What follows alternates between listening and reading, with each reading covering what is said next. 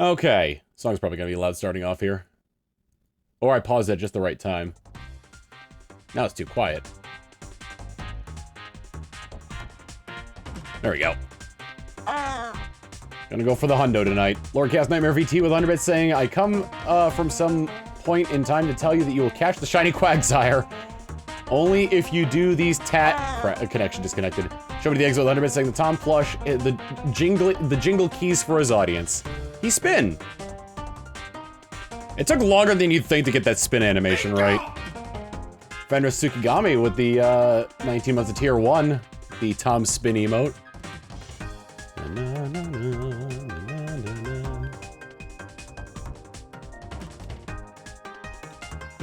It basically boiled down to learning how to animate in Photoshop, because that's the only website that's the only program I know that I can make transparent GIFs in.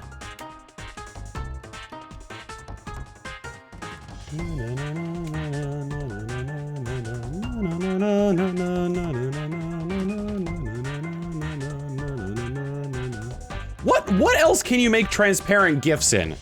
Because so far the only thing I know how to do it in is Photoshop.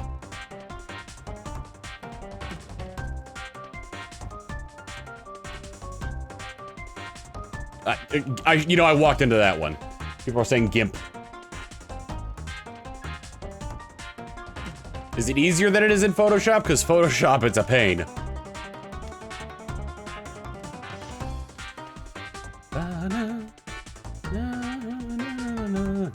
Clip Studio can now do it in 3.0. Site called Easy GIF. Rose Dragon Slayer with 100 bits saying, Evening Tom, had to cancel my commercial flight exam today due to strong winds. Annoyed, but prepping for the next chance I get at it. You can never prepare too much, that much is certain. Oh man, we're one away! We're one away from hitting the 3/4 goal of production, but the halfway goal for what I am hoping to sell overall. Nope. Shut up, Dell. $99 and a Sonic Tom plush. Actually, for $99, you get the Tom plush with the shipping and handling, not including tax.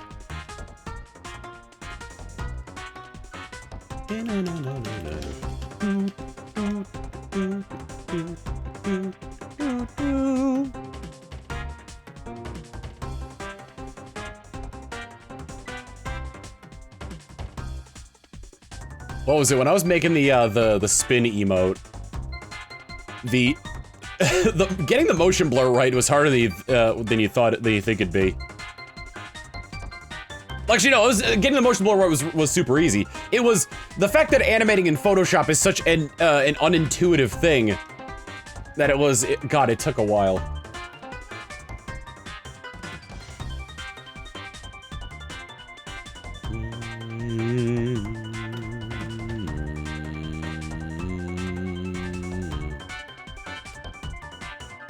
The result looks so good. Yeah, because I was thinking to myself, like, well, one big thing is that, like, the way that animation works in Photoshop is that instead of it being a frame rate, it's that each frame is assigned a certain amount of time to delay. And at its lowest, like, at its lowest is essentially like the emote over to the side is the highest speed I can get on Photoshop through frame animation. But there's an alternative to that where it's like you can edit it as a video and it's 30 FPS. And I don't know how to change the FPS, but it worked out in my favor this time around.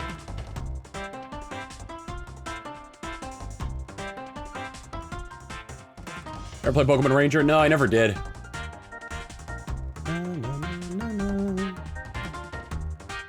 So what I did was,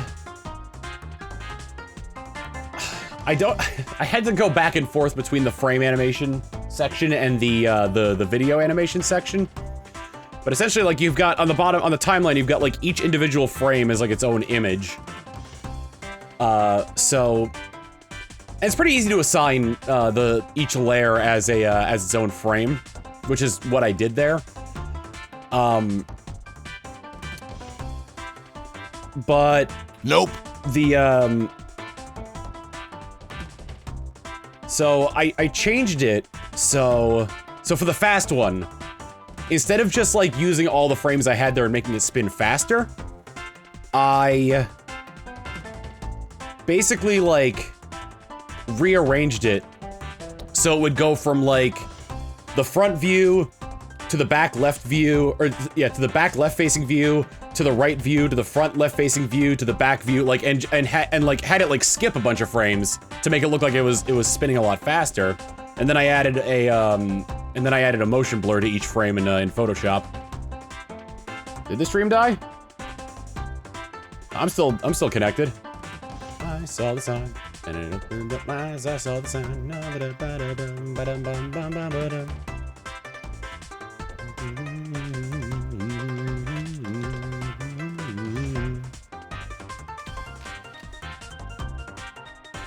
Now this is because of the plush. He's no longer Bandana Guy. He's now Dana Guy.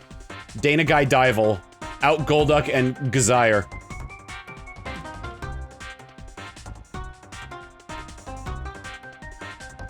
Dana Guy would later go on to find Datadyne from Perfect Dark.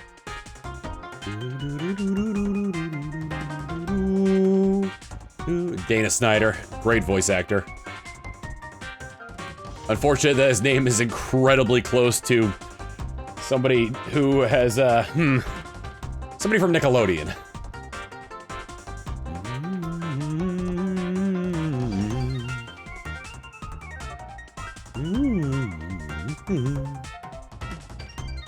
We've been hunting for the Quagsire collectively. You could probably calculate it as, like, this number. Let's see. It takes roughly an hour to get 20, so 20 divided by 1400, or 1400 divided by 20 is how many hours I've been doing this.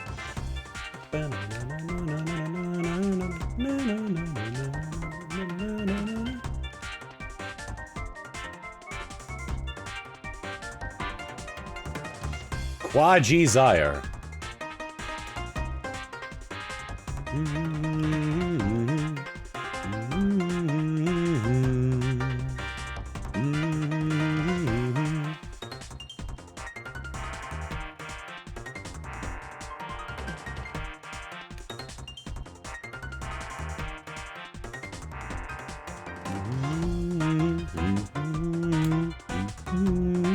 Hey, we hit 150! Thank you very much, chat. Nope. Dell doesn't think so, but I believed in you.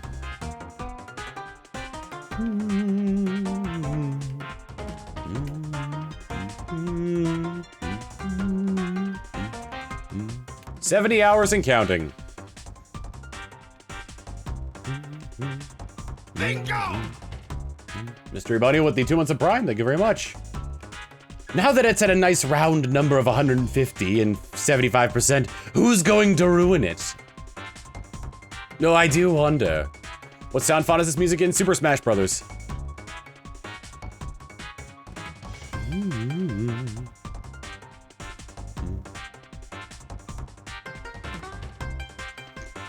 To those of you that are watching my Fire Emblem Path of Radiance Let's Play, what do you think of it? It's probably the most effort I've put into a Let's Play so far.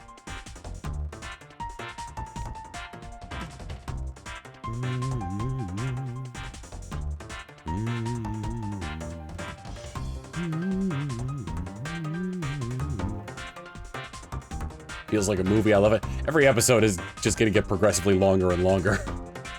Well, that's not true. Well, they're all peaking around an hour to an hour and a half at this point. You play video games? Black Knight jump scare was funny as fuck in that last episode. Oh god. I didn't think, like, on the take where Mordecai died, I didn't think he was in range of him.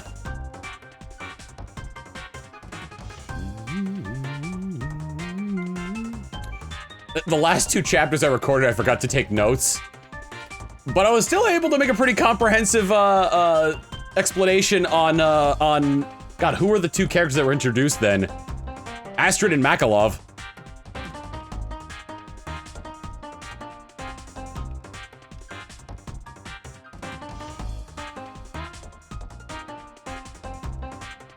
Also, holy cow, Astrid is really good!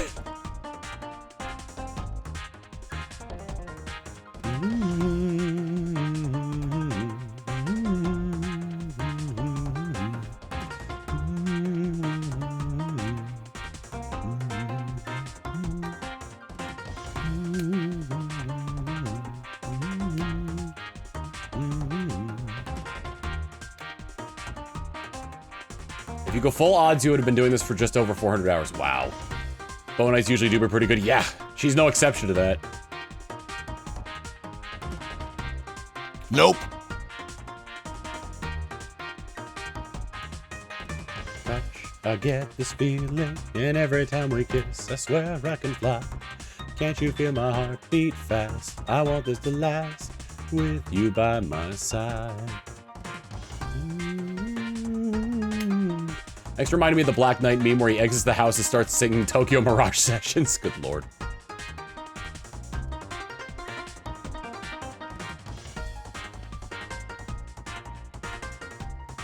I'm learning more about the game as well in my research. Because I knew about the triangle attack that Boyd, Oscar, and Rolf can do. I didn't, however, know about the triangle attack that the three Falcon Knights can do.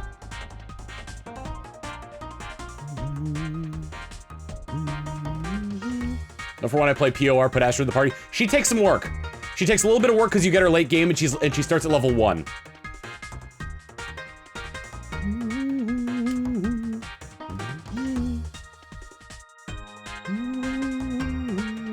If you ever do Radiant Dawn, are you going to transfer the Path of Radiance data to it? Yes!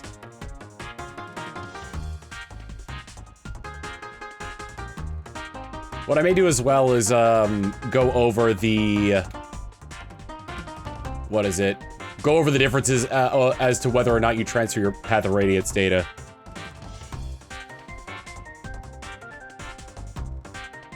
Falcon Knights usually have a triangle attack outside of a couple games. In the more recent games, they don't really have one. I know in Shadows of Valentia, the three Pegasus Knight sisters have a triangle attack. I don't know if I ever used it in my Let's Play. I have to waste a Master Seal on my incredibly unlucky Oscar in order to show off the triangle attack.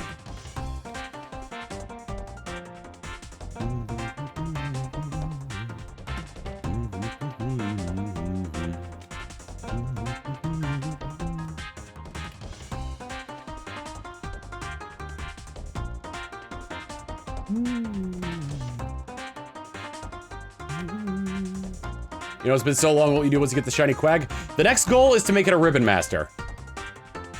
You forget the last batch of DLC outfits for Xenoblade 3. Are you talking about the ones from the Amiibo? Cause, no. Nope.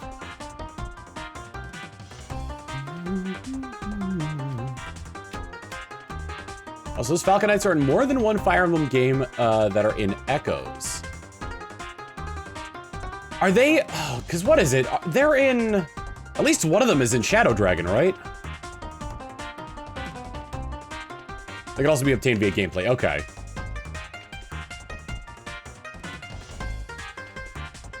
All three are. That's so interesting. So they're... I don't remember what the kingdoms are called. Are they from the Shadow Dragon land and they came over to the Shadow Valentia land, or vice versa? They're from Altea, okay.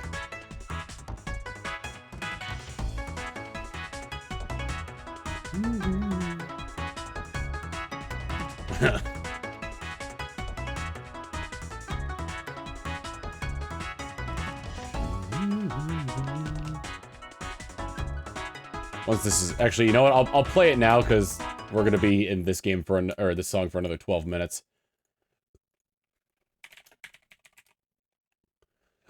All right, give me a second to just start things up here.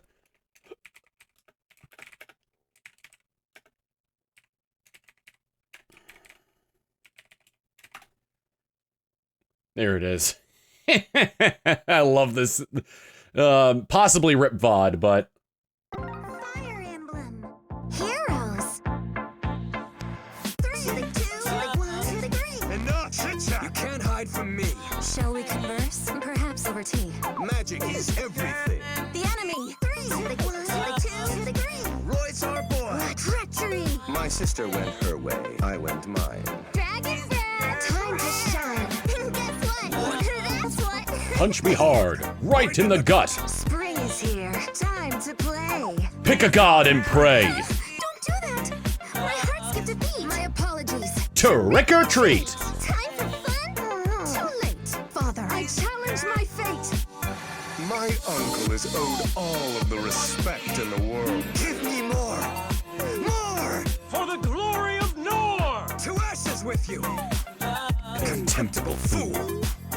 Alright, Okay. What now? My turn. let's so. I'm begging! Don't call me slow! Time to tip the scales! Nope. I will not fail! What's your gambit? Take time to rest. With gratitude. I'll do my best. You stand in the presence of Samaki, Empress of Guess who I just met in my Let's Play? Don't make me angry. My sister's long gone. Nice to be needed, but nice to get compliments too. Oh, it's just you. Oh yeah, at the end of every single one of these, they always post, I don't remember what his name is, but that one, it's like this one mage. And they put like realistic teeth over his mouth. Reinhardt, yeah. Fire Emblem. There are 2 more of these, you know. 3 to the 2 to the 1 to the 3. We stand together. Admit defeat. Shall we chat? Yes? Lovely. I cannot swim. Trust nobody. I cannot swim! To the 2 to the 3. Orders? Bow down to me. Are you just being calculating, or am I? As long as I'm here, I won't let you die. You know what? I'm not lonely anymore. This way? That way. The choice is yours. Bridal strike! Right in the heart! Money! Money! Till death do us part! I'll show you how it's done. You'll make the right choice. My prayers are with you. Still finding my voice. One will live, one will die. Rest in pieces! Will you survive? A summoner, you say?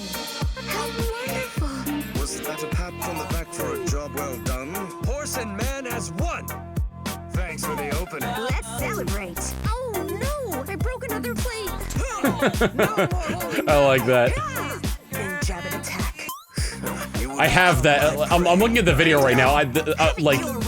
because I realized that like I haven't played. I played a little bit of Fire Emblem Heroes when it first came out, and like logged in to do some pulls every now and again. I have a 5-star of. Oh, who's the ninja girl from Fates? No! Do you think that would cause the cut? I have her in a rabbit costume. Tim, you know? Blue water, the Kagero, rain, yes. waves. I have her in the rabbit costume. Let's all go.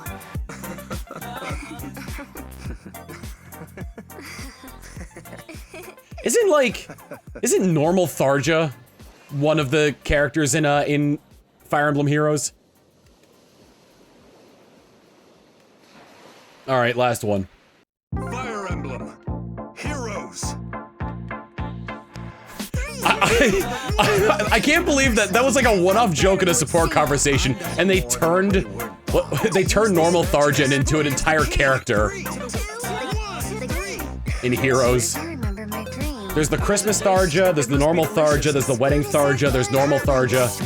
Yay, want to talk? Restrictions may apply. All that time in the sun, my skin is so dry. My sword arts brought to bear. Tropical attack! It's rude to stare. I will never leave your side. Consider it done. Lots of snow means lots of fun. The big tough dragon's got your back. Sisters! Is there an Easter Tharja? And a Desert Tharja? Or not. At times it's hard to tell. If I'd have known a future like this would come, what could I have done? Avast, I haven't the patience for this. Wouldn't going with the flow be bliss? I will give you my all. Me? Been to the ocean before? I'm Nope. so bored. No, I've never been to the ocean before. There can be no peace. I hate this. I am not a beast. Easy. Won't even break a sweat. I'm not finished yet. Yes. There is an Easter Camilla. Yeah. Very well. Please, take my hand. Trying to get under my skin. Cute. You've probably heard of me. I'm Luke. Stick with me and I'll fill your treasury. That's the Anna guarantee. Huh, I should write that down. There's never a dull moment with you around. Give me a Fire Emblem game where the Legion of Annas are the bad guys. That'd be so good.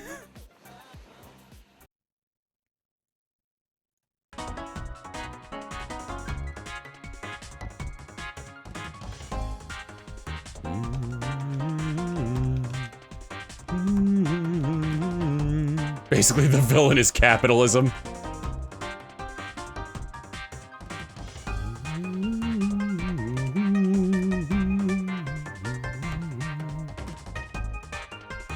A Fire Emblem game where your whole party is Annas, that would work too. There's like, they're all named Anna and there's no real way to distinguish them. But they all have like unique personalities and dialogue, but at like glance you can't tell them apart. That'd be hilarious. That'd be a great like you can tell them apart based on their class. But like if you're going into support conversation, you just see a list of Anna, Anna, Anna, Anna, Anna, Anna, Anna, Anna.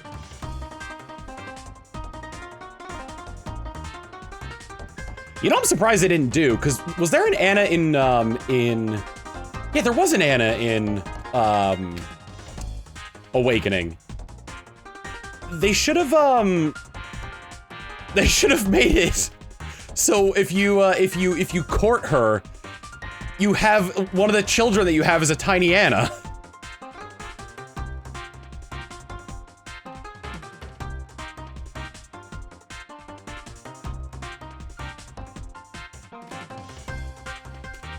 Because that would be a great way to show off where Annas come from. You get Morgan no matter what, though. Yeah, it would be Morgana in that case.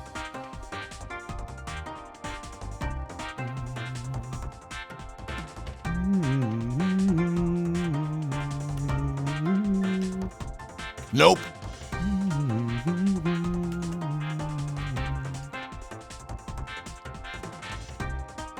Oh, that's right.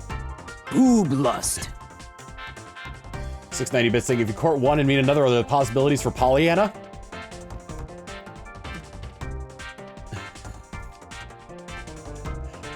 You see the second Anna and you're like, I believe the morning sun.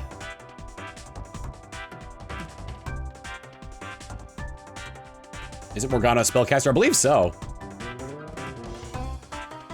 Because do they have the, do Morgan / Morgana have the tactician class?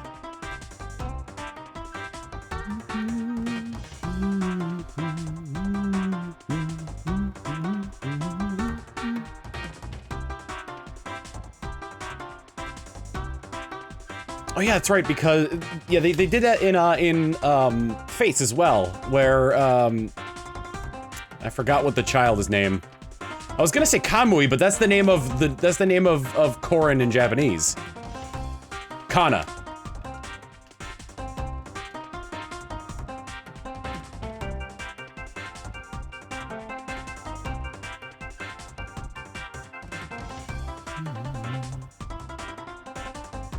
What the heck is... It's not Divine Dragon in Fates, is it?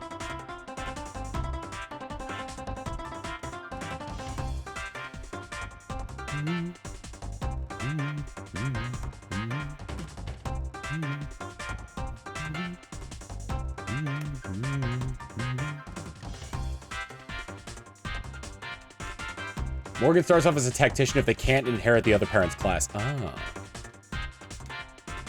I forgot what I asked.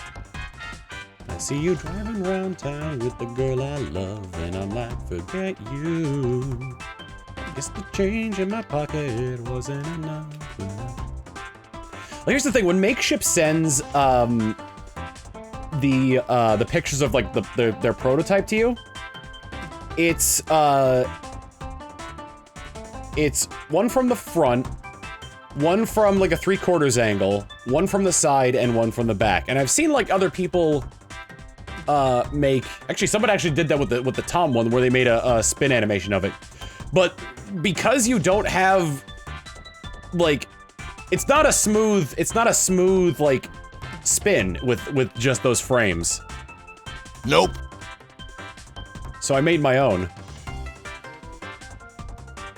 If I didn't have asymmetric hair, I could have, and the hat's asymmetric too. If I didn't have asymmetric hair and an asymmetric hat, then I probably could have gotten away with only taking 5 pictures instead of 8. Steel Bouncer did that, yes.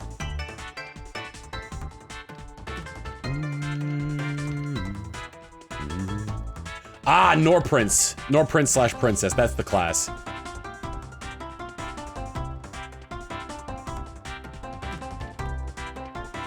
What's Corrin's class if you choose for the Revelation path? Is it still Nor Prince / Princess because that's where you started up?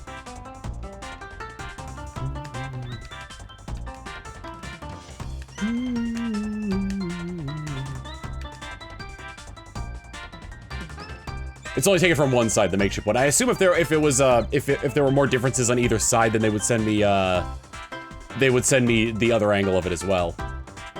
But no, I took these pictures of this plush myself, just today actually. Arctic Okami with the 61-month to tier 1 saying, "Summon shiny Quag, Quag!"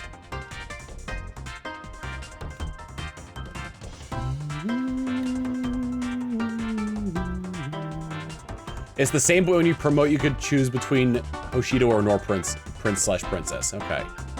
Or Hoshido / Nor Noble. Is there a difference in the classes?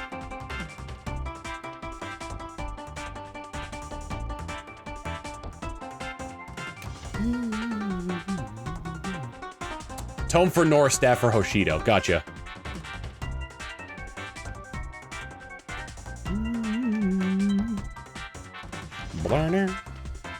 Ooh, I didn't switch the ball. Hopefully I catch it.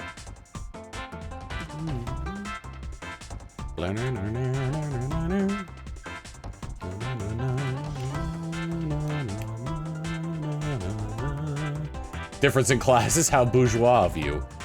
Listen, I've already gotten to that point in Path of Radiance where they're talking about how the different class systems. That's been fun in and of itself. Nope. Correct, Dell.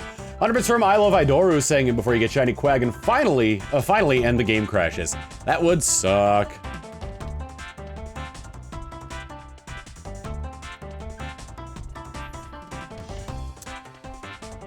What the hell were they thinking with Jill? I assume she gets better with like support conversations, but holy crap.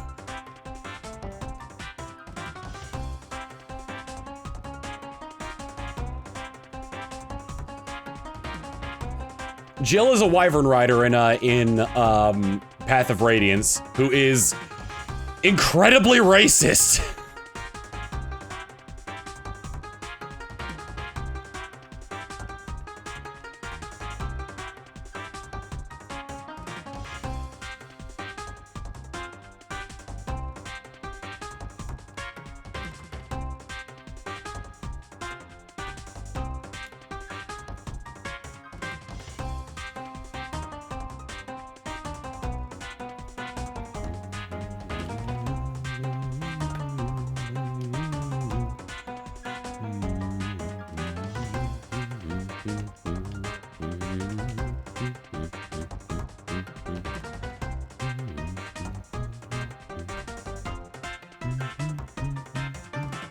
She's a really good unit in Path of Radiance, though.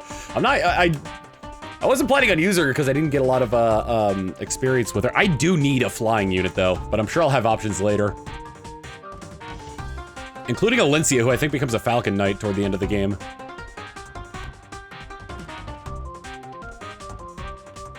I gave Miracle to I am so close to promoting Reese, and it's gonna make me so happy.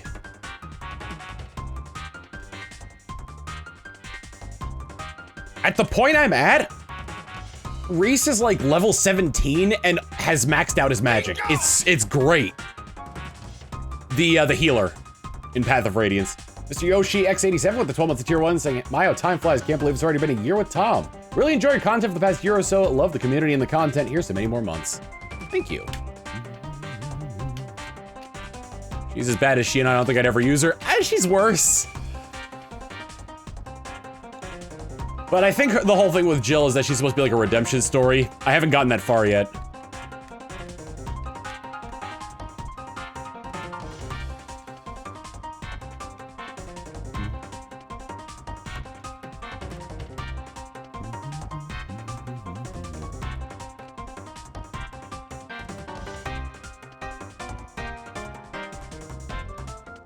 Which begs the question, is it better to be born good or to overcome your evil nature?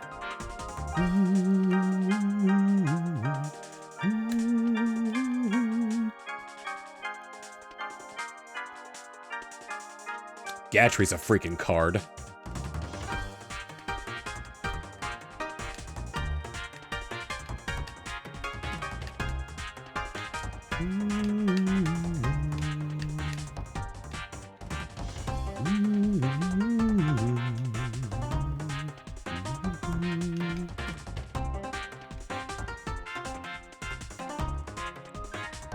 In terms of a storytelling perspective, it's better to overcome evil just because that makes for a more interesting character.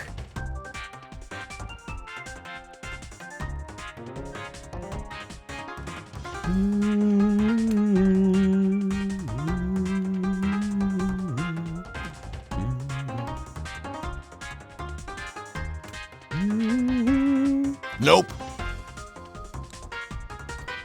I'm really glad that my Rolf is outpacing Shinon, because I haven't gotten him back yet. Can you up the plush spin speed? No, because this is an image, it's not a video. Yeah, no, I can't do that with this one. That does give me an idea, however, because if I turn this GIF into a WebM,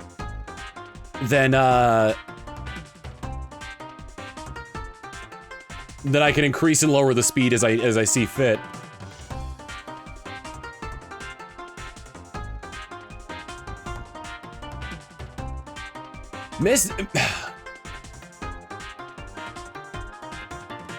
Rolf and Mr. Great units if you put in the time for them. Rolf is a really good unit. Mist, like, Rolf is a good unit even before promoting, but Mist you really gotta put in the work. However, once she gets to Valkyrie, like, that's really good. I would have preferred her to use, like, light magic or something like that, but I think that they thought that a mounted light magic user who could heal might be a little overpowered.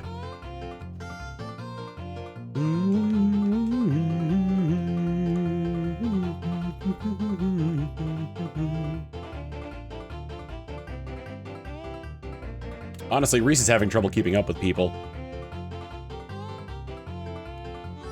Funnily enough, there's the one chapter where you have to do the 10-turn defense on the pirate ship.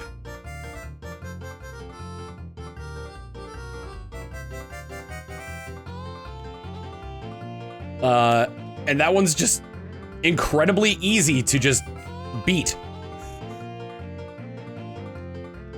You ever play Xenogears, Tom? No, but I own it. I need to play it at some point.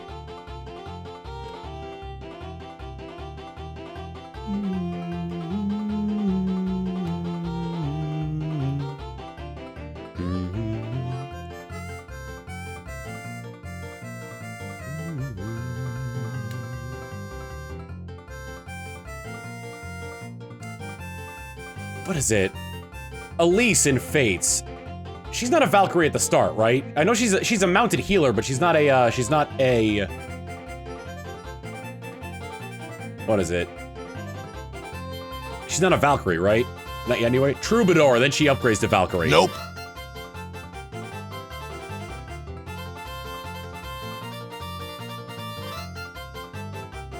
Oh, ROM hack for XD called XG. No, I haven't seen it.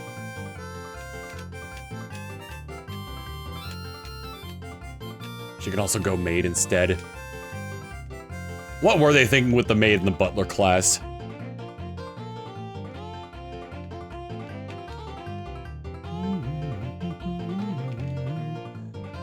Am I allowed to say how far Shinon is? Yeah, go for it.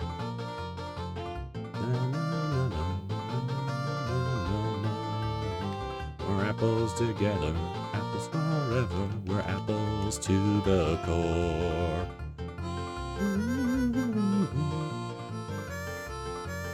Maid is an actual class of the game. What do they do? Throw knives! Maid and Butler are gender-specific classes, but they're essentially the same class. Can they promote? They can use staves too, can't they? They were, yeah, daggers and staves.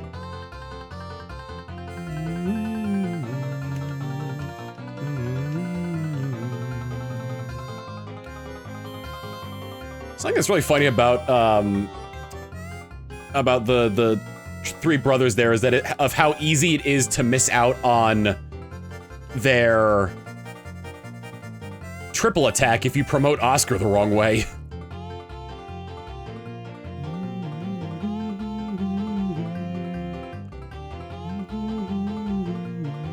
Shinon's chapter 18, okay. Yeah, he defects to Dayan, doesn't he?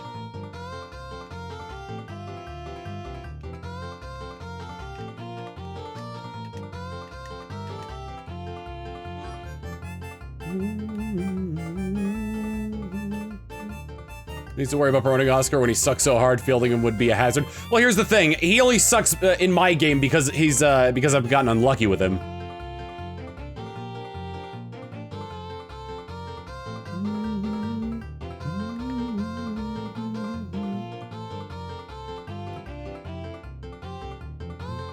I'm still gonna promote Oscar using a Master Seal.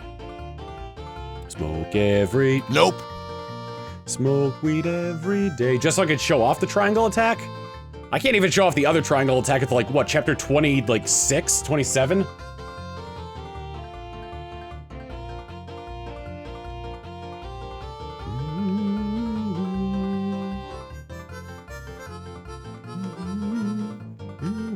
Happy early 420.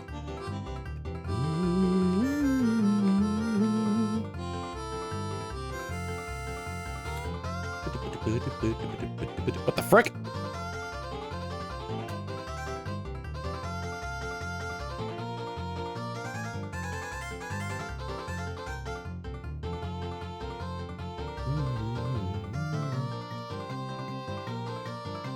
Please do not promote mages to use knives. It's objectively worse than staves. Yeah. Unless for whatever reason you're using all of your energy drops on a on your mages. Or you just got ungodly lucky with strength ups.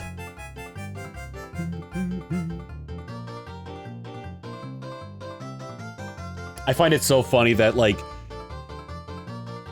the solution for Soren not having a lot of strength to wield the upgraded books is just to make his speed ungodly fast. The light that comes from a true friend. Dagger debuffs are good, though. Not the ones I have, because I just have the knife. Knife Mage Soren, let's go! I think he still has 0 strength for me. He's got a 5% chance to increase his, Yeah, 5% chance to increase his strength every level up.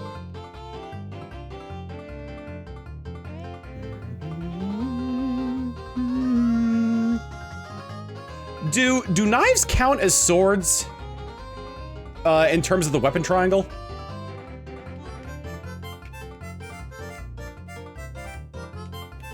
They don't, okay. For some reason, knives are stored with swords, so I was just wondering.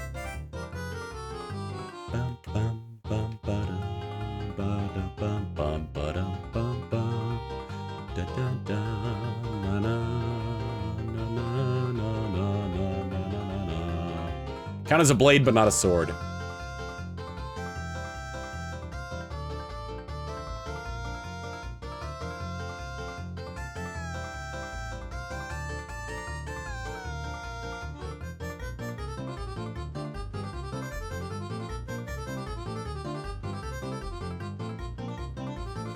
Talking a lot about Fire Emblem here.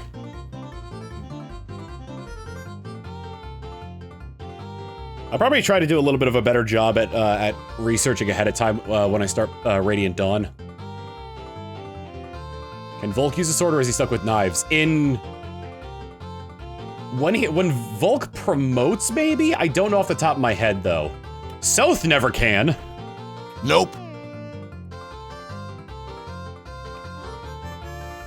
We hitting 2K today. Oh my god, let's see. It would take me 30 hours straight to do that. What strength is my Fram? I have no idea. I stopped using Fram when I found the good characters from Solm.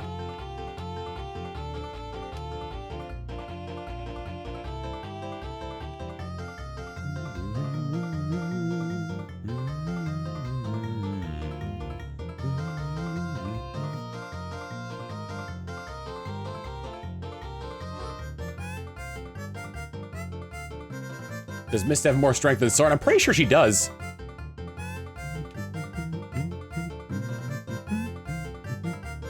You're gonna train Soth for Radiant Dawn. I might use bonus experience on him.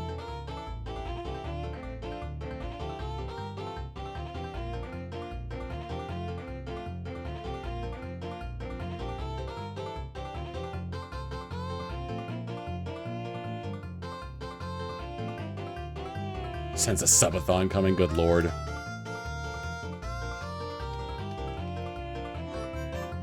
You do what Jeremy did. A subathon, but like every certain amount of subs, you force me to play through an entire game. I think I'll wait till like the summer or the fall to do that though, because I feel like I did a subathon recently. Yeah, and I did the crowd control marathon as well. So yeah, I should not be doing a subathon right now.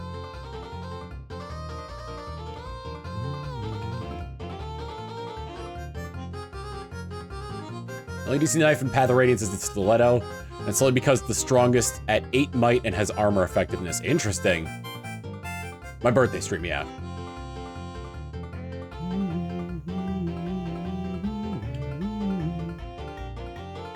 Pretty sure Subathon will kill you. Also, probably not the best idea to do a subathon when in less than 2 weeks there's a charity marathon happening.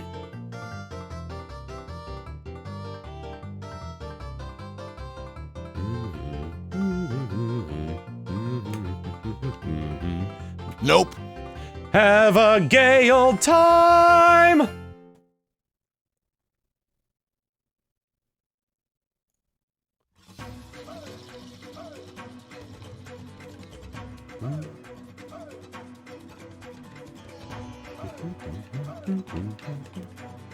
$152. We're at Chikorita on the Pokédex. Oh, there's a challenge. Can we get to the Quagsire's Pokédex number on the plushies? 195, baby!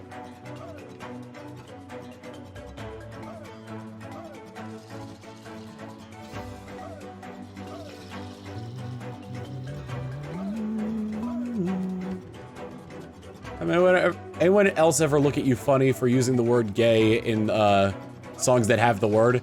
They might have. I don't care. Are we watching Blue or Purple? I haven't seen all that video yet, but I know what you're referencing.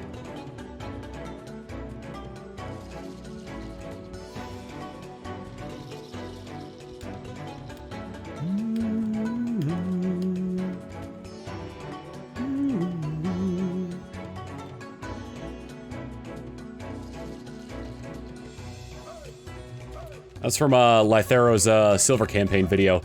Which, didn't he end up playing the entirety of Sonic 06 for that video instead of just Silver?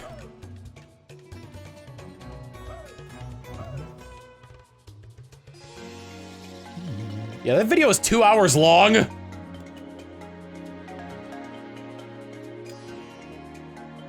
Him and all the animators that worked on it deserve... Him and everybody that worked on that video deserve all the credit in the world.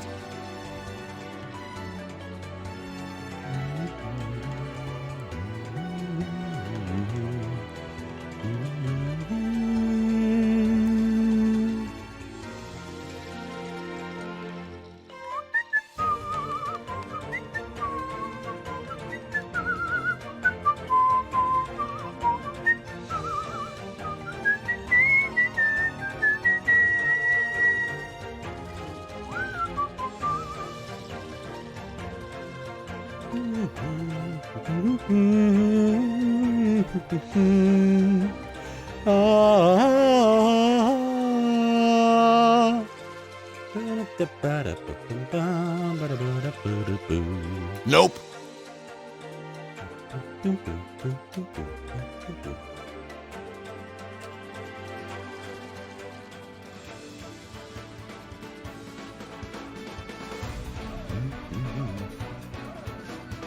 Chat did hype train at level 10, by the way, for him to play Sonic 06. Well.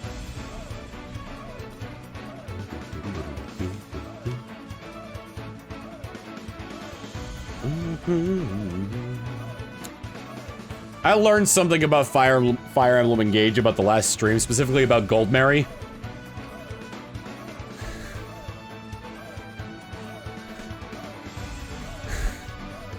Gold Mary has dynamic boobs.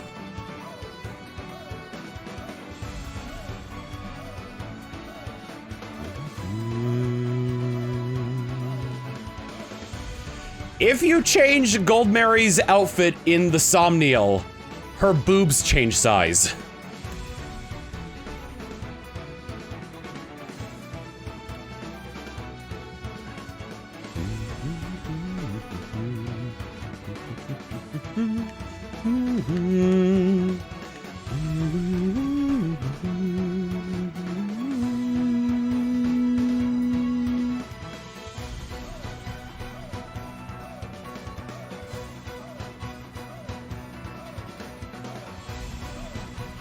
For anybody interested, they are at their largest in her default outfit.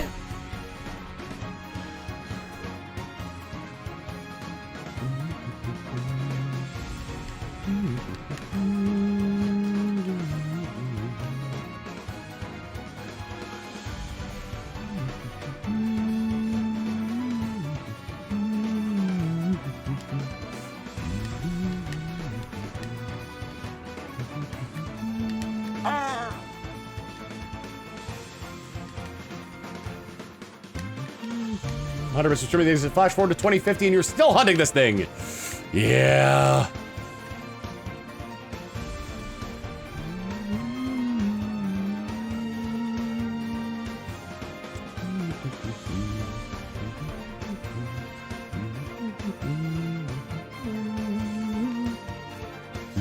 Nope.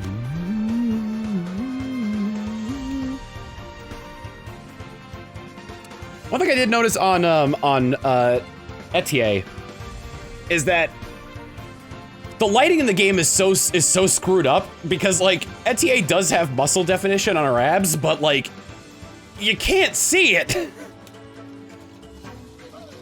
It still kills me that she's like such a petite little thing and it's like, oh yeah, I'm a big buff working out girl.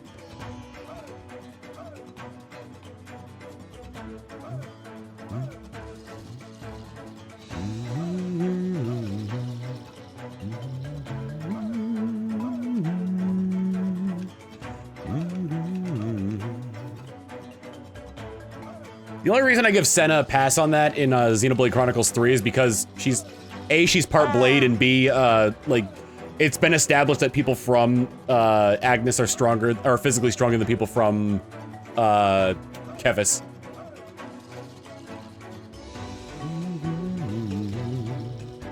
Sounds like a Hunter x Hunter character. 100 bits from Show Me the Exit with that message.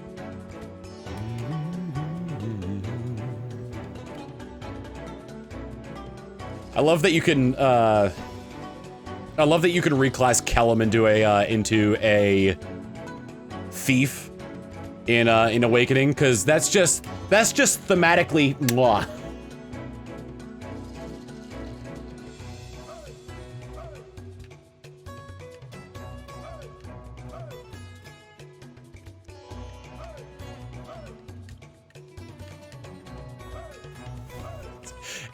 If you never marry Kellum to someone, his ending is really sad. He lived out the rest of his life, died, and nobody remembers him.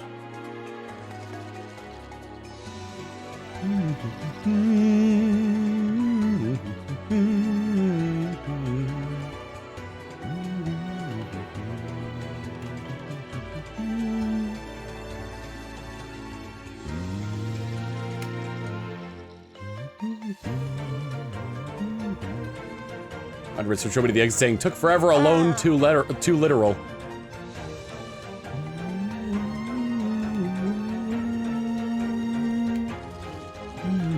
Unica does the boob thing too. It's the most noticeable on Gold Mary.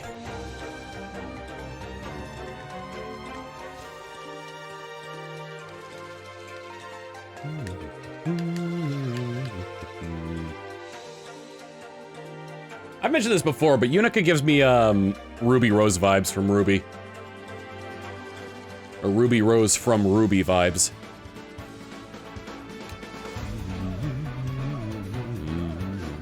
Even though, like, the bubbly personality is fake, it still reminds me of Ruby's.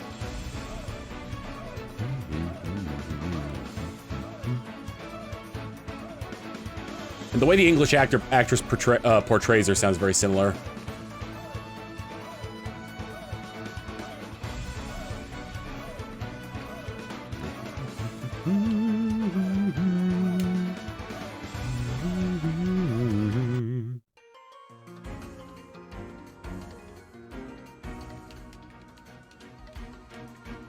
That's true. Volume 3 changed everything.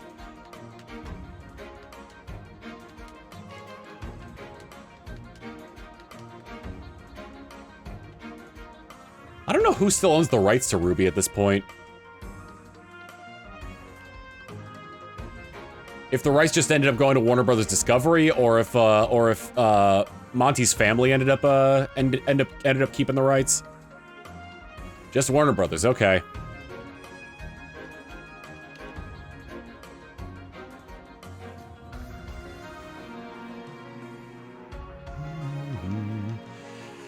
Considering the CEO, that's not good.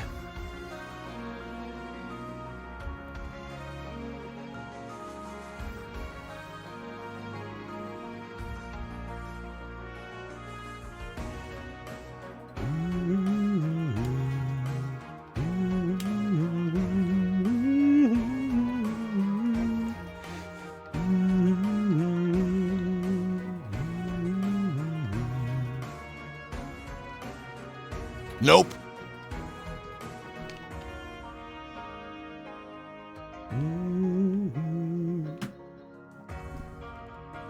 Are they still producing Ice Queendom?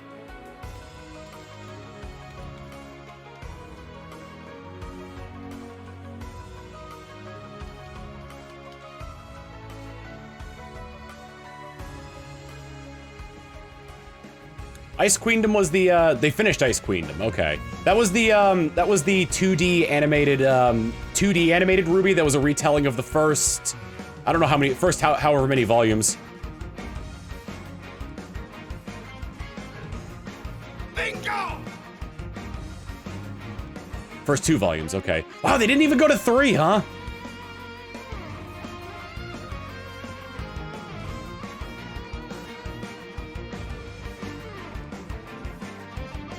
I thought it was an anime. There is... People have so many different definitions of what encapsulates an anime that, like, I would not be surprised if people said that, like, just like Ruby was an anime, despite the fact that it's Western animation.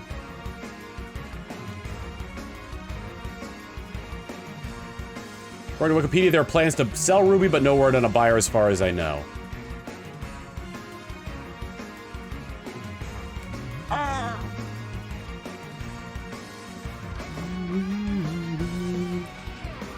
That's why I just referred to it as a 2D animation. I love Idoro. Thank you for the Thunderbit saying, fun fact, we're only one away from having all 5 Lord voice actors from 3 houses in Genshin. Violet is the male MC, Dimitri is Ayato, Sino is Yuri, Claude is Rio Thesli, 1 per new region 2, we're only missing Edelgard. That's wild.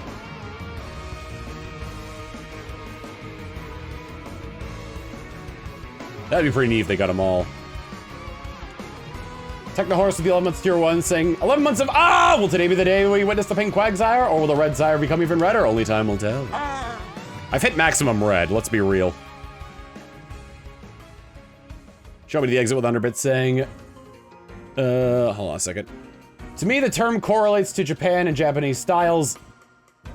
Like how manhwa is Chinese, but manga is Japanese. Their style and story differences. It's a whole thing.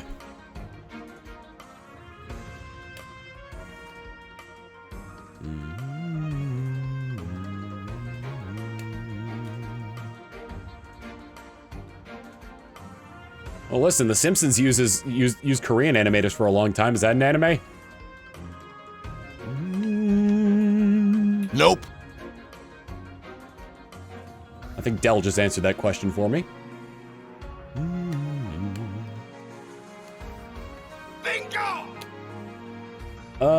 Real Animalator, thank you for the 3 months of Prime.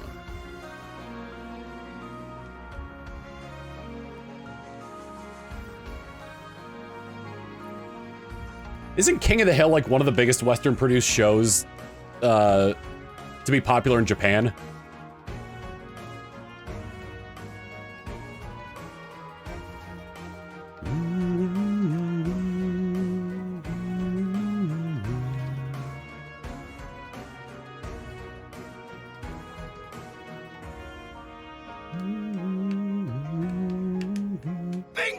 Yes.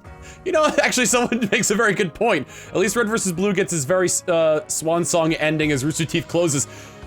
You think that was why? Do you think Warner Bros. Discovery saw that the thing that made Rooster Teeth popular was ending, so they were like, the company's over now. So Tiza with the 21 months of tier 1 saying it's awesome to see that you've started Let's Plays again on YouTube. I'm really enjoying Radiant Dawn. It's Path to Radiance, but I understand what you mean, playthrough. Side note, I love this little guy. Thank you.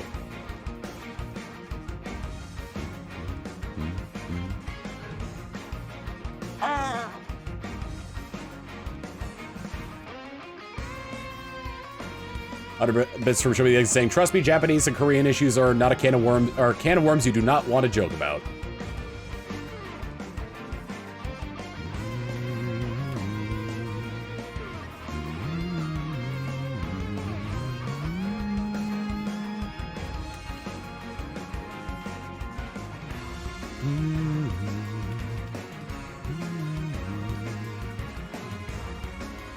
Shame he can't start off as a magic man in Fire Emblem Engage. I'm trying to think of the only game I can think of where the main character.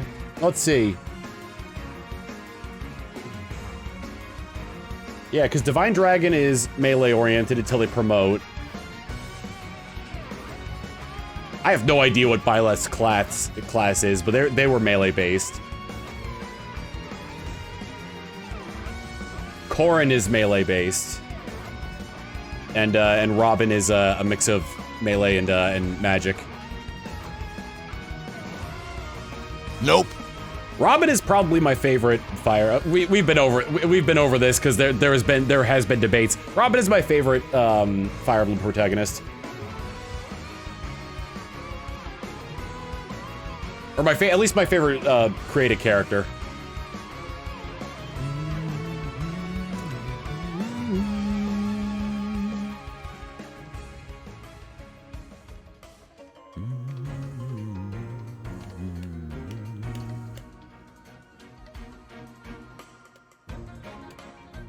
You don't prefer Mark from Fire Emblem 7? Byleth was a commoner in Chapter 1. Interesting.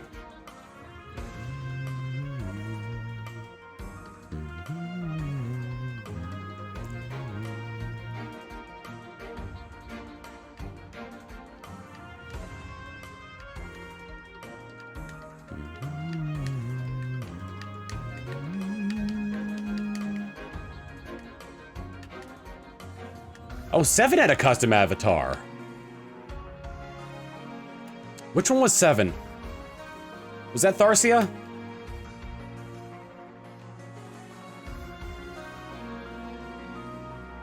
Blazing Blade.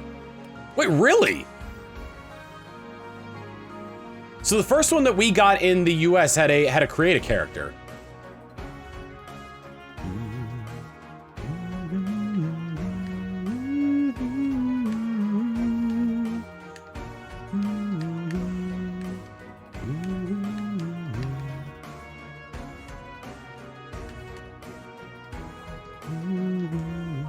You just named him, you did really good. Oh, I see. You weren't technically on the battlefield. You were just kind of, you were a tactician in the fact that you planned out battles.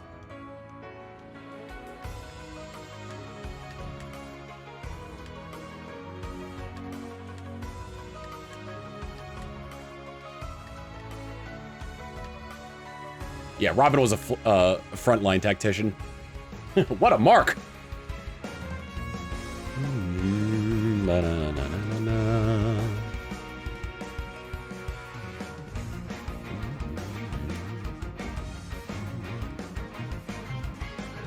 Was Sacred Stones? I don't remember. Whichever one we got that was just called Fire Emblem, which I'm pretty sure was Lynn and Hector's game.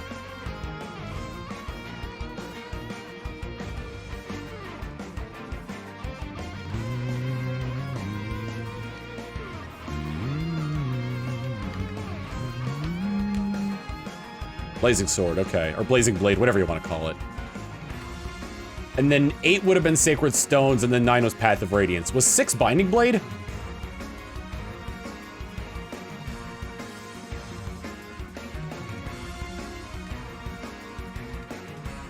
So Blazing Sword is technically a prequel then. Bingo! Yeah, Manly, think of the 16 months of Tier 1.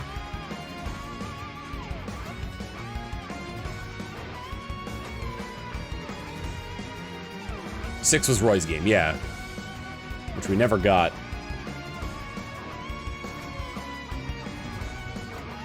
Funnily enough,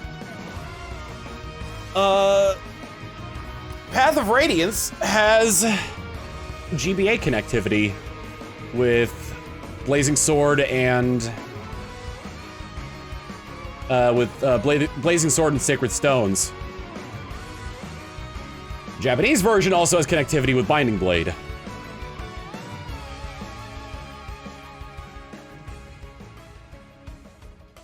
The reward for it is character portraits and extra, what are they called? Character portraits and extra challenge maps. I think it's one, what is it? It's like one challenge map per GBA game.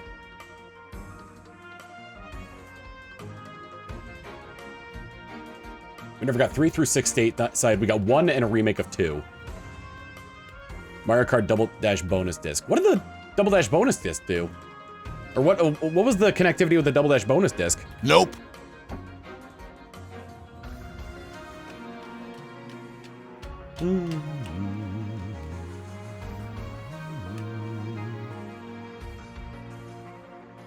FE7, what did it do? Either a trailer or a demo for Fire Emblem 7. I think it must have gave items, right?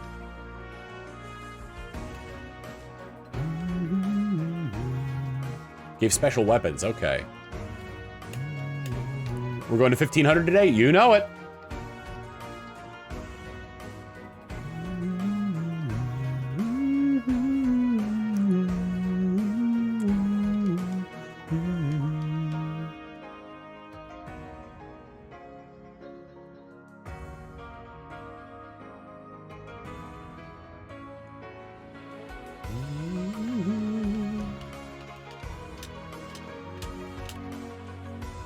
Look at the little guy in the corner spinning.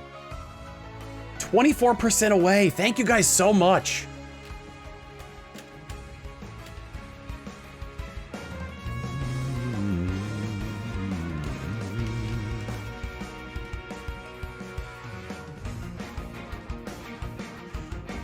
What's hilarious to me is that Jill, noted Laguz hater, and Leith, noted Bayork hater, have support conversations together. Maybe I should use Jill just for that.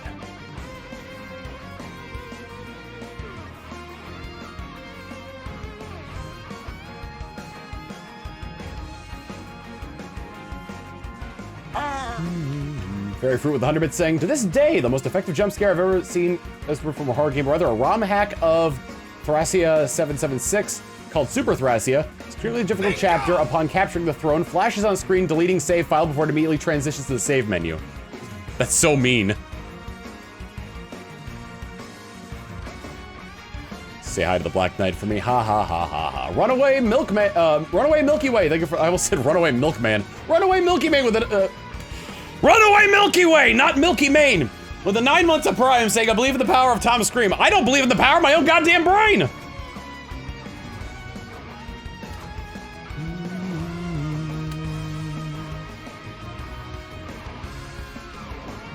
Oh, there's a character that appears via the Double Dash bonus disconnectivity.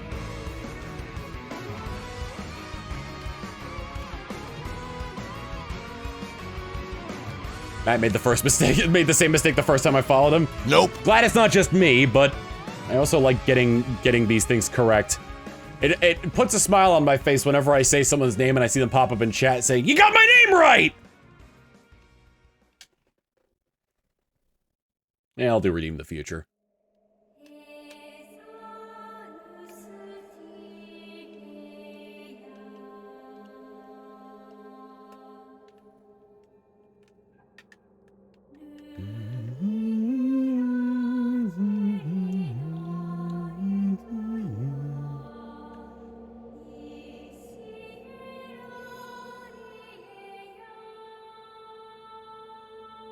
Kind of glad I'm doing the chapter by chapter thing in Fire Emblem Awakening. Awakening? Path of Radiance.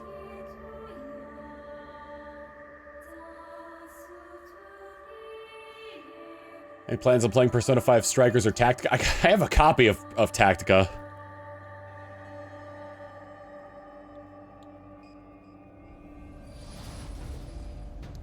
Path of Awakeance.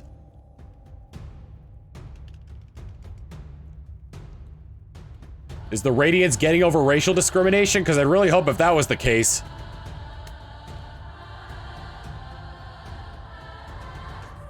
You did do the advert for it? Yeah. Strikers is very good and I recommend. Haven't had time for Tactica. What's going on, Austin? Austin, you want on COCOM?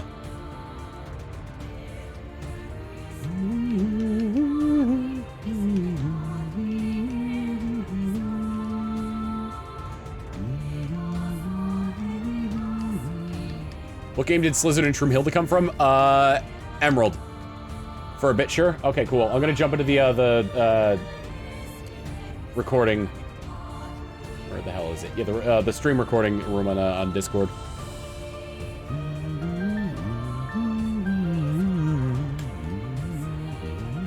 What's going on, man? Hello. Working on Persona video. Oh, nice.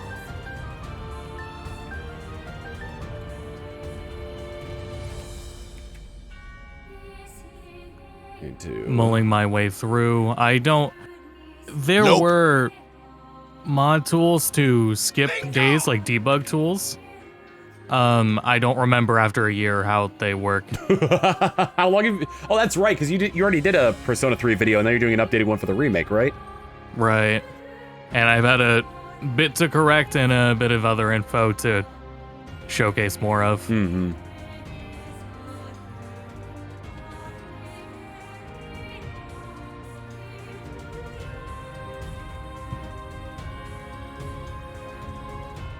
I saw that tweet you put out about what is it? You're trying to like recover a bunch of footage, right, from the old video? Right, yeah, and it's all there. Okay. The only thing not there was like Premiere screenshots of it that were just used for like stills. Yeah, yeah. Easily remade if you needed them. Yeah, exactly. And going from portable to Fez, so from PSP to PS2, really wasn't that bad. Going from Reload to Fez is agonizing. Codename Fix think of the 17 months of Prime saying, just like watching the plushie spin in the lower left corner of the screen. Yeah, look at him go. Like, portable is so fast with everything just being visual novel and no 3D cutscenes. Mm-hmm. And there's like almost like a novelty to it, to like Fez at that point with having the 3D cutscenes. But then when you get the 3D cutscenes in a much faster paced game, and then going back to it, oh, and all the other changes too. It's so slow. I like how your port reviews are generally boiled down to, you know, giving them information so that way the person watching can make their own decision. But there's got to be like some part of you in there where you just want to be like, just play this version for the love of God. It'd be so much better. Sometimes I try to do that with like the stream. Like if I do a stream, I'll get to talk about it more personally.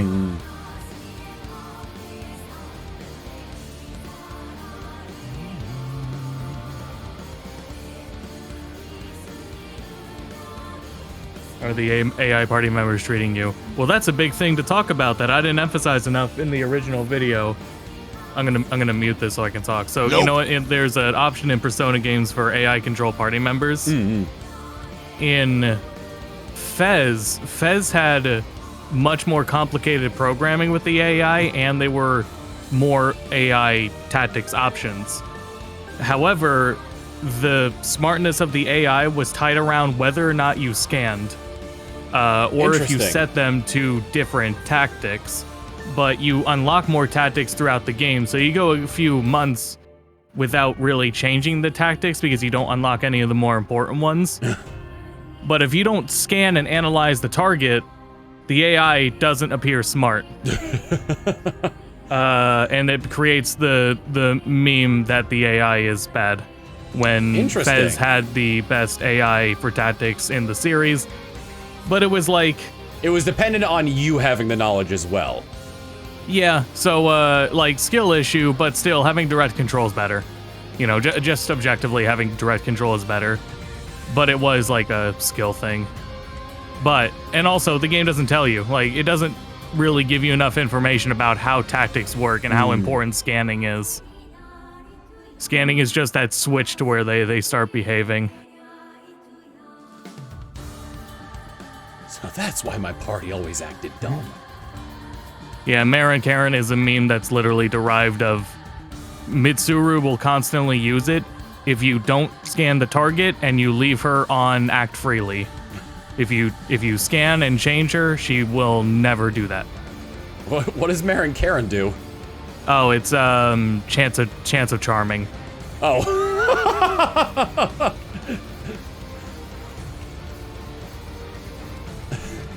Ironically, because in Persona 3 Reload, everyone has a meter, and that meter builds up by doing things that they kind of encourage you to do.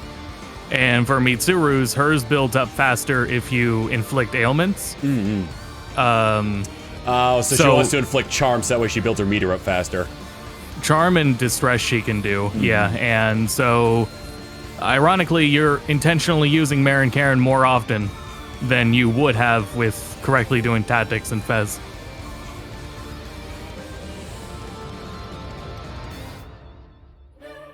Also freeze, yeah, because she has ice element. Basically, knowledge the meme. No, because she has like, yeah, because she can also freeze and distress, so she isn't all about fear.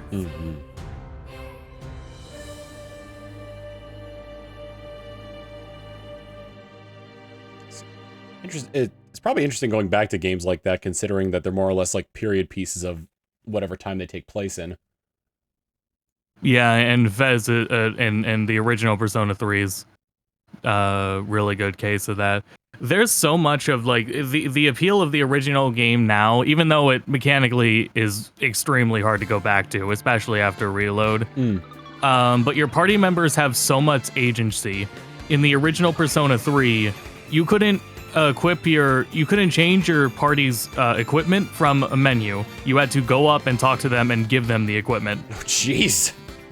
If you wanted Yukari or anyone with a healing skill to heal you, you would have to walk up to them and ask them to heal you. When you go to Tartarus at midnight, so it's after the day, but there are days where some characters aren't available. There's a whole tiredness mechanic where everyone can have different levels of fatigue, and if they're too tired, they will leave Tartarus on their own. So they'll just leave you for that whole night. Holy cow. Or they just won't go in general.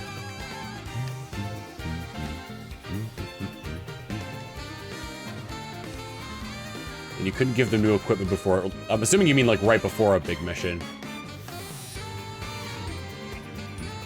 Usually I would have to, like, because everyone's gathered around and you can talk to them freely beforehand. That's what you have to do. That's cool from an immersion standpoint, but really, kind of annoying from like a gameplay standpoint. And it was so cool because they still do that to a certain degree, just with less like things. But yeah, and that's also why they had AI tactics originally. That's why there was no direct control, is everybody was their own person. That was the idea behind it. That's really cool. So, all really cool ideas on paper that really give it Persona 3 like its own identity, even though it already has like such an extremely strong theme. But in execution, it's a little hard. It's interesting seeing like the evolution of like video games in a way go from being incredibly simple to, the same sort of simplicity, but they were able to put a little bit more into it, to throwing every single thing possible at the wall to see what it sticks, which kind of peaked around like the sort of like N64 GameCube and probably into the Wii and Xbox 360 era. And now we've kind of gotten to the point where it's like no one's really trying anything new anymore, and they're just refining what we've already got. Oh yeah, it was an extremely well, that's because it was an extremely experimental era. Yeah. And Japan kind of kept up with that, and then during the 360 era, Japan had a large decline with its games due to like a whole influx of issues, but and since then there's been a huge resurgence. Japanese games are doing way better these days than they were during that era. But there was a whole period like with all that experimenting they did in the PS2 era, and how everything was toned down during 360 and then bounced back. I mean, like around that era as well. Also the two major contenders for consoles in Japan were a system that was incredibly hard to develop for and a system that was very underpowered. Yeah. I think they use that for all Persona games, because in all of them, if your MC dies, then it's game over. Yeah. Otherwise, they would just be able to revive if they weren't important enough to give the commands.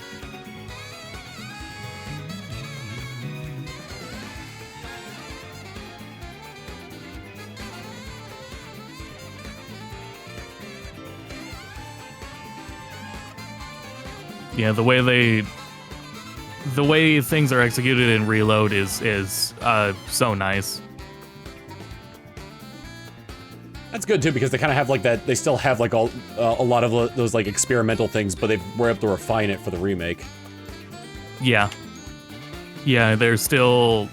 I mean, just in general, it's what still sets it apart from 4 and 5 is how you live in a dorm, and you still every time you go back there, everyone's kind of doing their own thing in the lobby of the dorm. Or if they're not there, they're on the second floor, or they're in their rooms. Occasionally, they're out and about. Persona 3 also doesn't have social links for the male party members. No version of it does. So they added these quote-unquote link episodes in Reload, which serve as that, and they're like really good things to give a little more nuance, because the writing was also a little poorly executed back then too. So they get to use those linked episodes to give some good background, build motivations, and give a little more nuance to things, and give nuance to characters and their purposes. Didn't FemMC get male social links? Yeah, that and conversely, she didn't have the same female social links that the male one did. Okay. Not for all of them, but for. So kind of like in the way of being like. Specifically the party members. She doesn't have the female party members ones, but she does have the male party members, and vice versa.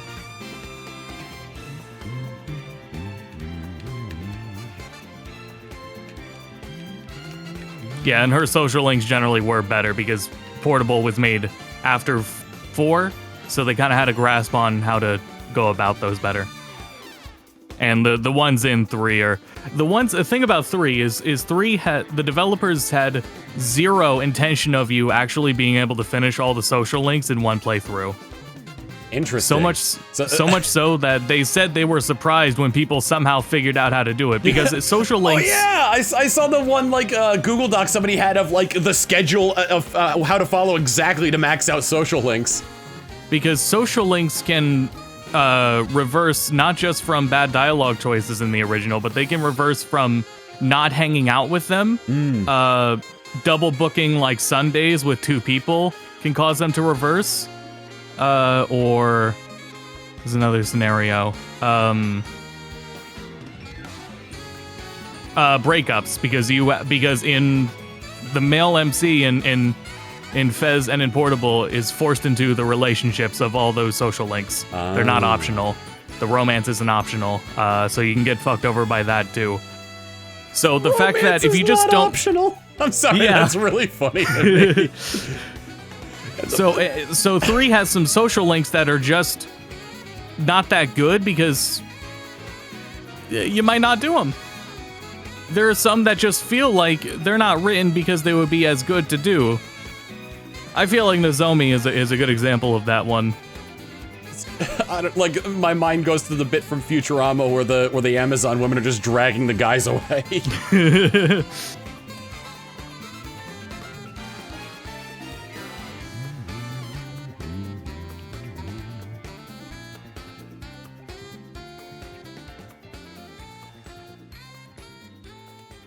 Death by Snoo Snoo.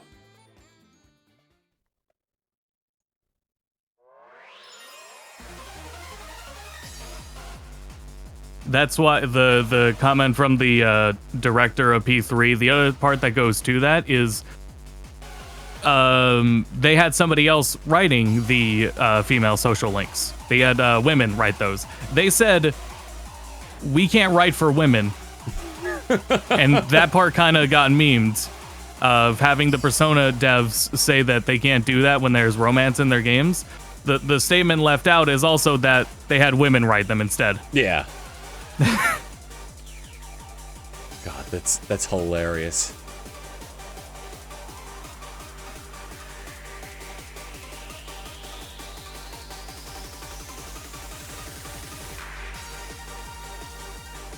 Nope. Yeah, I brought that up because there's also the character development for your own party members is kind of tied to, or social links have to like maintain who the characters are all the way throughout them. They can't have as much influence on them, and they're kind of weaker like that in 3 because they're kind of irrelevant to the characters themselves or their development. But Persona 3 bakes in their character developments into the story, like all of them. And they all have explicit like points where they develop and evolve. And it's not something that's as common, or it doesn't conflate with anything. Because, you know, Ryuji's a good example of, if you do his social link, he probably wouldn't say some of the things he says like later in the game by that point. It's a good example. It's not like a huge thing. But the thing, part of it too, is that there's no reason to not do the social links in Persona 5. Yeah.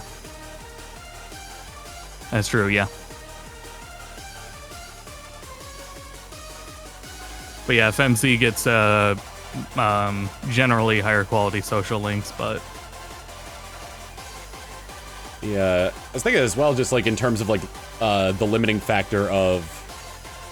I mean, like that's probably like the how they sort of how like Intelligent Systems and Nintendo viewed the support system in Fire Emblem Awakening and onward, because like just so many combinations, you're not getting all that in one playthrough.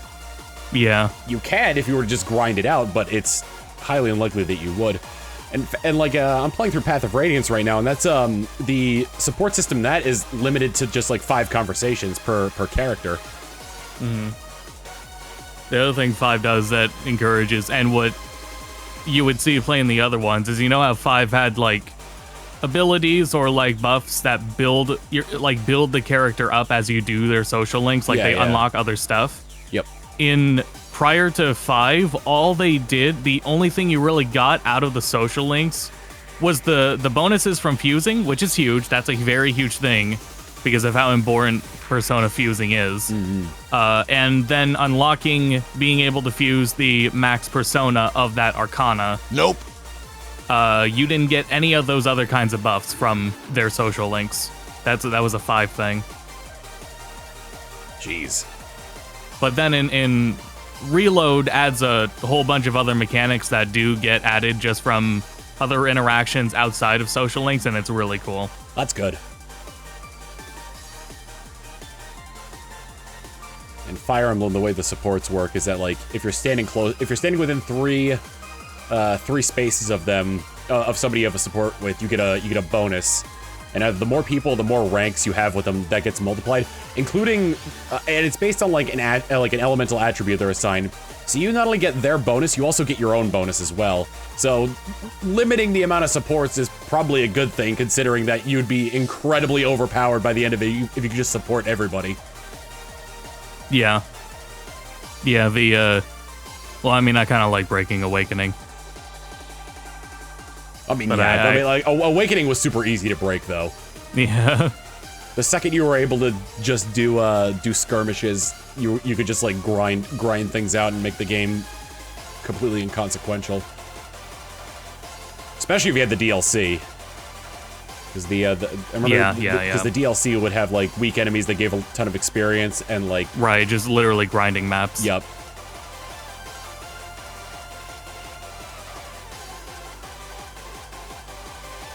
What's wrong with breaking the game? Nothing. I love Final Fantasy VIII. Unironic. It's an unironic statement. That shit is so fun. That is, someone explaining, you go on the first mission under Seed, and you can just, if you've already set the card rules by then, and you can start farming all these mid to late game magics that you shouldn't have yet. And it's like, yeah, that's the fun part. That's what makes Final Fantasy VIII fun. That's what makes it not a slog.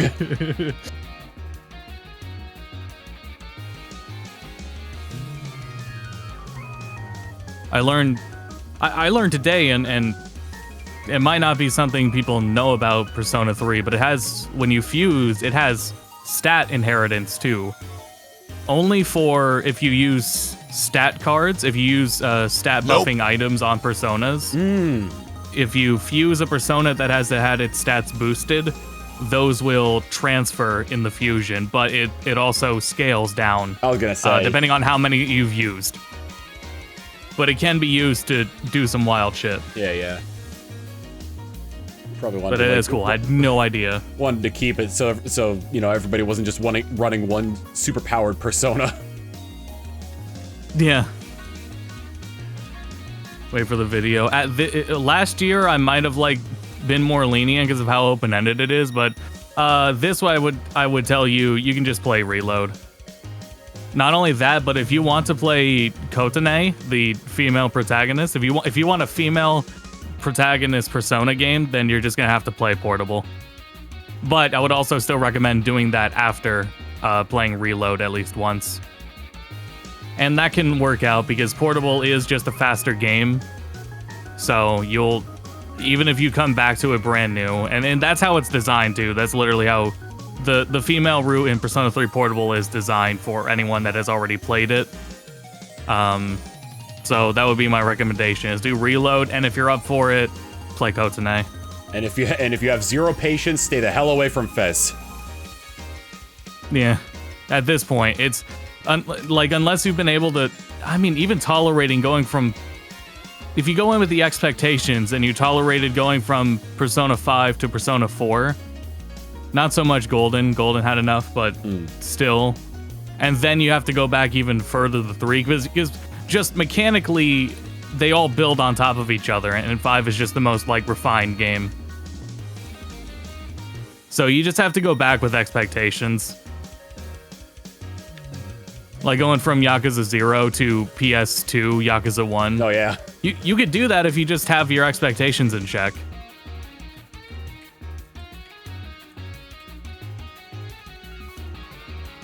Update the stream title so that way. But now all of China knows you're here. It'll be hard for mods with the female protagonist, because the thing is, she's not just like the same character, but woman. Kotane has her own fucking personality. She has some... it's the same story beats, but her personality and how she handles the themes of the game are completely different she is her own person. Her social links are wildly different. Any point where Makoto hangs out with the guy, she hangs out with the girl. So every event has some difference to it. If you play if you're gonna play a FemC mod of Reload, it's probably gonna be at least like, I don't know how they're gonna handle the voice acting when there will be so much different. You may notice that the voices are significantly more compressed and different actors. Right. And it's kind of hard to go back to the original voice acting too. Hey, big guy. Because Reload's acting is just so good. Christian, you want to say hello? Come here. Hi, big guy. Hop up. Hop up here. Come here. They're recording lines. I applaud the effort, 100%. No, I'm too happy. Okay. That's not about her though. That's like the entire. You're gonna need to recast the entire game for the FemC route.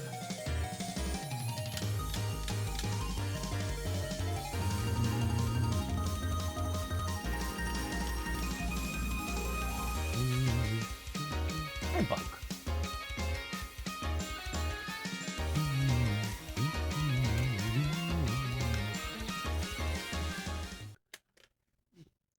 I mean, there are other means of getting the voice acting in there nowadays, but they're not recommended.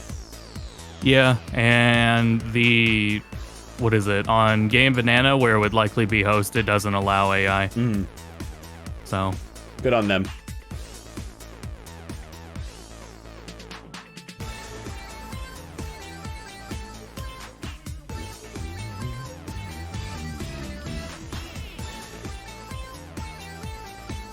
Yeah, I don't think they would. The people for the Persona modding community is very on top of these things, and they're very, very impressive with what they do, especially with how much they've reverse engineered that shit. It's really impressive stuff. I realize I probably need to learn Blender at some point, because I realize that nobody's making stuff anymore for Source Filmmaker.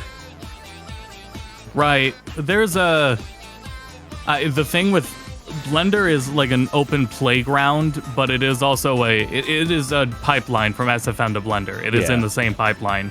It is just so much more expansive, and that's a pro and a con. Yeah. Because there is what I was doing for a bit is there is a Half-Life or a Source Engine plugins for Blender where you can just open Source Engine models and stuff right in Blender with the plugin. Nope. Interesting.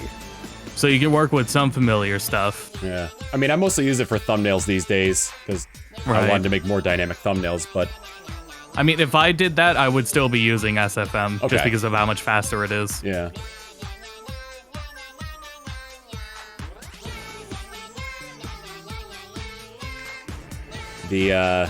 But yeah, when you drop like the restrictions and limitations, when your texture files are just PNGs you can open, you know, it feels so good. In Blender? Yeah, like the textures can be whatever fucking file format. Hey. Hi, big guy. That's not yours. You come here? You say hi? There you go. Look at this big head. Look at this big head. You are a 60-pound potato-headed bundle of love.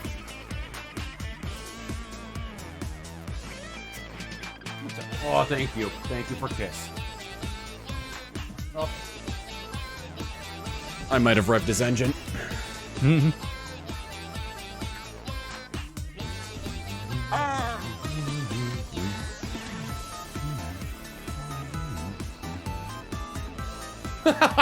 100 bits from Gurkanoff saying, that cinder block loves you. I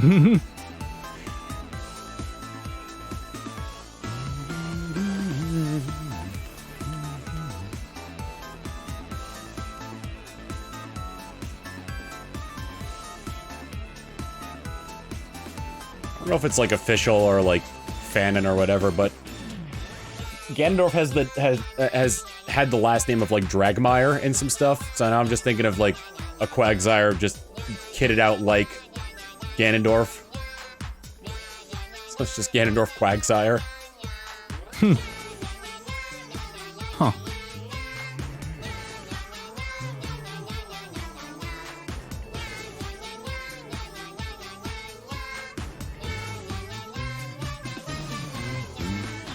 Wasn't that his last name in Ocarina? I don't think it's ever officially been in a game. Let me see. Well, let me start this up before I start searching. The fun thing about doing this is that there's a lot of like downtime between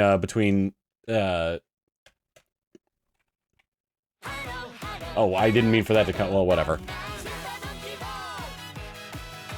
Dragmire.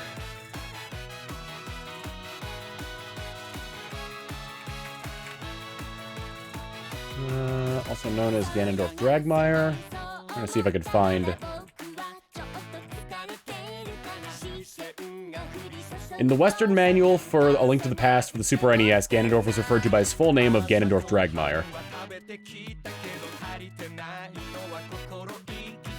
So it's just in the instruction manual for A Link to the Past. In the North American instruction manual? Yeah.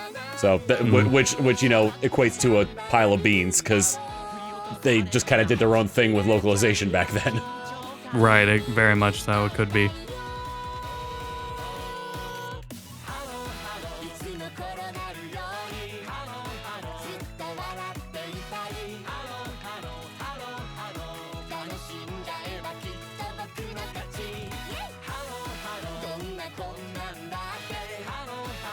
I really liked, what was it, Super Monkey Ball Banana Mania. I mean, it was mainly just a remake of the first two games, but it was still really good, very nostalgic. Yeah, very solid.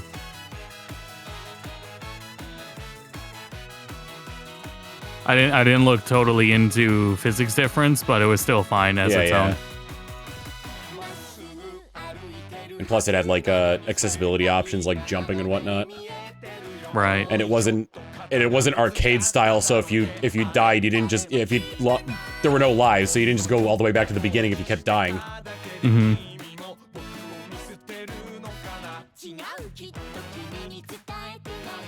I mean, there is an arcade mode, but if you want to experience every level, you didn't have to do it that way.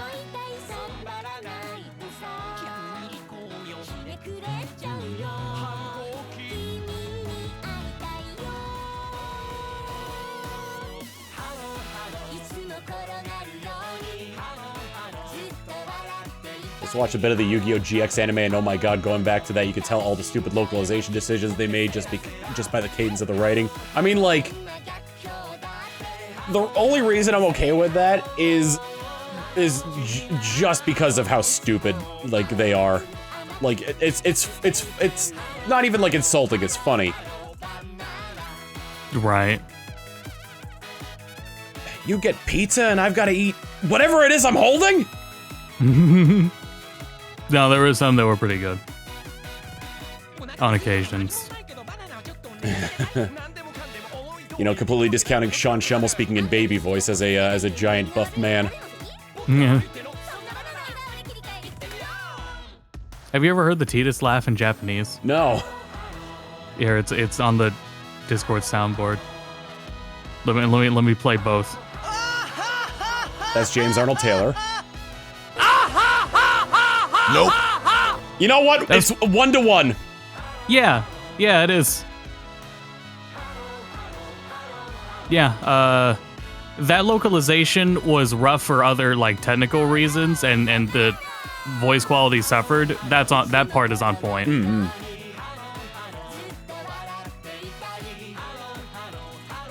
Let's see if I can find an old PlayStation 2 copy of Final Fantasy X. Probably won't be too hard and won't be too expensive, but like I want to experience it like the original, not where they had to like reconstruct everything because they didn't keep any of their original files.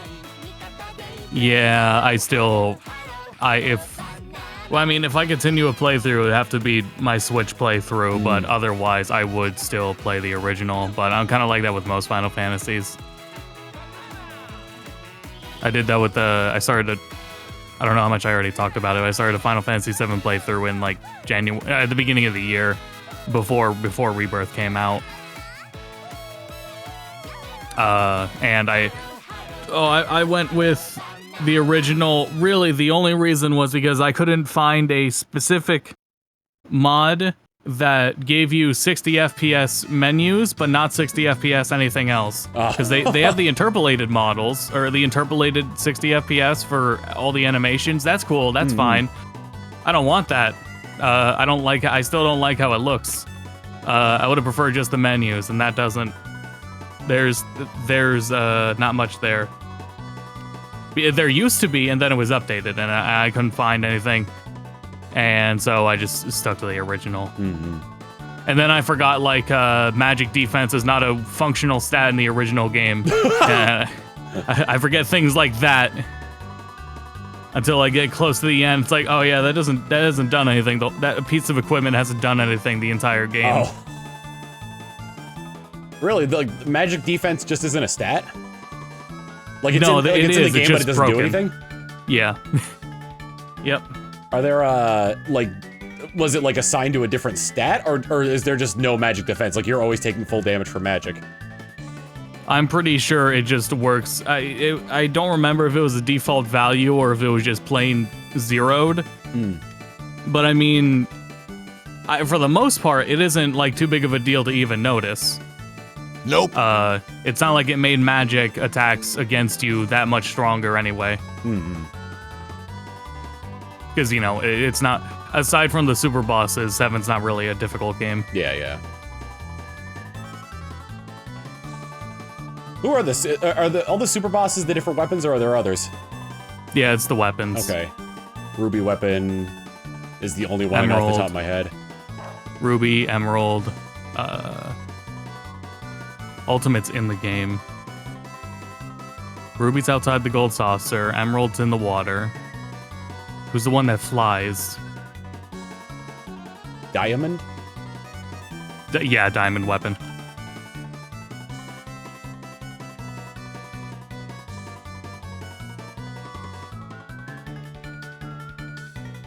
Oh, Leah Maria, thank you for the raid. How long? It was 3 minutes ago. How did I miss that? Boop.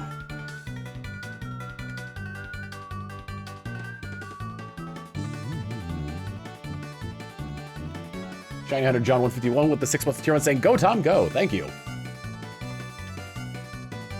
Oh no, it was just Emerald and Ruby. Those are the only ones that were added. That were super bosses, like not necessary. Yeah. The yeah, ultimate weapon flies around. Ultimate weapon flies around. Emerald weapon's in the water. Ruby weapon is outside the gold saucer. Those are the 3 super bosses. 2 of those were added in the North America release. Just think of that one Oni cartoon. It's like, what's that little red thing down there? That red thing right there. It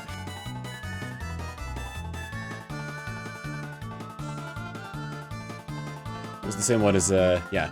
Oop, watch out for those pointy bits. I don't want to do that anymore. Little polygons.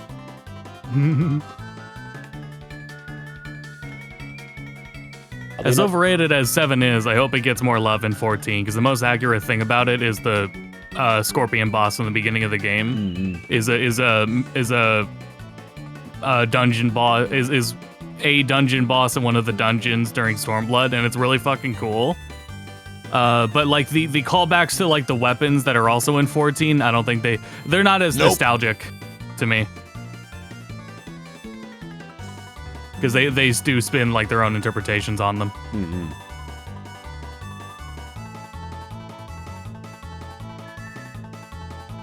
Yeah, the fights are good. They're just not as much of callbacks, at least to me.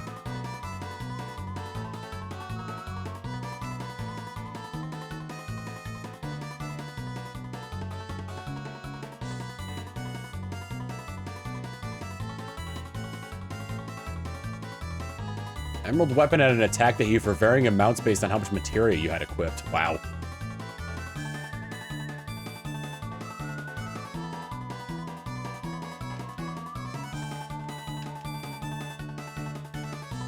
Did they like? Yeah, there were reasons for it, so it works out. Did they like confirm that like Final Fantasy 7 and 10 are connected in some way? No. Okay. It's just not in any sort of way that relatively matters at all. It's just they could say it and it wouldn't change a thing. Right, yeah. You know. But there's there's zero building on it. Yeah, it was just like it was like a loose association with the name Shinra or something like that, and how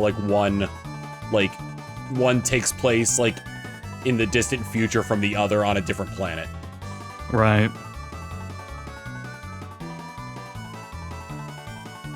I think FF9 out of all those games is like the hardest to go back. Okay, FF12 as well. FF9 is one of the hardest ones to go back to the original too, just because of every time you enter a battle and it has to do with the spinning intro camera around the whole battle. Dun, dun, dun, dun, dun, dun, dun. And a good in 10 it wasn't a big deal. In 9 it was genuinely like 5 to 10 seconds of forced camera spinning before you could start like inputting moves. And then in the Unity version, the modern version that you can get, it's they made that optional. Mm-hmm. And that is like the only thing that really makes the original version of 9 hard to go back to. Quick Tom talk about the 4-job fiesta. Jeremy's not here. What's the point? Final Fantasy V is my favorite 2D Final Fantasy easily. Like really more than I gotta recognize what 6 does, but I like 5 more than 6. I can't say it's better than 6, but I will say I like it more than 6. Mm-hmm. And getting the job and how fun the job system's a big deal as to why. I feel the same way about like what was it? It was one of the Sonic Adventure. I feel that way about Sonic Adventure 2. It's probably my favorite Sonic game, but it's not a great game. Right.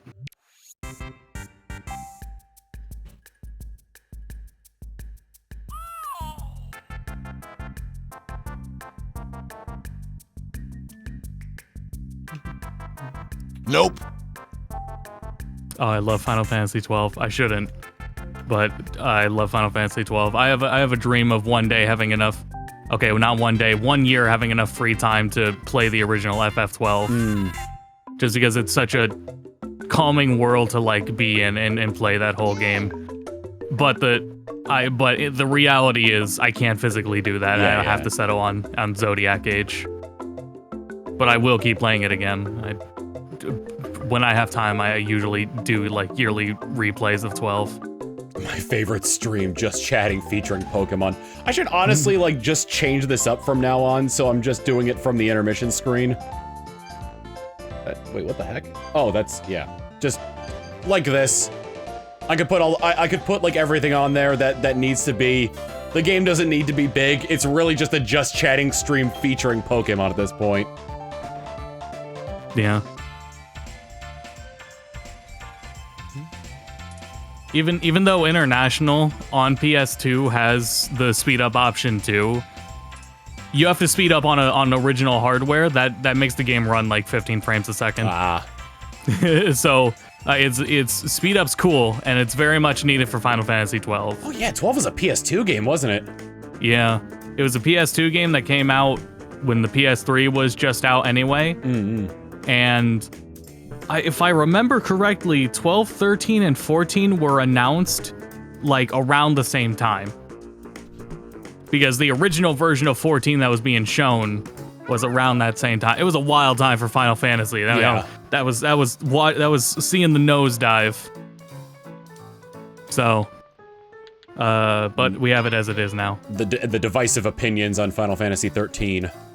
Right. Well, I mean, in the current day, there's divisive opinions about every 3D one. True. So that's the thing that works out. 16 is probably the least divisive, and that's still saying something. and current 14, they don't fit anything anymore. Just because they're not as divisive. I wouldn't mind trying out Final Fantasy 15 just because of like. Just because it looks like, at a first glance, like if like my image of it is just like those 4 dudes driving in the car, and like and sit at the gas station, and it feels so un-Final Fantasy. Yeah, it's great. Nope. I love 15.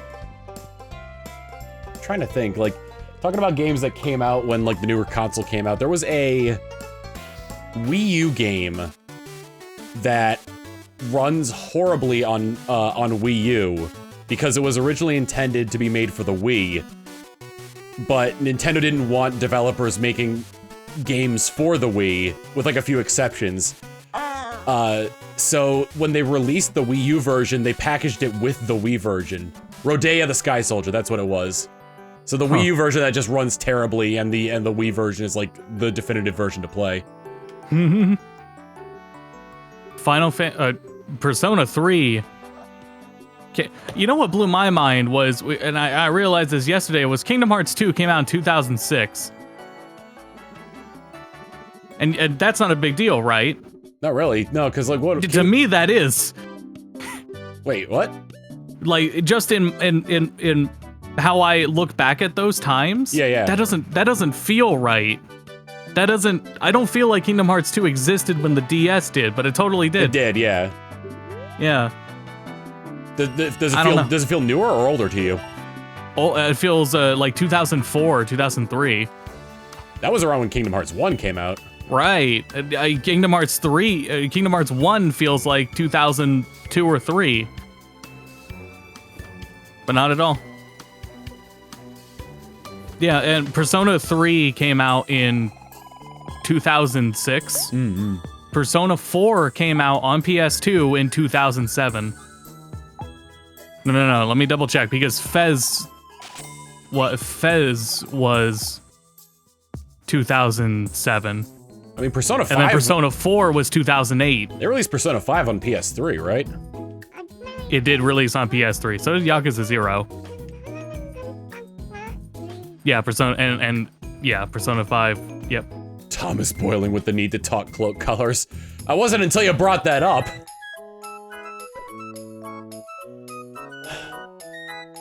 Swear to God, they were black. Persona 3 also takes place in 2009, which is really funny. Mm-hmm.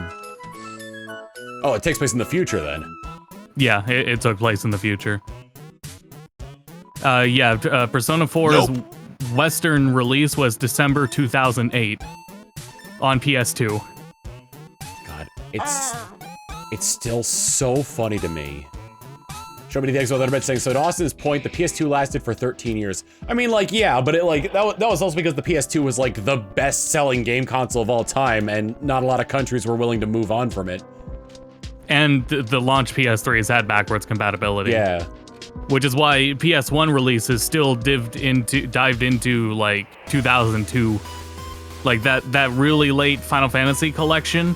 There was one that released before the PS2, but one of the other Final Fantasy collections on PS1 released well after. I'm trying to think though, like when I played through Kingdom Hearts 1.5 for the first time in like 2016, 2017, I streamed it as well.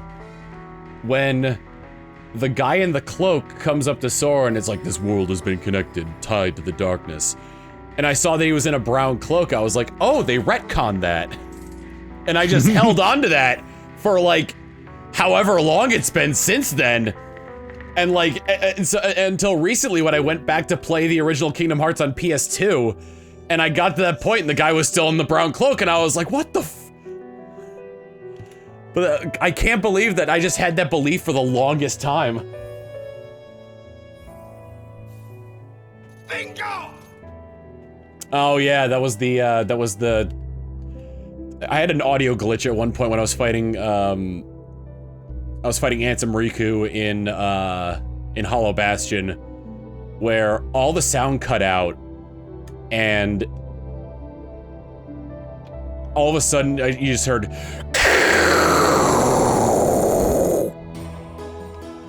and then after that the sound just came back. That sounds really familiar. As in, I feel like that is an audio issue I have heard before. Yeah. Like that sounds identifiable in the same way of the doop doop doop doop doop doop when you put your phone next to an XLR mic. Oh yeah. Or an unprotected mic. Yeah. There was a Twitter post about someone having their speaker next to a CRT, and yeah, if that shit's not shielded, it's gonna happen. Mm. That's why you didn't do that. But like, that was so funny, though. I described it as the sound of a... How did I describe it again? Nope. A whipped cream canister in an echo chamber. I've got to go stream Splatoon 3 doing the Splatfest. Ah. So is that over and go to bed? Yeah, so that's where I'm about to go. All right. I will talk to you later. It was good talking. Catch you later, Austin. Yep, talk to you later. 100 bits from Shody Diggs say, can I just say I love being a follower and having moments like of deja vu? Am I getting old because I swear I was part of this discussion before? I mean, like, listen, I've been doing this for a long time. Yeah, I know. Oh, I don't know how many of y'all know, but Austin's gonna be at Colosseum this year.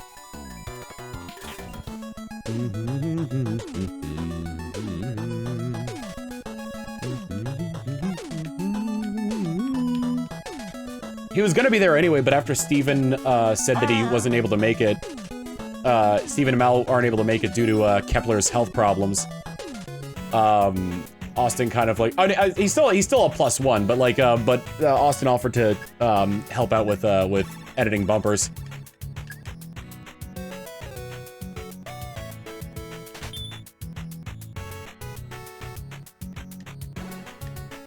And like, here's the funny thing, like, Austin's a friend of mine from like way back in the day, like the Machinima days, essentially.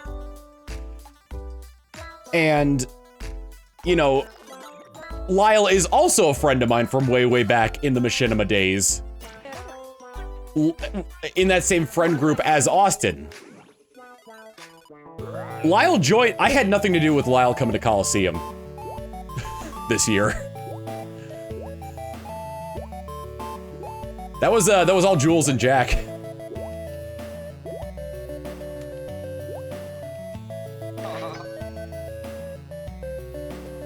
That was a weird, like, colliding of worlds right there when I found out that Jules and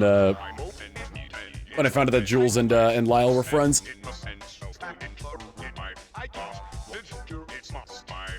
I mean, it was years prior when I found out, but still.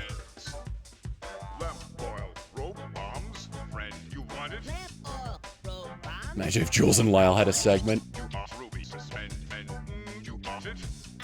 Yep, the video game wizard from from Jules and Jack's video game extravaganza or whatever their concert was called at MagFest. Nope. It's just Lyle doing an old man version of his Shred Venture, thank you. It's just Lyle doing an old man version of his intros from Pre-Game Discharge.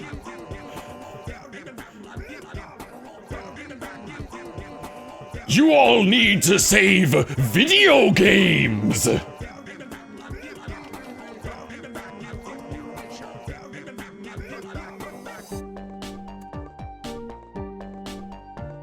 Lyle from Dexter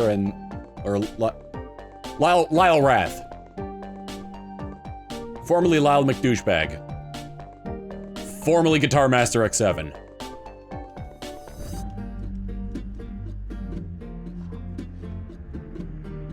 Oh, they did upload the VOD to MagFest.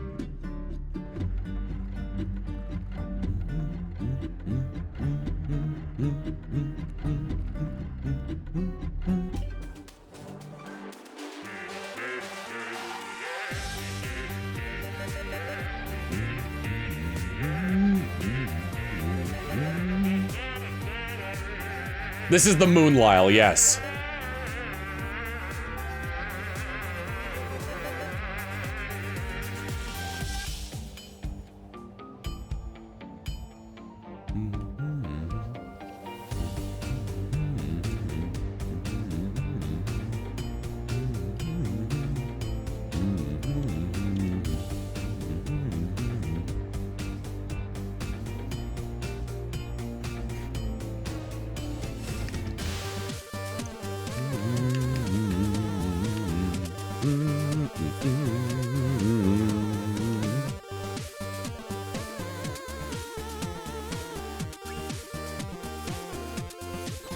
Jules hasn't gotten it canceled yet.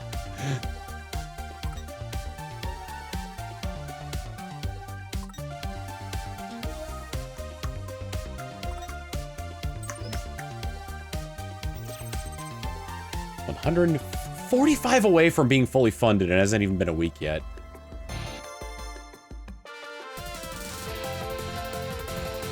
Thank you all so much.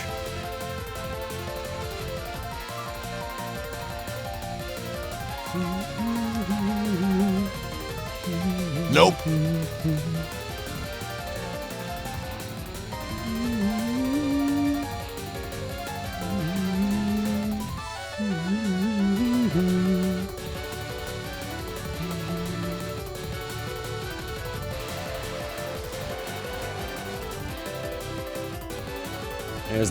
There's the Miku plush on Makeship, and then Zentrea also has a plush. It's her gecko mascot wearing a dragon costume. Ba-da-ba-da-ba. Cruising USA.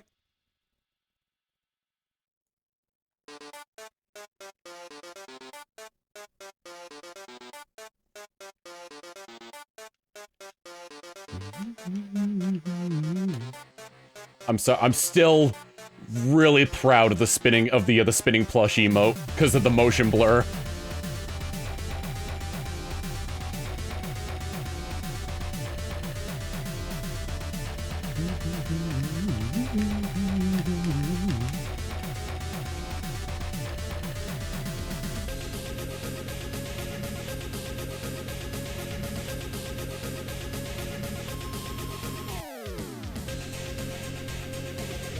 Mega Levy was this? I think it was from a Sega game. The reason the sound font for it, I don't remember.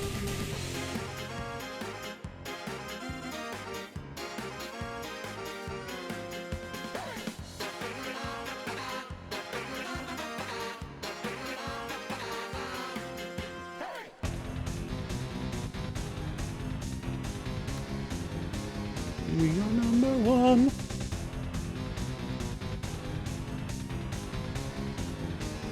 We are number one.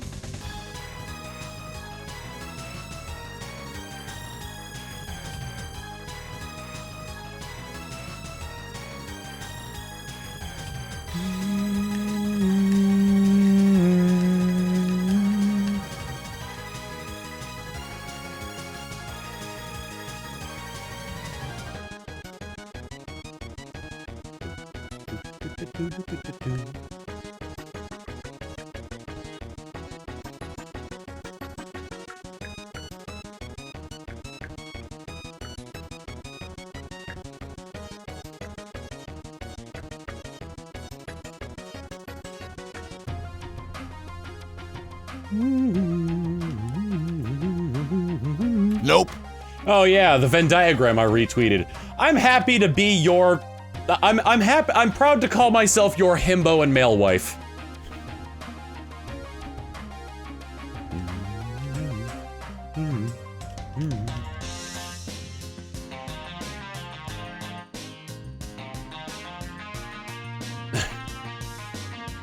They're not mutually exclusive. But I saw that because everyone was just like placing me as being like, you're definitely not a boy failure, and you're definitely not an asshole. Scrape and lick. Gerganov with the 666-bit saying, I remember running into you and getting a picture in 2018 in your waifu material shirt. That was at MagFest? Okay, I wasn't sure if it was at Kineticon where I first got that. Boy failure? That's just what was on the Venn diagram.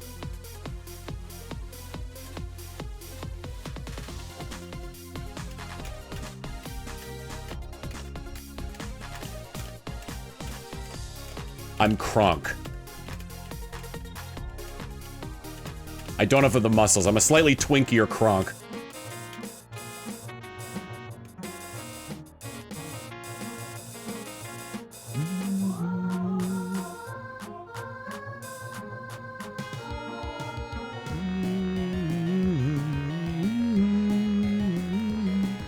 I could pull a good Patrick Warburton. Twunk.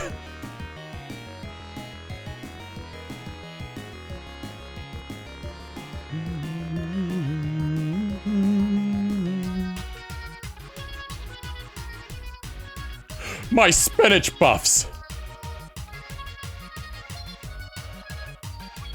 Careful, they're hot.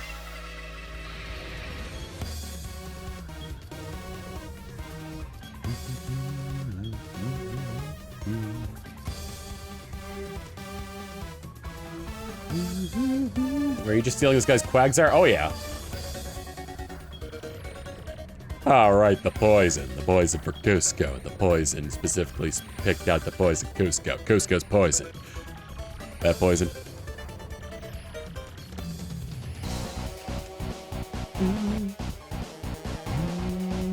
This is the boss battle medley fusion collab from Silva Gunner. Bingo! Storm Snowstrider with the 40 months of tier 1 saying, praise the Zaya! Dost we have a desire for the Zaya? I do.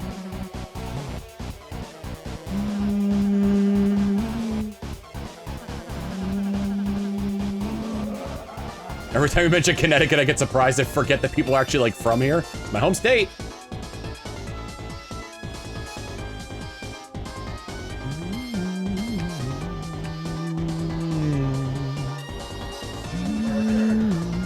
Nope. How's your night going? Pretty well.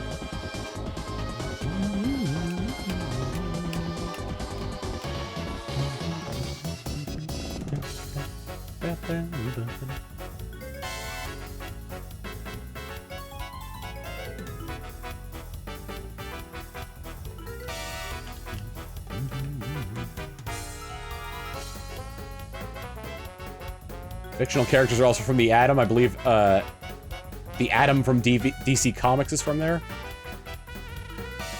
Because my sister would never stop watching it when we were growing up, I know the TV show Gilmore Girls took place in Connecticut.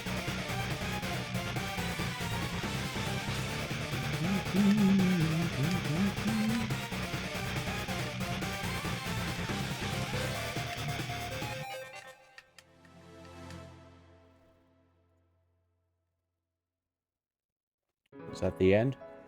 Yes, it is.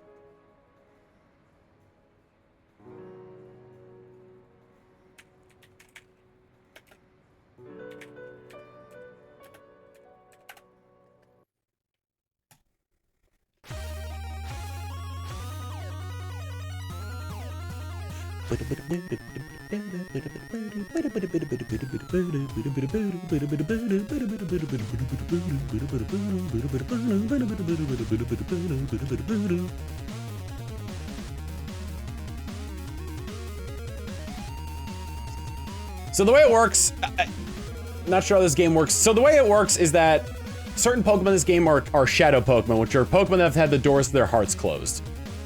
What ends up happening is you're playing as the protagonist who stole a machine that lets you steal other people's Pokemon.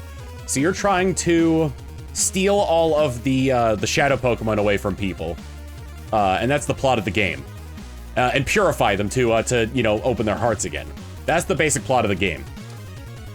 Shiny hunting was never supposed to be a thing in this game. There was a remedial form of shiny locking in this that ended up not working, so you can get shiny Pokemon in it.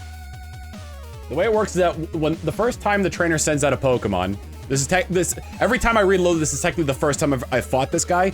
So every time he sends out the Quagsire, it rolls a personality value. And if that personality value matches the trainer's IDs in such a way where it would be shiny, it re-rolls them so it's not shiny. However, when I catch the Pokemon, it doesn't re-roll those values again, so the Pokemon just stays shiny. So basically, in layman's terms, essentially, is that I don't know it's shiny until I've caught it. 100 bits from Show Me the X. Congrats for playing a spin-off. We're playing a spin-off called Poke Hearts. Poke Hearts?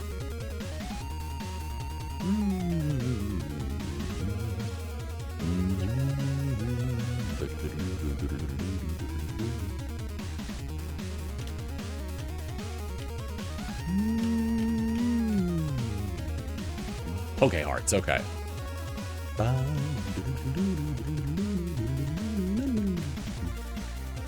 Remember the Electronic Gaming Monthly Mushroom Kingdom Hearts article for their annual April Fool's joke. Was it EGM that also did the gaming magazine's been around for so long? Was it EGM that also did the Unlock Sonic and Tails in Melee April Fool's joke? Or was that a different one?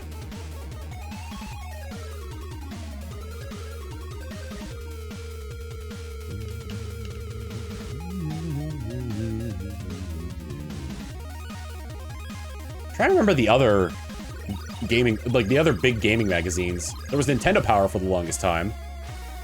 I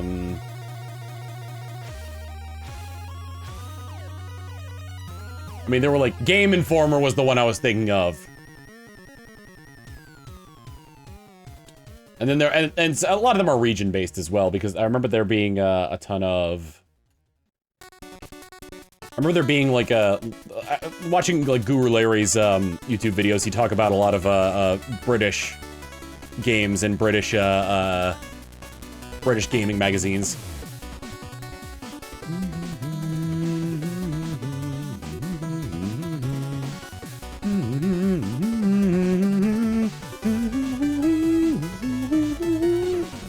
Game Informer is still a thing, yes. I remember that, like, they have, like, either they're owned by GameStop or they got some partnership with GameStop, because I remember, like, that was the incentive for signing up for a Power Up Rewards Pro card, was that you get a subscription to Game Informer. Ooh. And my God. Nope. In the transition from physical to digital, they really wanted us to push the digital one.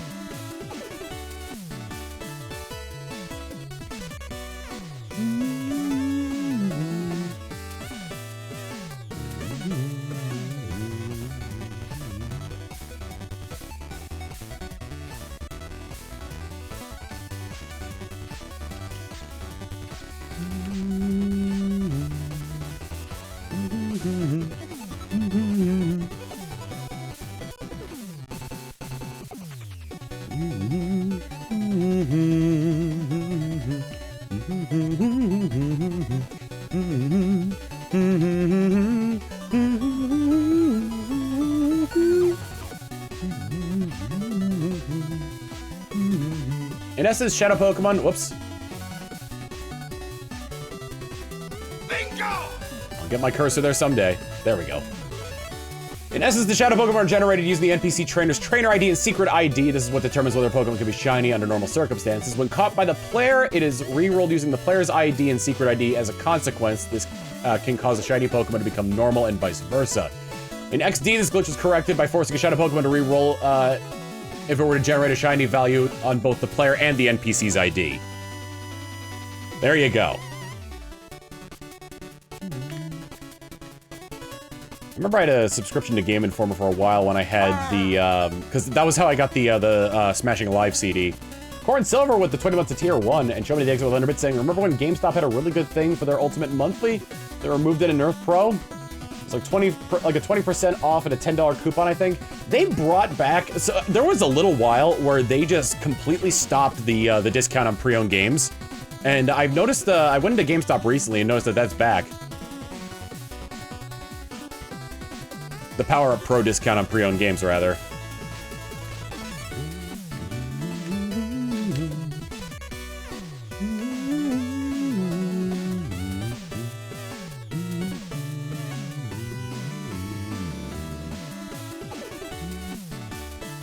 That's weird. I must have minimized this by mistake.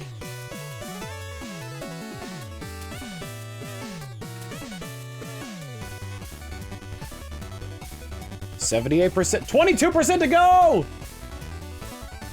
Awesome Andrew Gaming, thank you for the Tier 1 sub. Bingo! I'm psychic!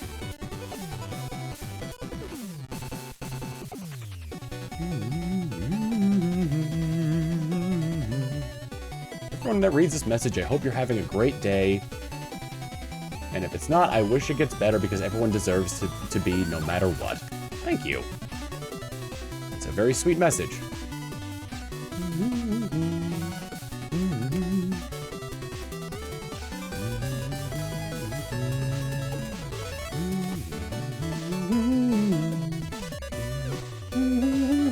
Based YouTube chatter, yes.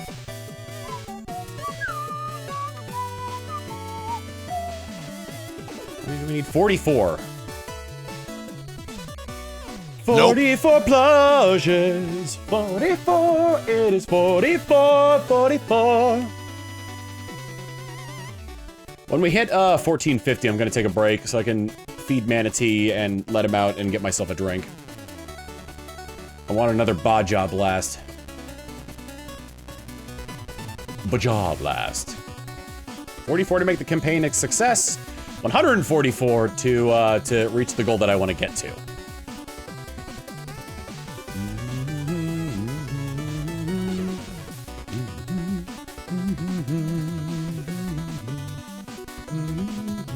Joey thanks for the 100-bit saying, have you tried the other variants of the Baja Blast? There are other variants? Tried other variants of Mountain Dew, but not of the Baja Blast. Or are you talking like... Are you talking about fountain versus canned versus bottled versus glass bottle?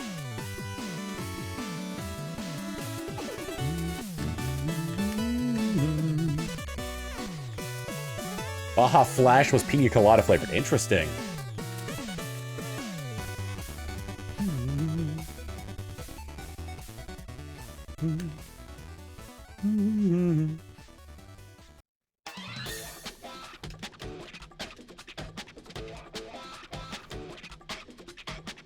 Hey, dragon fruit. I seem to remember a red Baja Blast. I remember Code Red. Hey, Tom, I'm happy to see my first actual, happy to get my first actual sub on the channel. Also doing some stuff with a mod for Fortune Street right now. Interesting.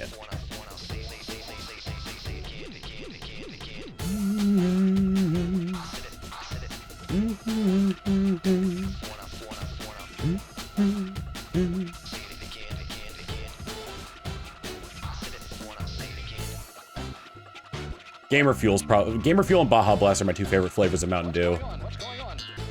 Because Gamer Fuel had that, like, that it was two flavors that, like, you don't really mix very often. It was cherry and orange, and it tasted really good.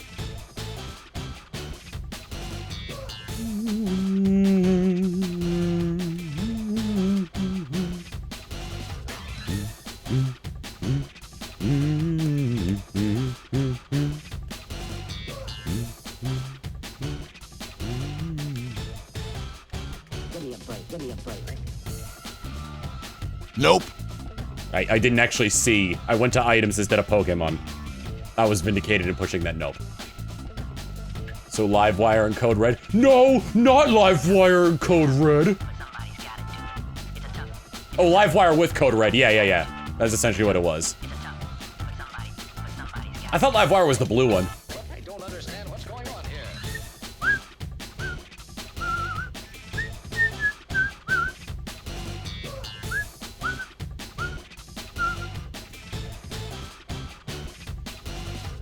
Voltage is the blue one. Okay.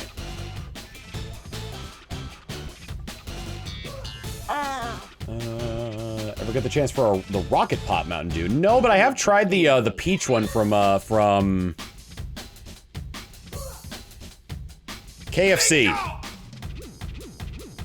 Slap base go. Cody Harris, thank you for the 49 months of tier 1, saying Tom Carp.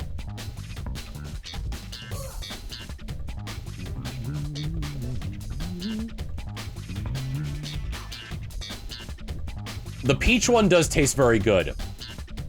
I still cannot get over the fact that it looks like pee.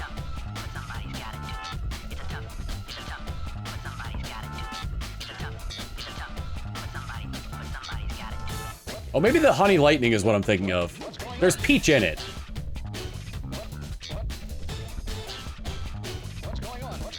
Totally try Baja Blast, but I'm diabetic and Mountain Dew is way too much sugar. There is a zero sugar version, but it's just OG Mountain Dew zero sugar. I mean, I wish they did more. I wish, like, caffeine wasn't a selling point of soda, you know?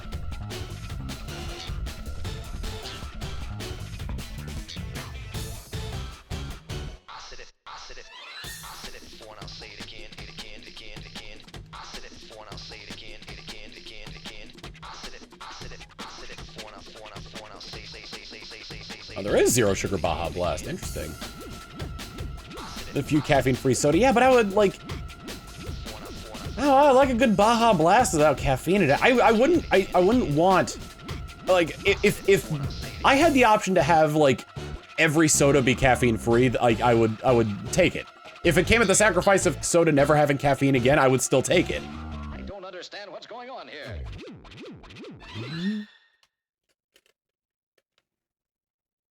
I don't want to listen to Funky Dealer. I do want to listen to Undefeatable, though.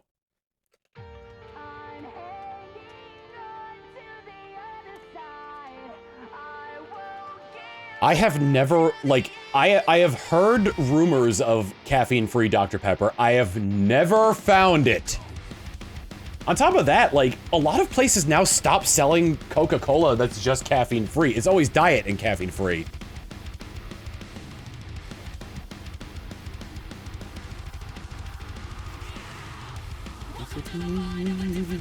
Have you had the alcoholic Mountain Dew? Not yet, no.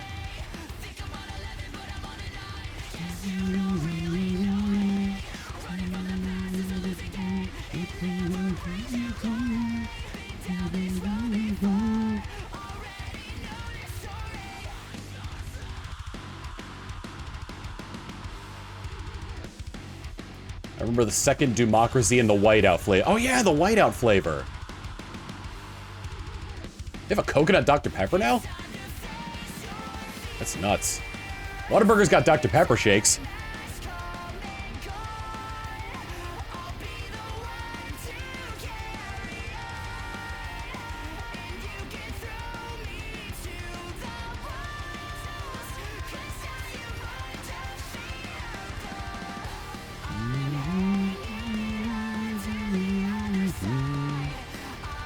If you happen to catch the stream that I invaded with Froggy, Harka, Henyens, and Treya,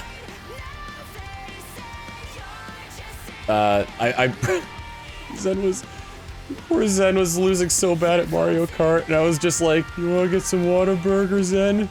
You wanna get a Dr. Pepper shake? And Zen was like, those are actually awesome, and Henya was like, Dr. Pepper shake? Show me the exit with 100 bits saying, I tried Dr. Pepper Cherry, it tastes like Dr. Pepper Plus.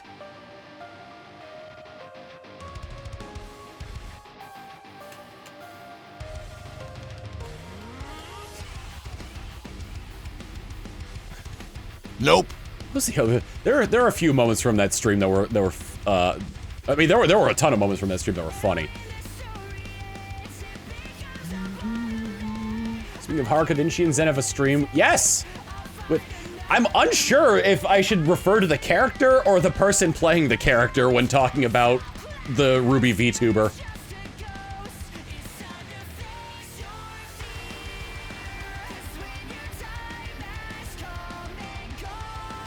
Both?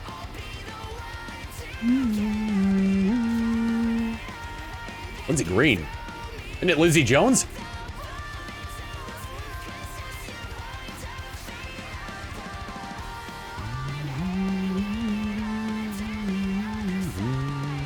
It's the voice actress for Ruby being the Ruby VTuber, right? Achievement Hunters Lindsay, yeah, okay.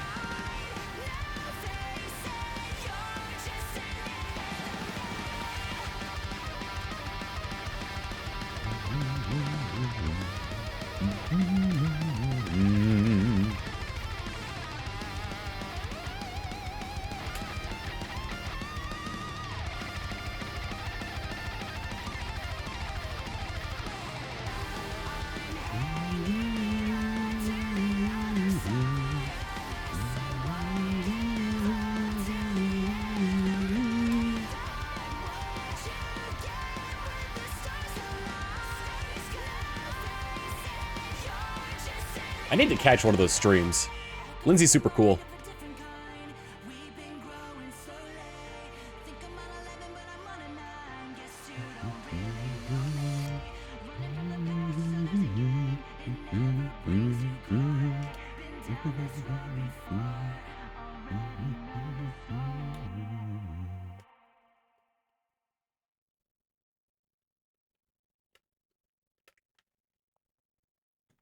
I would love to play Bad Apple, but that one gets copyright claimed.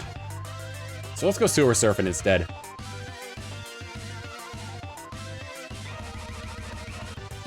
I learned a little bit about Toho recently, I finally understand why it has the following it does.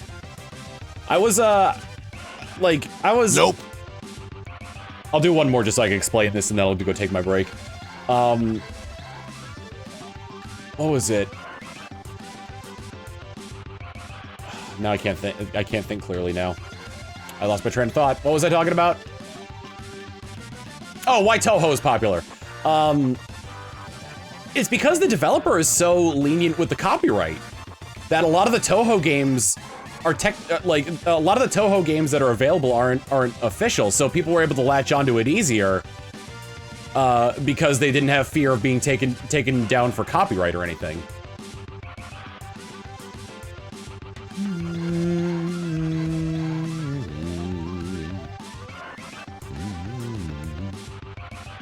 Bingo! You ever played Tokyo Mirage Sessions? It's a crossover between Shin Megami Tensei and Fire Emblem. I mean, I have it. I've got every Wii U game. I can't remember if I bought it for Switch as well. Yeah, there are more fan games of Toho than proper Toho games. If you consider proper Toho games ones that were created by the original. Oh, Jax, that was my first introduction to Toho. Marissa stole the precious thing. G'day, loving. Na na na na na na, can't be alive without you. Ba da ba ba, ba da ba ba ba. Why do I miss you a lot forever? Ba ba ba da ba, ba da ba da ba. Ba-da, ba-da, ba-da, ba-da, ba-bum, bum, ba-dum, bum. There was that, I think that was part of, like, one of those Nico Nico Duga, remixes.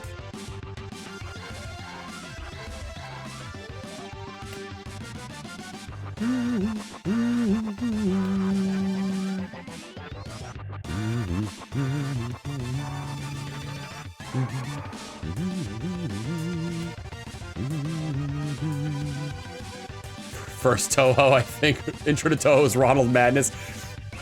Let me guess, the run, woo! Free Spire, think of the 14 months of Tier 1. Actually, this is good timing, because I'm gonna check this. Nope. And then I'm gonna go take a break. Be right back. Unpaused. Let's get back into it.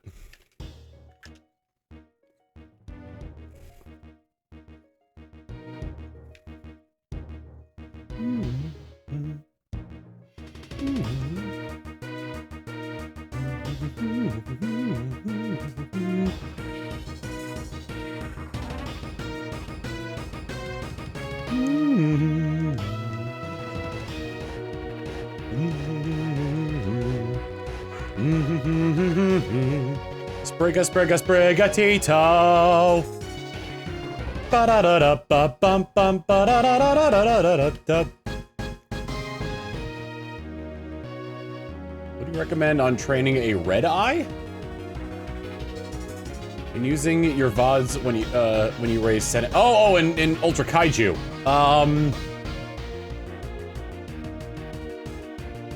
Try. I haven't raised a red eye yet, so I'm not sure.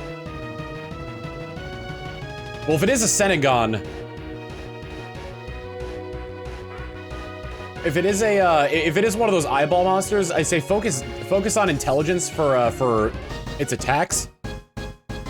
And like honestly, like looking into what stats it excels in. Look into what stats it excels in, and then what am I trying to say? Look into the stats that it excels in, and train those. Bingo! 34 months of Prime from Sapphire Becca. Thank you very much. Spin.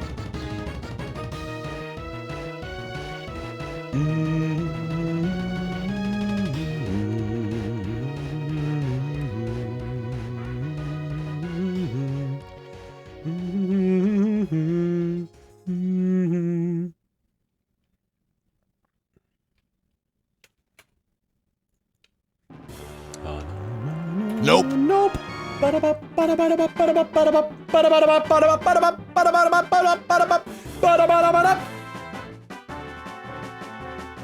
don't know what to say, I'll say it anyway. Day's another day to find you, shine away. I'll be coming for your love, okay? Take on me. Take me on. I'll gone in a day or two.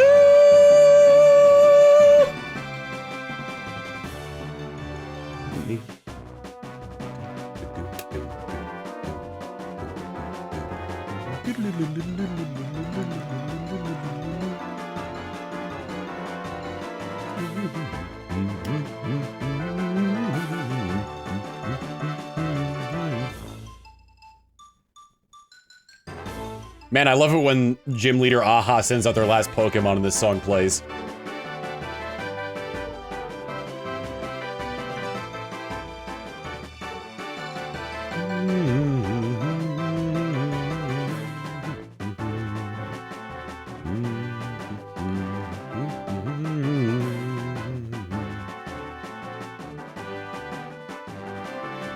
I have to go, Tom. The fast spinny boy is too much for my motion sickness. Oh, I'm sorry.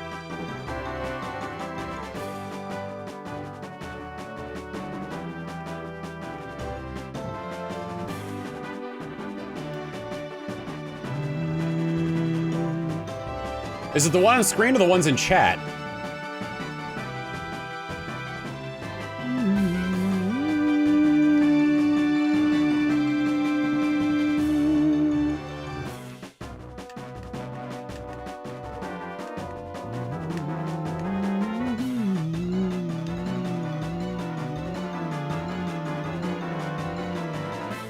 The really fast one, okay.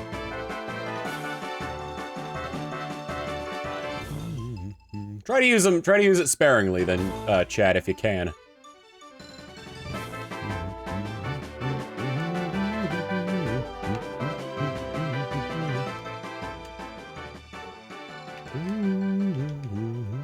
Nope. Look at all that.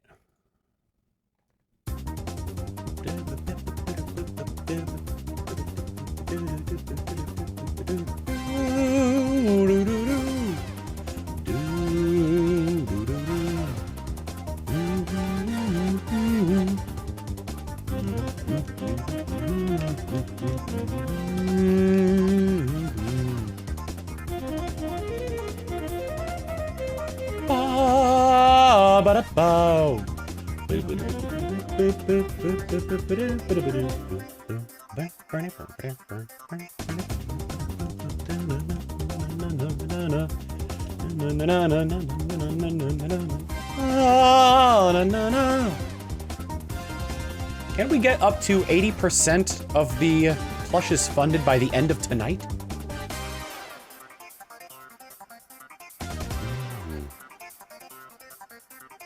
Four more plushies soon.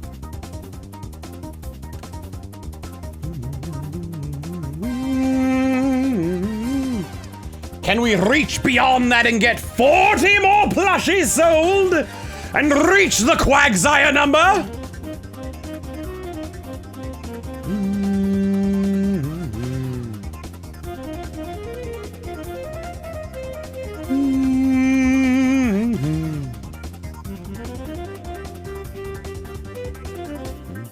Well, 39, yeah. But still. I want to make it the nice round number. But you know what? 39 is better because people see 30 and they think, oh, that's 10 less than 40. That's a marketing tactic. That's why a lot of prices are like $19.99 instead of just being at like $20, because $20 looks like more than 19. Like, it looks like much more than 19. It is more than 19, but it's 1 cent.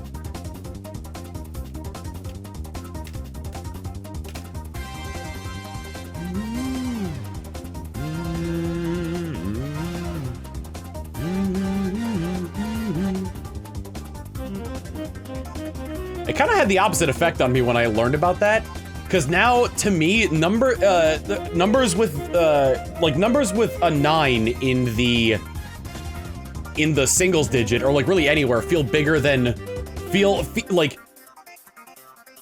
it's weird saying it like tying numbers to feelings, but like nope. numbers that have 9 in a digit feel larger than bigger numbers that don't have a 9 in them. Yes, that's also why it's a $99 Panasonic Blu-ray.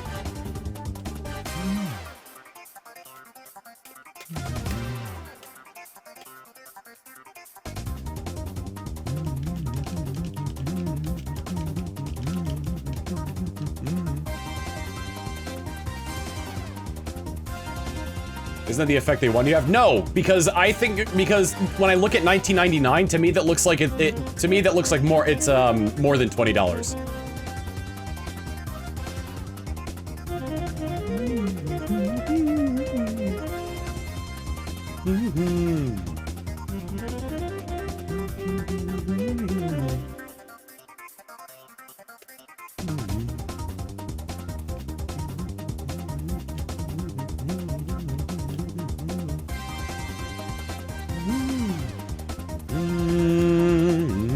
Weird quirk of the brain. It's just something that I kind of like trained myself on because as a kid I was bombarded with those 1999 advertisements, and like my brother told me that the reason the reason for it being 1999. What size is the plush being sold at? Use the command plush in the Twitch chat and it'll pop up. It's at makeship.com.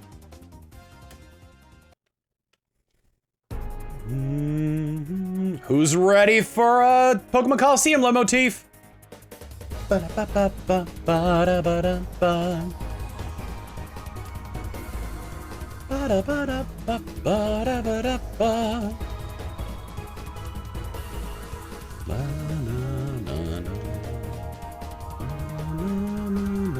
No, you can't throw a Pokeball at that one.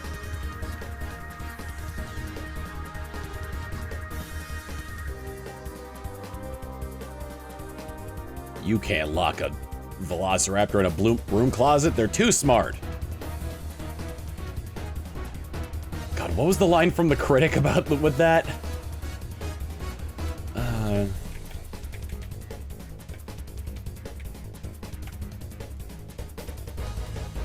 Jurassic Park 2 Revenge of the Raptors. I'm trying to find the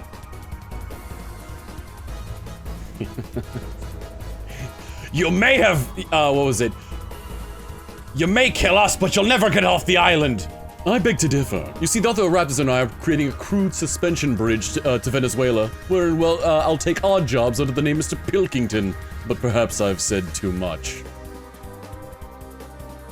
I forgot if he said what the crude suspension bridge was made out of.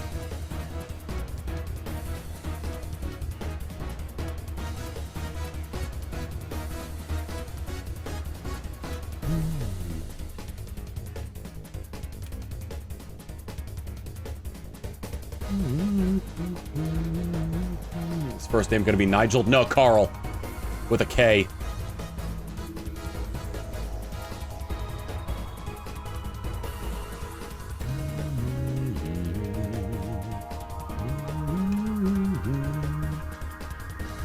The crude suspension bridge was probably made out of the other Raptors. You know what? You might be right.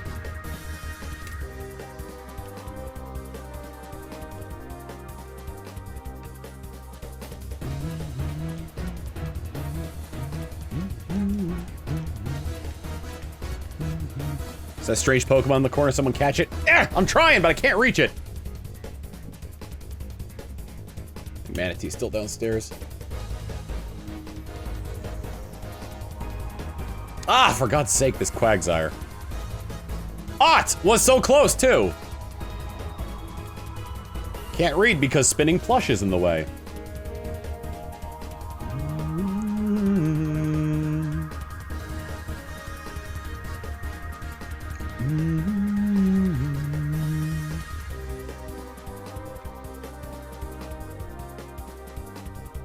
But spinning plush spin.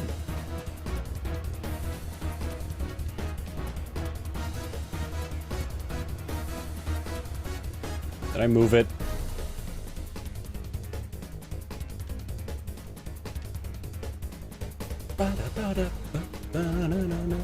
It didn't wake up yet, did it? This is the third turn I'm throwing the ball?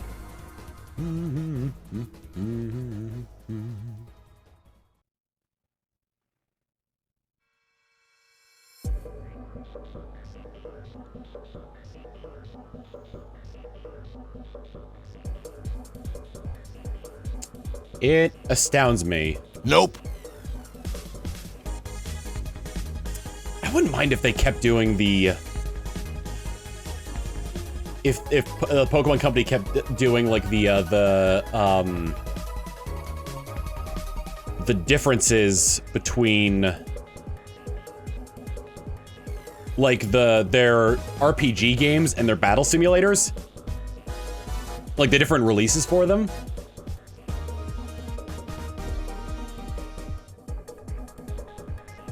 Cause, like, man, I think back to, like, this one's probably a bad example. The Battle Revolution, like, the animations look good. Like, you can actually see the Pokemon going up to the other Pokemon to attack them.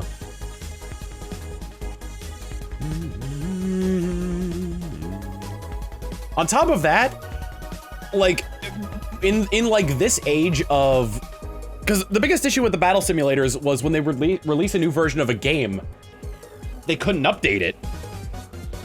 So like Battle Revolution kind of sank into the ground once Platinum came out and subsequently Heart Gold and Soul Silver.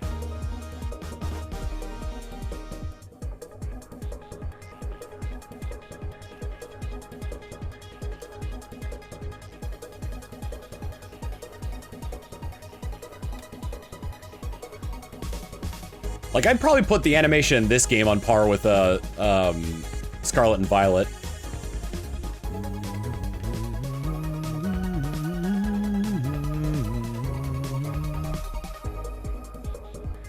Actually, recently there was a special version of Battle Revolution with Platinum content in it. Interesting. Was it only used for tournaments? Platinum and Heart Gold and Soul Silver could be used, but they weren't though. I thought the reason why was that that they just didn't make it compatible, but like because towards the end of the Gen 4 life cycle, they just used the DS games.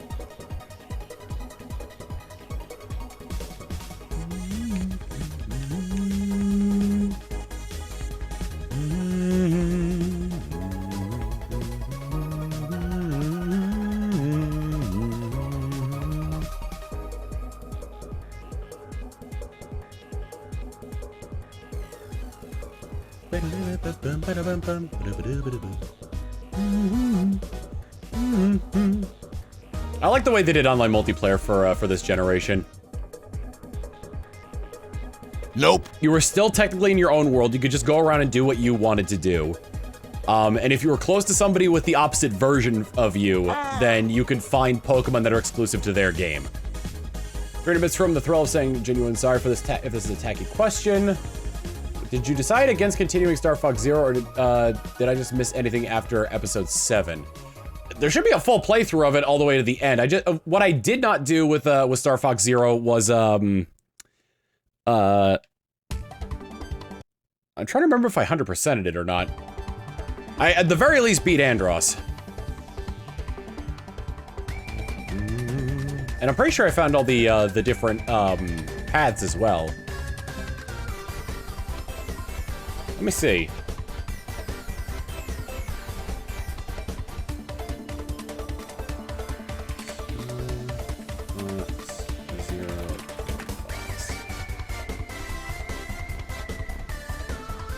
Are there really only 7 episodes?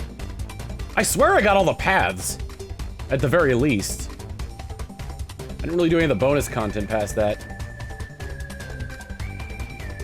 It's kind of indicative of how long that game was, the replay value of that game was, though. At least in terms of, like, a Let's Play standpoint. I really like Star Fox Zero.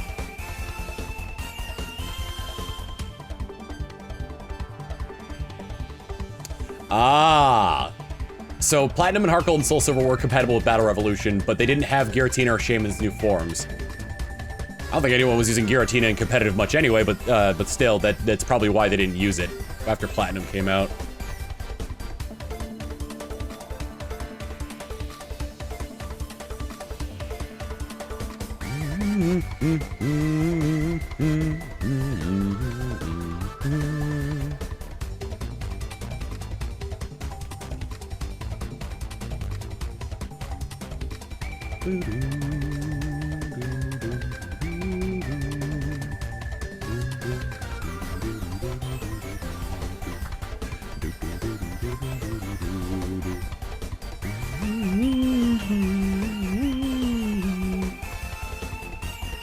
One still escapes you. Indeed, it does.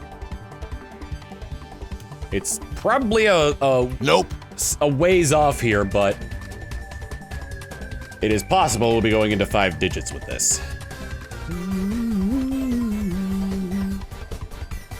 Giratina would have been banned in VGC due to being a boxed legend, so no need for the new form. And usually mythicals are banned too, right? If there wasn't like a legal way to obtain them.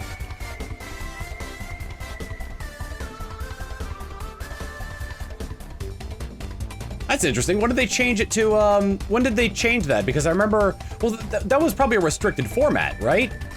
Because in later gens, I know they would have, like, when they first would launch a game, the legendary Pokemon would be banned in VGC, and then they would...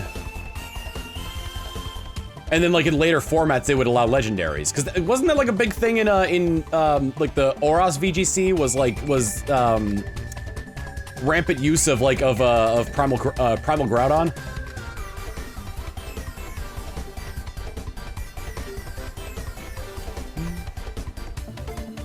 Scarlet Violet is actually starting its first restricted format. I'm so glad they do that, because it makes the game so much more interesting.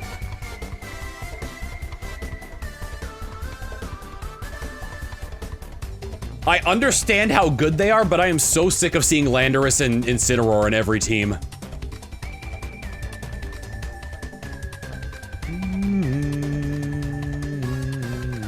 Yeah, I never ended up going back and getting all the medals.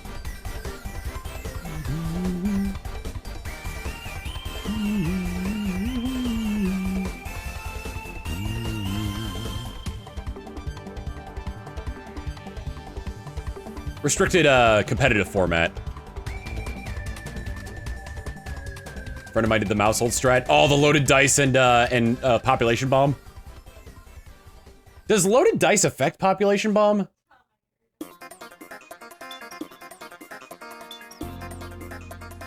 Because it's population bomb's like triple kick, right? It keeps going up to 10 times, except it keeps going up to 10 times until it misses. It does in a negative way. Okay. Loaded dice makes it hit 4 times minimum. And it's a 90 accuracy move. Nope. So it'd be better to use like the one of the lens items that increases accuracy. There's a lens item that would put it at 100%. But the downside is that you always go second, or you always go last in the turn order. And then there's one that increases it by 10% and has no other other effect.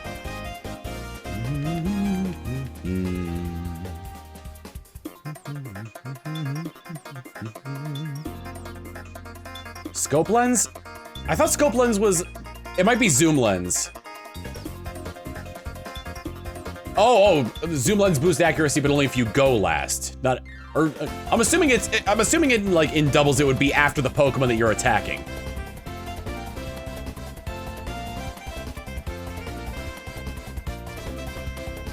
Scope lens, wide lens, zoom lens. Scope is crit.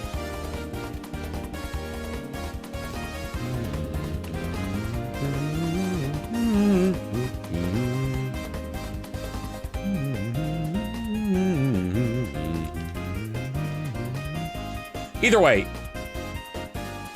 Oh yeah, technician.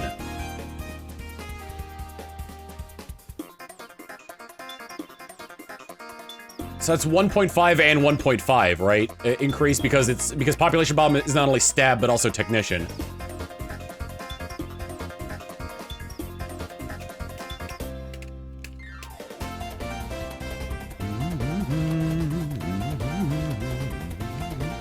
King's Rock could be a good choice too. If you just get like an accuracy boosting move off, or if your partner, or if you're in doubles, like your partner's able to get it off. The problem is that mouse hold is pretty frail, right? Technician, mouse hold with wide lens and tidy up is based. Oh right, does tidy up lower evasion like defog does? No, it doesn't, because it doesn't. Tidy up doesn't affect the opposing side, right? It's like it's the only hazard clearing move that works on Goldengo.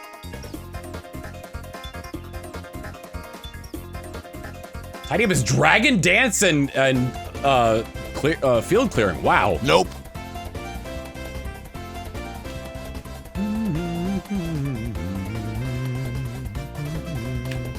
It removes substitutes. I hate Tidy Up. Lord Chaos Nightmare VT saying, did you know Vaporeon user has been deleted by God?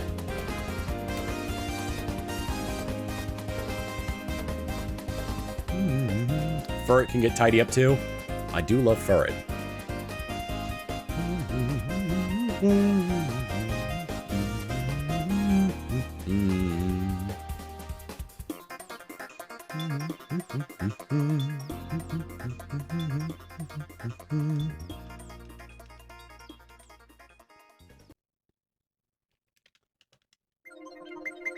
I wonder if I can get prints made.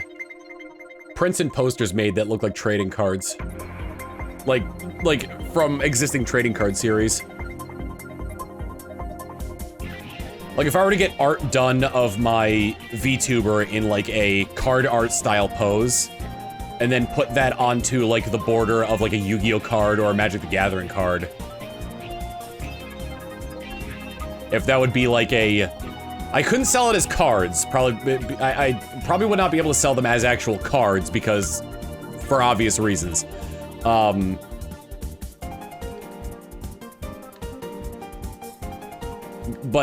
prints and posters might be fair game.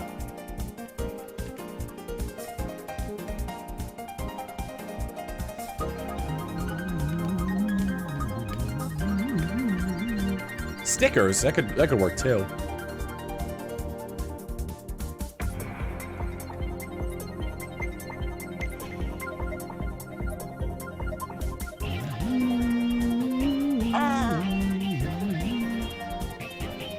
The sparkly ones. 100 bits from Lord Chaos Nightmare VC. Say what Yu-Gi-Oh card would you turn into? I mean, I'm unsure if I would like just have it sort of be like an aesthetically pleasing normal monster for the sake of like simplicity and just having like, you know, a little bit of like a lore dump on the card versus having an effect. I could technically do both if I make it a pendulum card.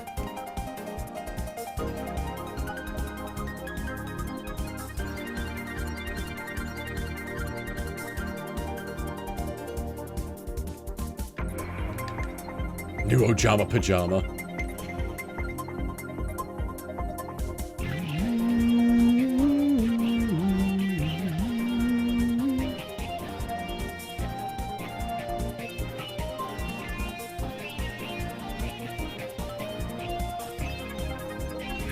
So the Autumn Dark Magician Girl, thanks B-Master. B-Master everyone, designer of Autumn, the gender bent version of my VTuber. Nope.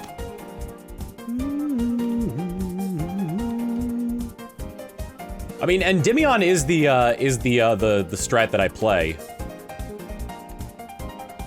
Cause it's probably like I use viable in the loosest sense, but it's probably like the most viable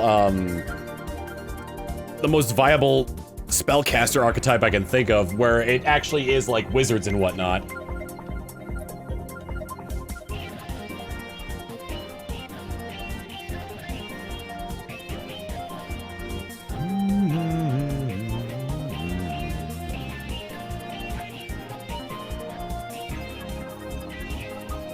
Maybe she should be called Pumpkin Magician Girl because all the Magician Girls are fruits and sweets. Yeah, but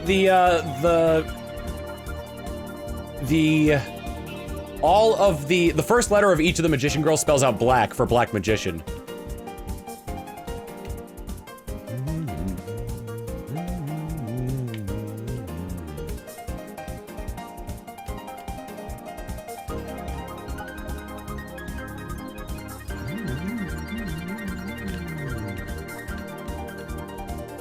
Definitely sad when sprites got nerfed to the ground. I mean, I had interest because Sprites revolve around level and rank 2s, which means they might have some synergy with Ojamas.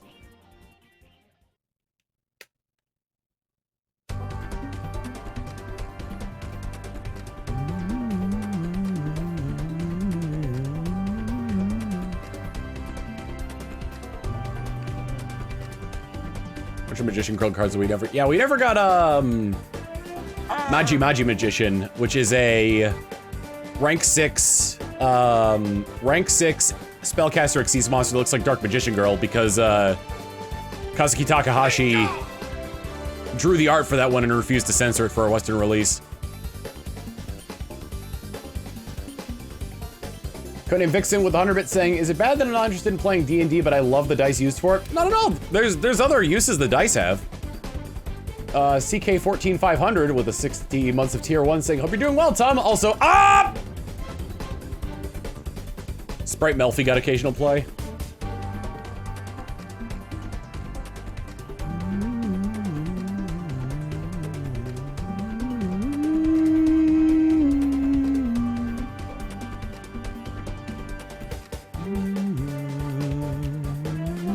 Nope. People use D20s as life counters in Magic the Gathering. Albeit the numbers are formatted differently, so it's easy to tilt the number to what number you want it to be. Steam Dolce support just got announced today. I don't keep up with a lot of announcements. I mostly keep up with the ban list because that's what my Yu-Gi-Oh group is interested in. Chilled and all them. Chilled was super happy that well, he was happy that Thunder Dragon Colossus came off the ban list up until the point that up until the point when he realized that the meta had outpaced Thunder Dragon Colossus.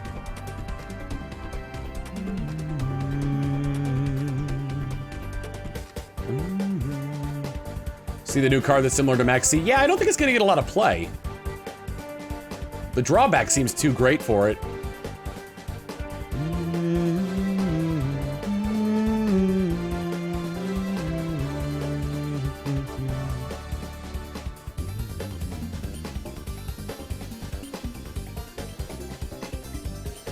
Seeing stuff like Blackluster Soldier Envoy of the beginning and Chaos Emperor Dragon Envoy of the end is off the Unlimited as well. Well, part of it with Chaos Emperor Dragon is that they gave that an errata.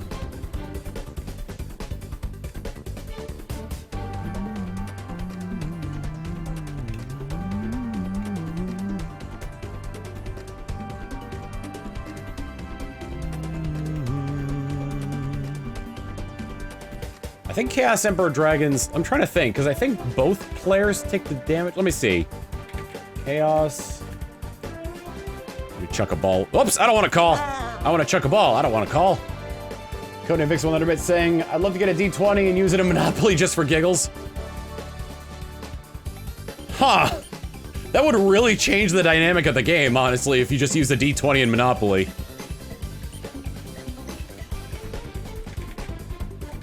Chaos Emperor Dragon Envoy of the End. What's a bug?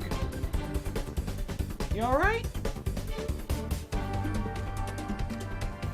So I'm assuming this is the newer one. Can't be normal summer set, must be special summoned from your hand by banishing one light and one dark monster from your graveyard. Once per turn, you can pay 1,000 life points, send as many cards from both players' hands and on the field as possible to the graveyard, then inflict 300 points of damage to your opponent for each card sent to the graveyard. To the opponent's graveyard by this effect. You can't activate other cards' effects during the turn you activate this card's effect. So basically, your one turn is just using Chaos Emperor Dragon's effect. Nope. And they change it so that the opponent only takes life point damage for every card. Yeah, for every one of their cards that gets sent to the graveyard. You would not need to use 2d20 for Monopoly. You could just forego the doubles rule. I think having two people moving at vastly different speeds on a Monopoly board would mitigate the need for the doubles rule.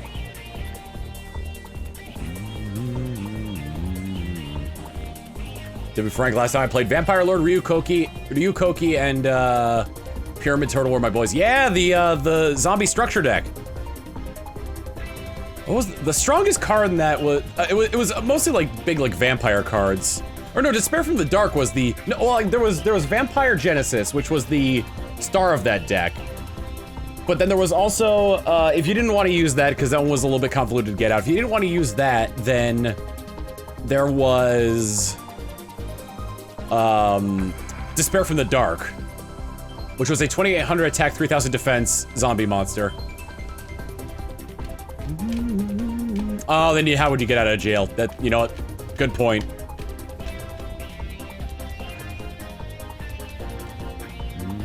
If you roll a nat 20, then you get out of jail, and then you roll again.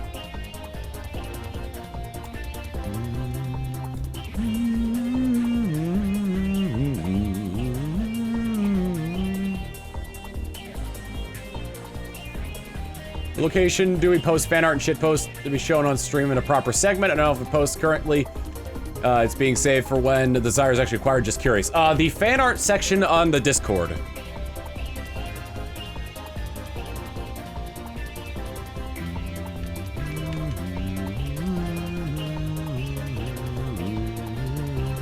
Whoops.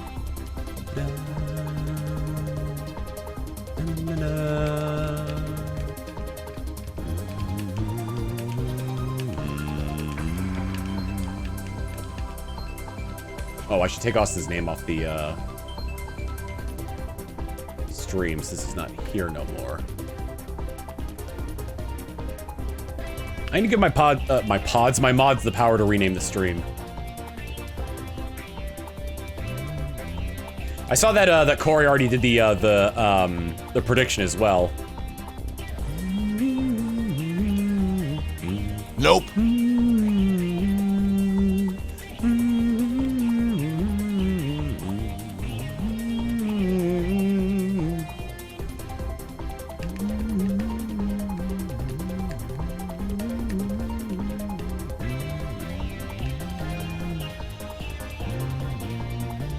Might have done it too early though. Well, I mean, you did it, so that's like that's the important thing to me. By the way, Tom, I've been really enjoying the Fire Emblem Let's Play so far. Excited for the next episode. I have 3 more recorded after that. I just have to edit them. And I have another one that, and I've got the next one I have to record in the chamber is probably gonna take me a long time to do because I'm gonna try to maximize bonus experience, and the way you get the pods are poggers mods. I like that. And the way you get that, it's the desert the desert chapter. I'm gonna try and maximize bonus experience. I'm gonna try and maximize item gains. And the way you do that is all you do is you just gotta defeat the boss. You leave everybody else alive. And it's going to be so hard to do!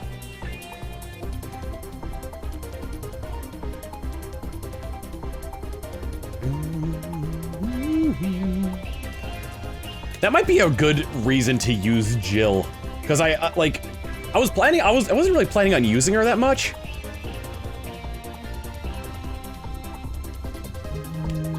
On top of that, I've got a limited amount of turns to get the items too. Oh no, I couldn't do that. I was gonna try to equip one of my units with a defense boosting item, but I realized that the only one I have only works on soldiers, paladins, and cavaliers.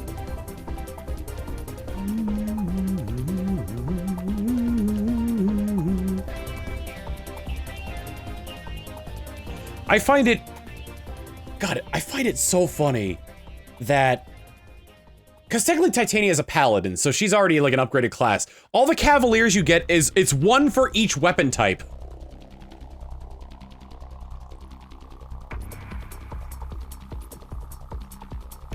Soren is meant to be like very blunt.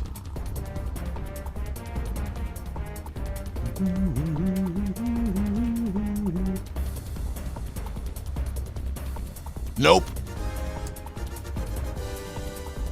On top of the items and the bonus experience maximization, there's also an unlockable character that requires a Laguz to go and get them.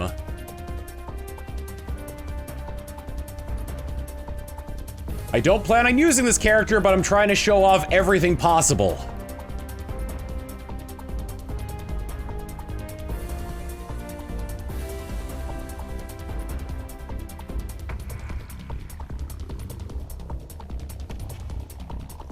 Playing games, is it better to run both healers, or do people not use Misc because she is so low level? So that's the reason why I didn't use Misc. You get other healers later on. So you can either choose to use Reese or Misc.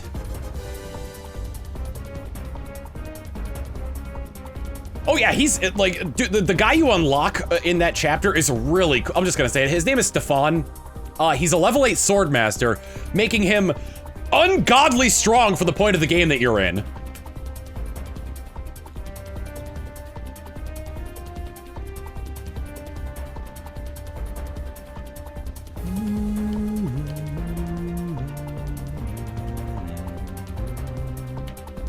Yeah, Misc is very good when she promotes. She gets access to swords, which in and of itself isn't great, but she also becomes mounted, meaning that she can heal and then canto away.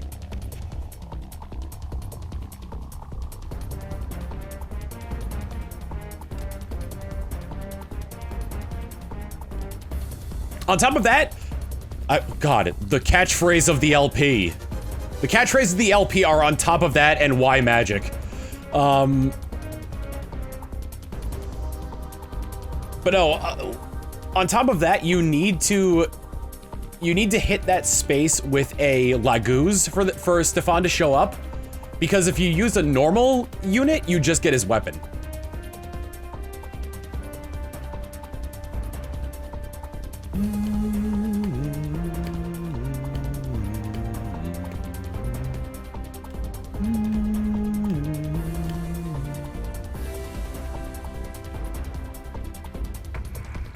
What are the staff queues you get later in game? I only know of the extremely late ones. Well, when you promote Nope. When you promote your mages, they gain the ability to use staves as well. I think there's somebody else I have that's going to be able to use a staff when they promote. Can Falcon Knights use staves in this game? I know they can in Awakening. It's the S rank. It's the S rank sword. Okay.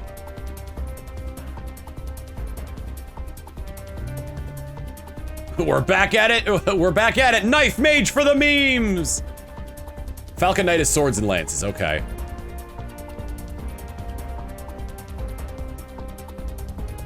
You get so many lance users in the game. It kills me that the armored knights can only use lances in Path of Radiance. And yet there's one cavalier for every one of the base weapons. Mean Bean Machine with 10 months of tier 1 saying, I've come to make an announcement. Stay cool.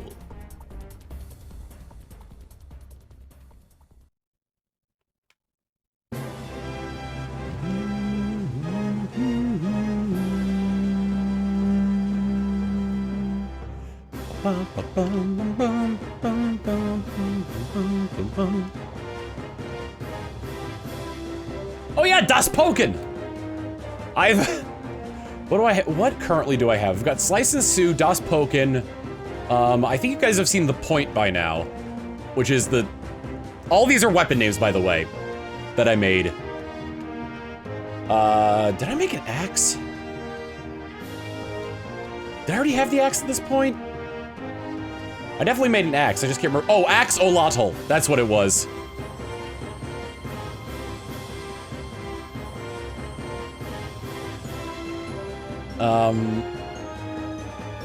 And then...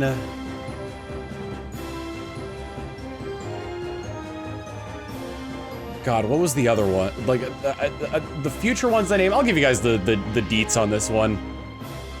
I have another sword that's similar to Slice and Sue. Its name is just a slash, just like the forward slash. That's its entire name. And I made a bow called... I made a few other things. Why can't I remember them all? Oh, I made a javelin called the Hurlin' Stick. Nope. And I made a steel bow called bow and arrow, but it's spelt all fancily. B-E-A-U-E-N-E-R-R-E-A-U-X. Bow and arrow.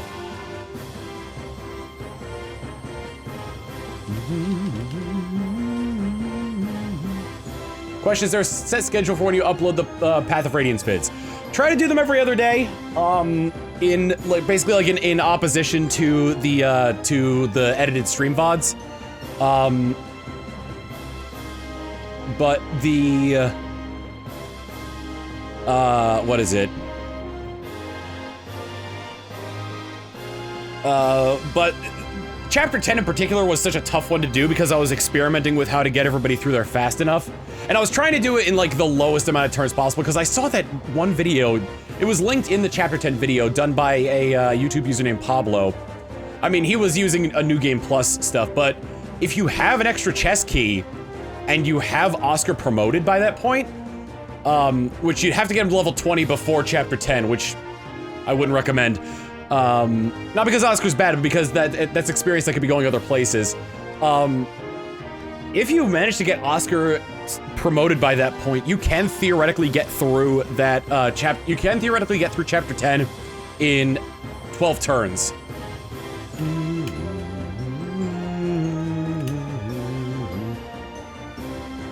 The main reason you need Oscar upgraded is because of Mordecai's Smite. There's you can get, so like every like 12 turns, it like starts at like turn like 6 or something like that, but every 12 turns, you can get up to 4 units through there if you have 2 of them rescued.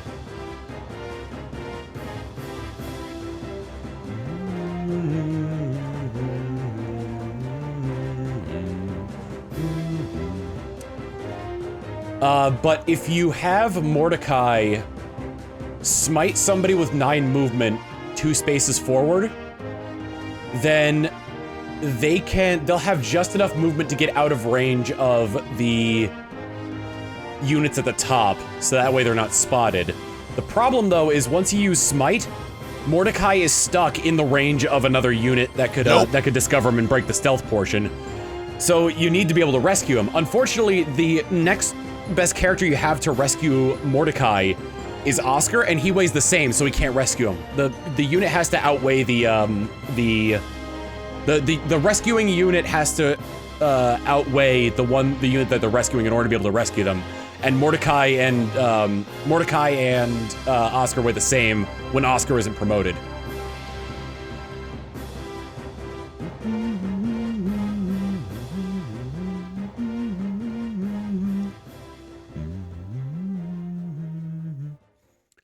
This is the guy I saw that bunkered down in Sephirin's room and used the Sephirin as a makeshift wall to grind.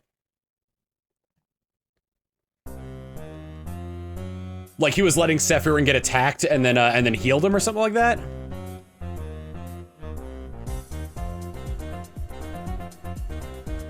Like the fact that you have an optional stealth level in a Fire Emblem game. Yeah, it's very interesting. Also incredibly annoying. What about Mordecai and Rigby? Mordecai is the name of a tiger, Laguz. I gave him a Russian accent. His manner of speech belies someone who doesn't speak English as their first language. I don't know why I went to Russian first, aside from that.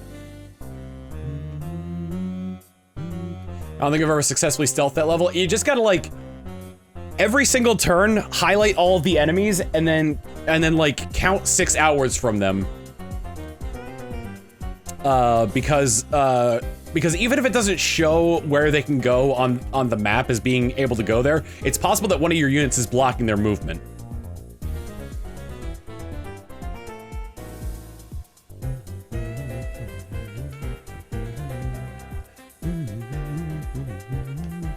Bingo! Tech Absol with 25 months tier 1 saying, how are you not sick from spinning so fast? Spin! Spin! Good old Vine Sauce moment there. Spin! Spin!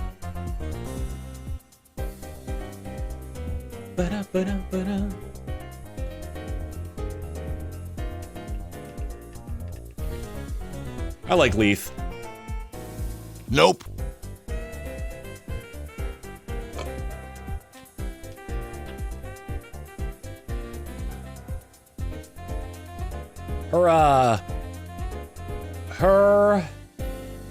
What am I trying to say here? Her path of Bayork acceptance is very similar to Jill's path of Legu's acceptance.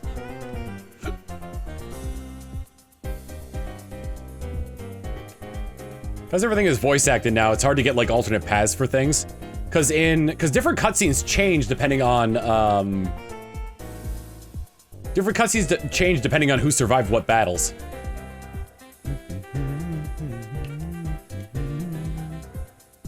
I remember liking her support chain with Ike. Yeah, that's one of the ones I want to do. I want to use Leaf in my final party. I realize I'm not using a lot of male characters. Ike, Boyd, Volk, Braum, Reese. I think those 5 are the ones that I've been raising up the most. Whoa! Whoa! Whoa! Reese, Massey, G, and Andrew, thank you for the raids!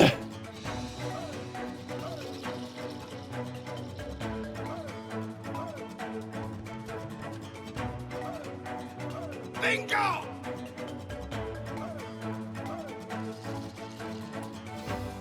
I need to pick my words very carefully with that raid message.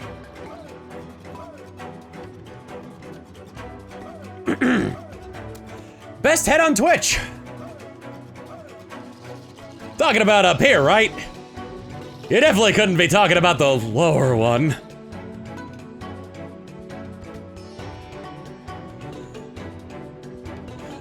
It reminds me of... God, that reminds me of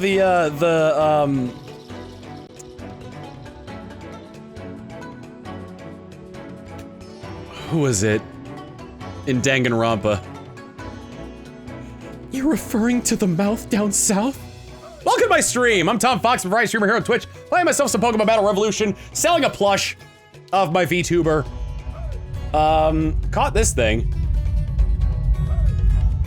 You probably know me from a variety of places. I've been on Andrew's podcast. I've hung out with G in the past. Misc and I are in the same D&D.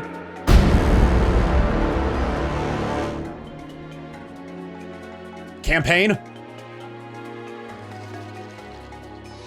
And Reese has had me on her stream several times. Actually, me being on Reese's stream was the reason I have the touch my bicep emote. Toko, that's who it was. Did I say Battle Revolution? We were listening to Battle Revolution music. It was on the brain. Colosseum. We're playing Pokemon Colosseum. What were the 4 of you playing? Let's see. I have it down between Lethal Company, Content Warning, and Fortnite. I don't know if G or Reese play Fortnite. Lethal Company or Content Warning. Content Warning is the new hotness, and I've seen Reese talk about that. You were playing Content Warning. Content Warning, yes.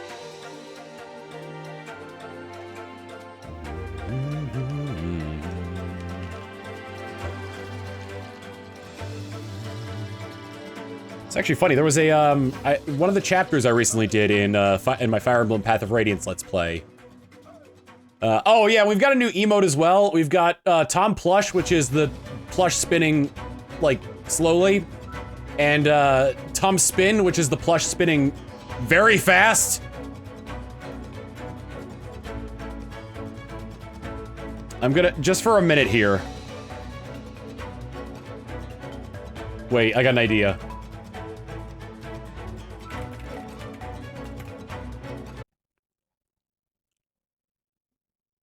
Oh shoot, do I not? No, it's I saved it under here, okay. Wherever it, there it is. All right, ready?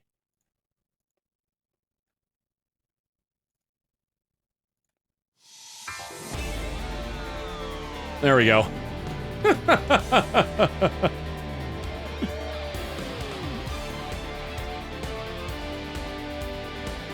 I apologize if you get motion sick.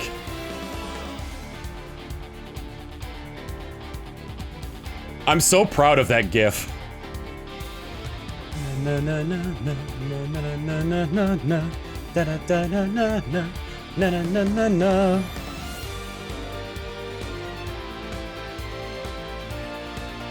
Wait, hold on, I got an idea.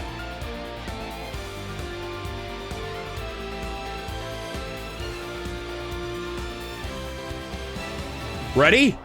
Double spinning edge!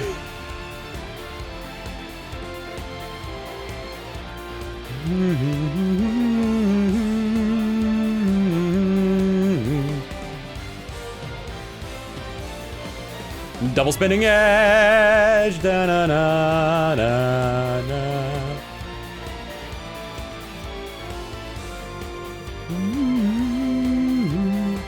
Clash like Beyblades.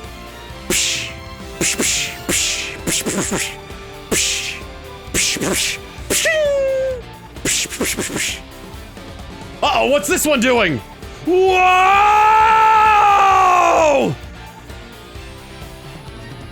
Double spinning edge, yeah. Anyway, I'm selling a plush. You can use the command plush in the Twitch chat to go to makeship.com/product/Tom-Fox-Wizard-Plush to get yourself one. We are 44 plushes away from hitting the production goal, which means that they'll get made. And we're 144 away from the goal that I would like to reach before the campaign ends on May 6th.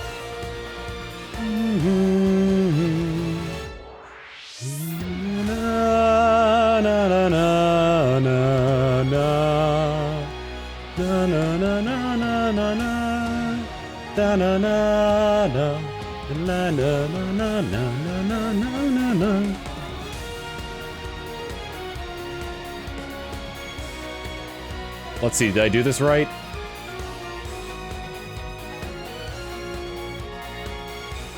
No, okay. Well, I'm slowing it down. Nope. Anyone know what this music is? It's chain attack music from Xenoblade 3, otherwise known as the double spinning edge theme. You have a playlist of the music that you have during your streams? I just jump between stuff that I listen to all the time.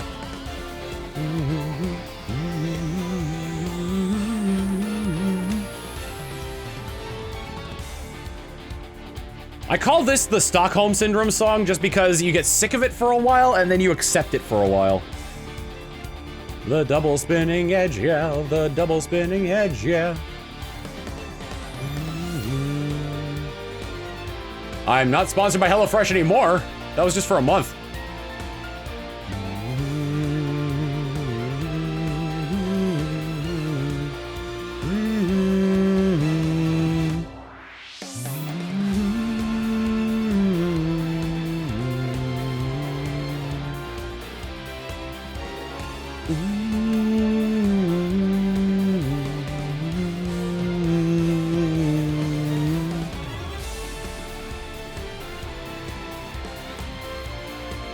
Pay them to sponsor you again.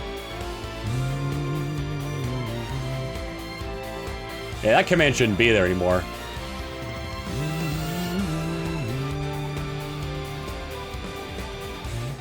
Thank you, Corey. Tiger, thank you for the 79 months of tier 1 saying best head on Twitch. And Andrew, thank you for the 11 months of tier 1 saying best head on Twitch.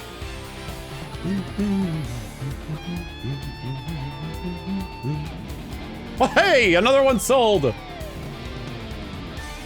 Can we get to the Quagsire number before I catch 30 more Quagsire? Still the about section 2. Ah, I need to change that. Thank you for letting me know.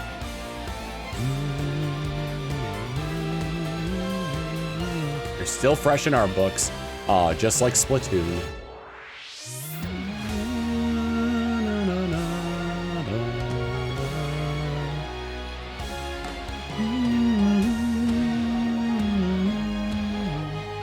Yeah, I can't edit that. I can do it now, actually.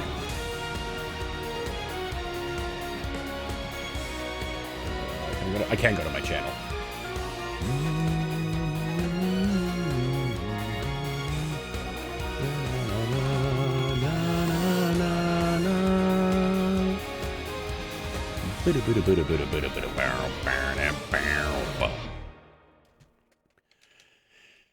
Oh, dang it, Quagsire, stay in the ball.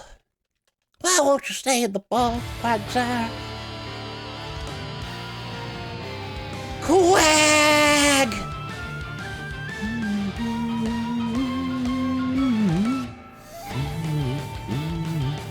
What time is it, 9:50? 10:50, that's right, I started the stream late. Oh, get in the ball, Quagsire!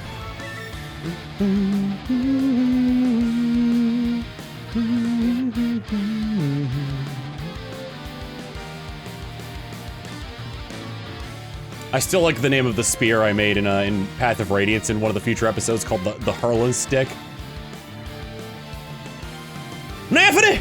Naffity, you come back here with my Hurling Stick! Naffity, I swear to God! Hi, Sab!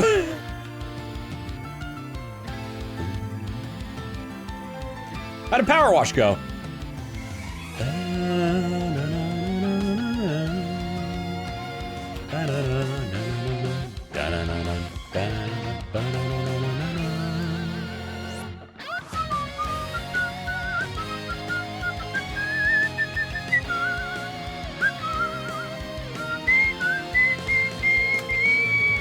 How goes the shiny hunt? I mean, at this point, nope. It's a just chatting stream featuring Pokemon. And also spinning. That's spinning. Oh, Sab, you just got here, so you missed the other version of the spinning plush.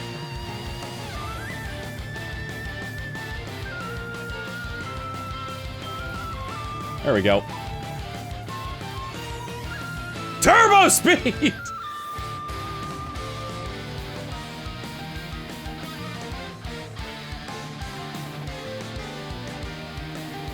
Actually, it's pretty seamless going between the two of them. Manatee, there's the plush one.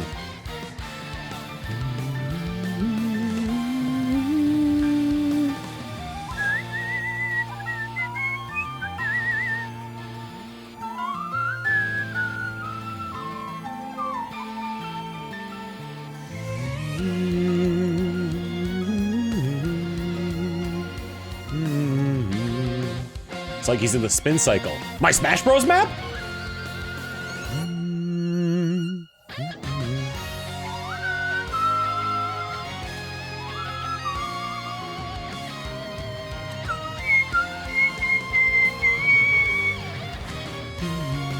Makes me think of a Mumbo token.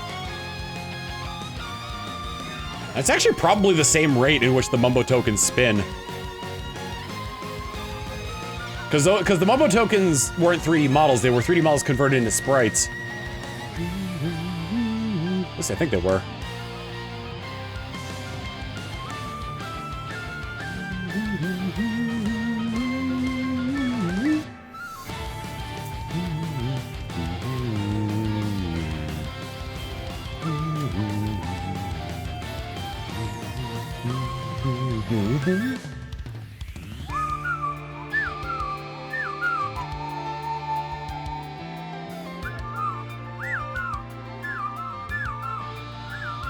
That's right, I used to call them the Ecom tokens. In my Let's Play of Banjo-Kazooie.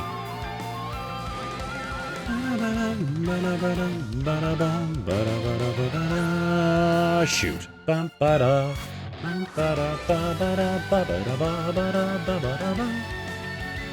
what is Tom's Ecom Bokum sound? Ecom Bokum. What are the shiny odds in Kalo again? 1 in 8,192. That is correct. When I hit... Let's see... 16...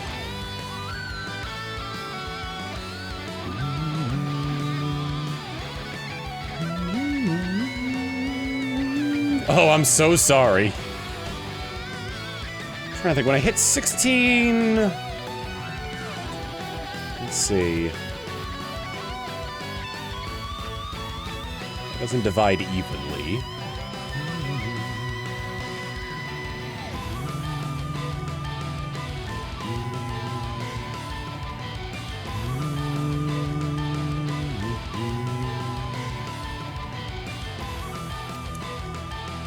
Nope.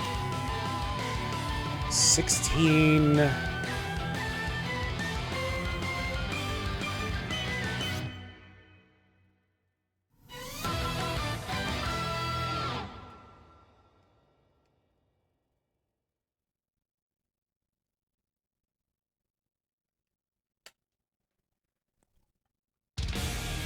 Yeah, we'll just play that. 16! I'm trying to do maths in my head, but right now my brain is failing me.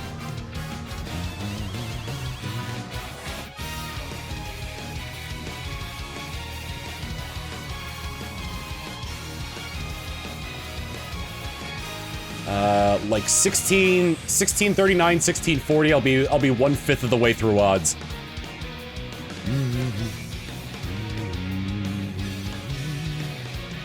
What was even the context of that from Steven again? The Extra Life stream where they played Mary Kate and Ashley's Sweet 16.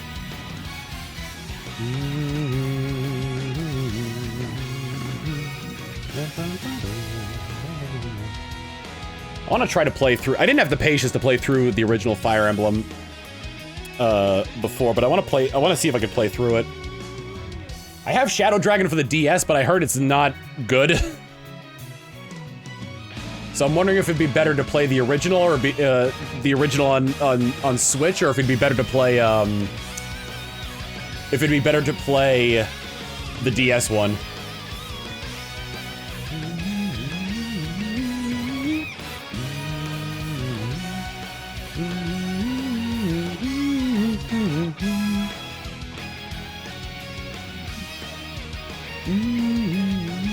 Played through the translation on the Switch, it wasn't too terrible.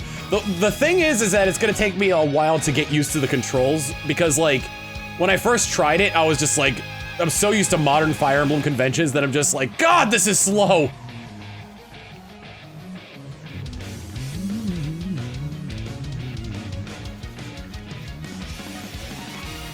Yeah, what is it? There are 4 Fire Emblem games we never got in the States, right?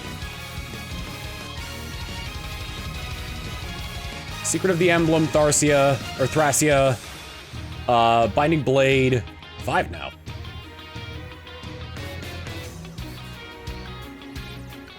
I can't remember what the other one is. 2 through 6? I mean, technically we got the remake of 2, and Genealogy of the Holy War, that's right.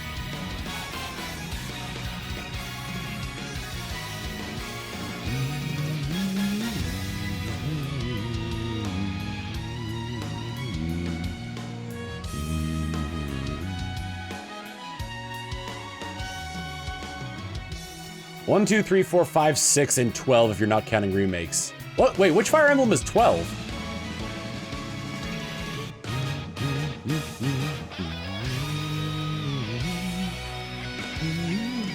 Mystery of the Emblem remake, gotcha.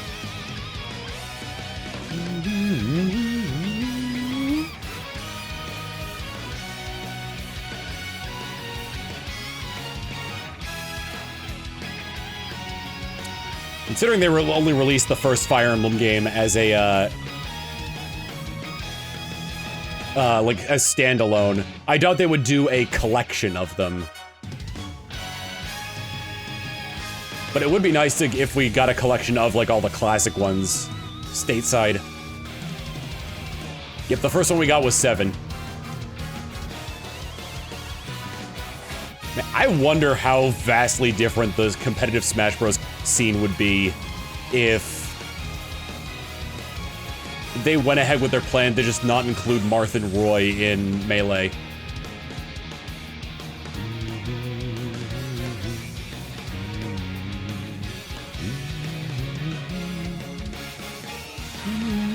Shoot! Man, we haven't had that happen in a while.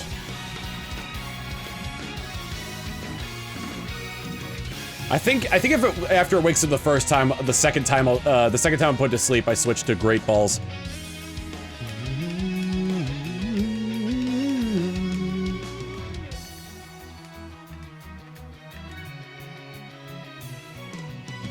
New mystery is a bit contentious since it added the first create a character. It added the first of create a characters but kneecap Marth in order to integrate them into the story.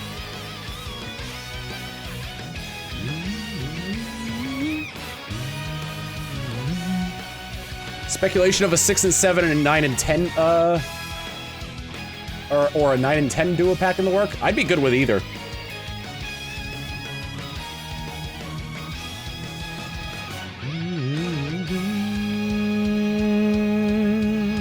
Because we need a proper release of 6 in the West. We technically need a proper release of 2 through 6 and 12 as well.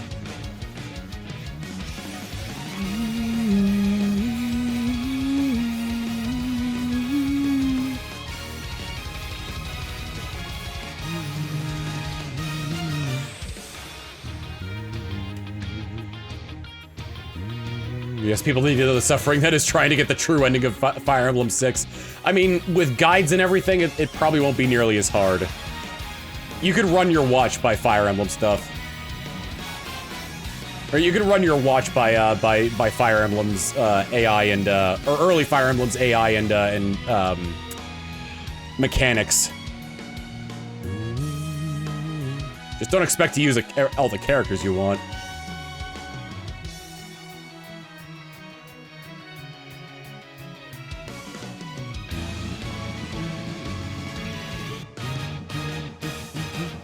When the clock strikes noon, it's time to tip the scales.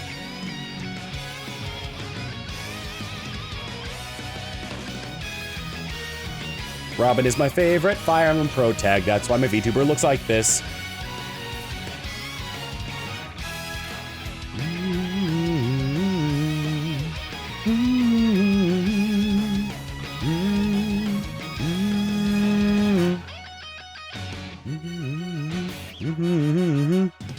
Nope. You see the teeny Robin they added to Heroes? They've added a few characters that are like younger versions, right? Are you excited for next month? Are you talking about Colosseum? Or are you talking about the TTYD remake? There's a lot to be excited for next month. Mother's Day! I gotta call my mother. She's worried about me. Run dun dun dun dun dun dun dun dun dun dun dun dun dun. Actually, what is the Path of Radiance OST like?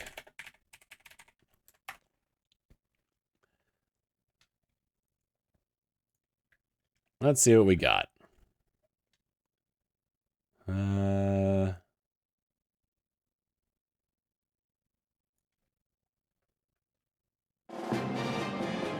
Crimea attacks. No, I want Clash.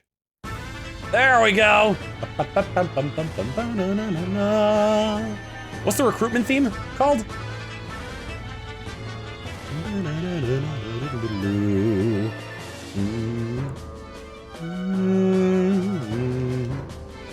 Finally be able to hear the full version of this because it's really hard to do so in normal gameplay.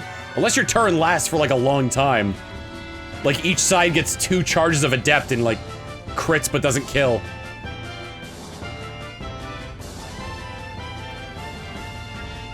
This is so like mid-2000s JRPG music.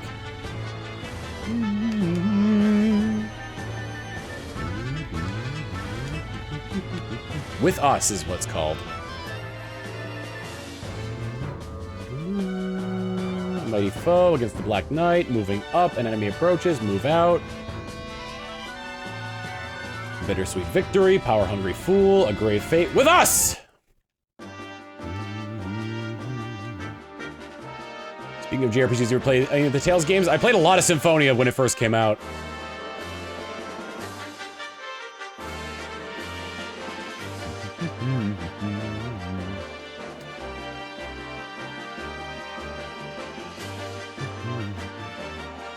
Fun old fact about my videos when I was making Smash Bros. Machinima, Power Hungry Fool was Olimar's theme.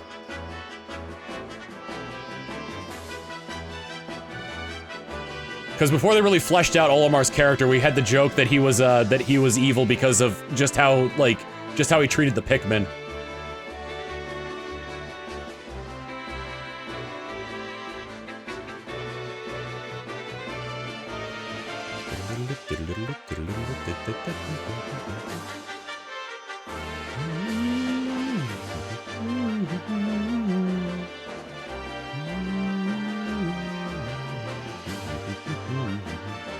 Throne Controllers Colosseum!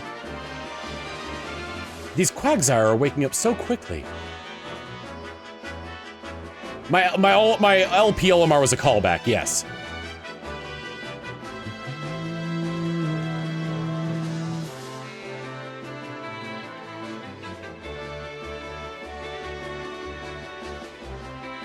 Guys, wait a minute. I need to reach deep inside myself and get the power of the golden ratio going for me here. Spin! Now all I gotta do is mount him to my fingernail and launch him.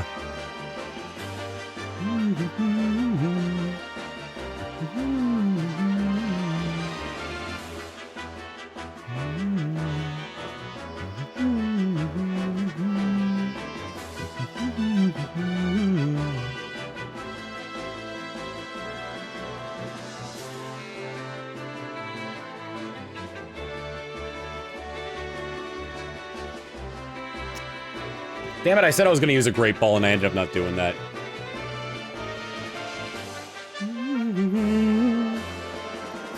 Yeah, can I just dirty deeds done dirt cheat my way into a reality where I've already caught this thing?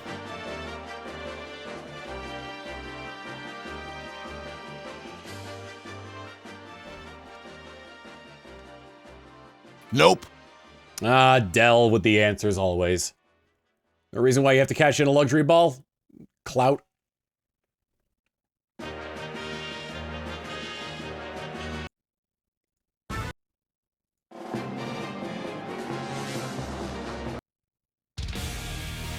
Oh, actually, let me listen to the, yeah, the Trial of Radiance remix. It's probably Path of Radiance music in this, but still.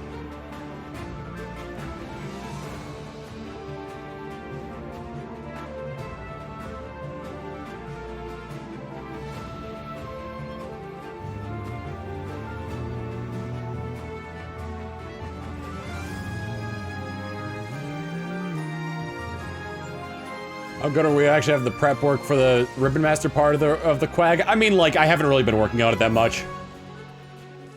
Part of the preparation is that I could start doing battle tower fights in Emerald, just to get up to the 40. Yeah, I could start doing battle tower battles to get up to the like 49 mark, 49 battle mark. It's 50 battles in a row, right? Or clearing 8 in a row, right?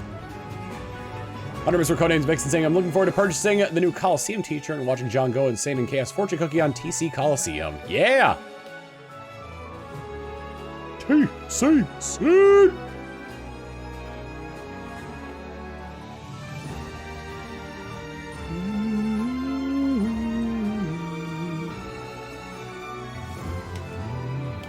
Seven of 7 rounds. I don't...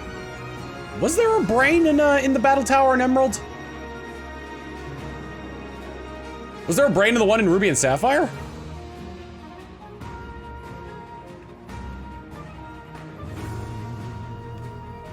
Annabelle, okay. I've got all the berries I need. I just still haven't figured out the logistics of how to mix them all how to mix them all for maximum statage.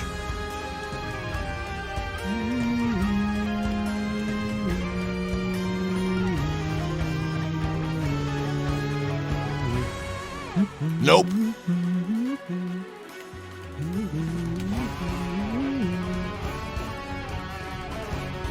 No one has the battle tower in Ruby and Sapphire, only Emerald. Okay, so in Emerald they change it so that way the battle tower, so all of the battle facilities have brains and not just the new ones.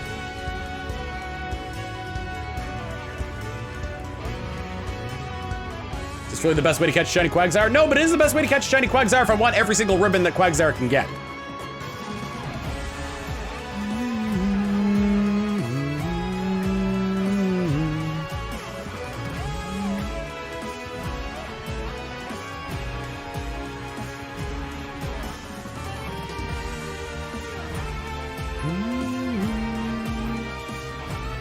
And by best, I mean only, right. Round 5 Annabelle isn't too crazy, but her Alakazam could be trouble. I mean, like, for the sake of it,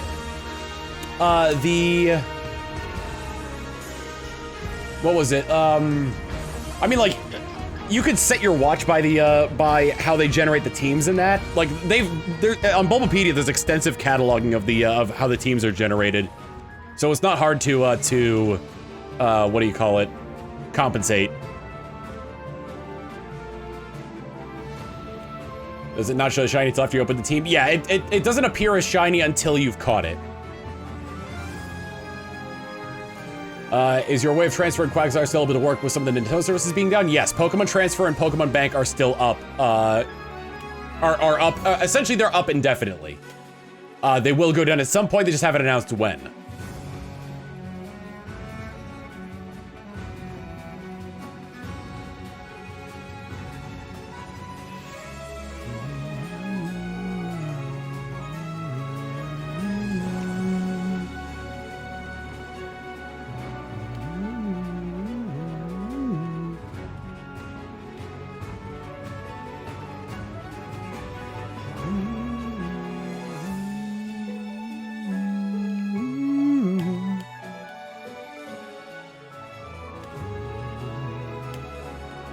On the bright side, there are no ribbons in Gen 5. If I wanted to, I could just like stop in there and make them a star in Pokestar Studios or something. But you go from from this game to the Gen 3 games, preferably Emerald because it's a little bit easier to do some of the stuff in Emerald. I actually can't remember if there was anything in Fire Red and Leaf Green that gave you a ribbon. There is in Heart Gold and Soul Silver. So you go from, is there a difference in the championship ribbon? I don't remember. In Gen 4, you do need to go to Heart Gold and Soul Silver though, because there are a couple of ribbons.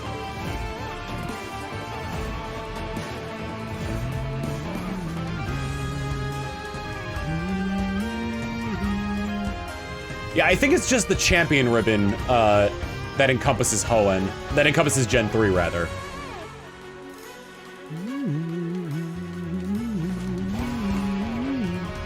You know what just occurred to me with this?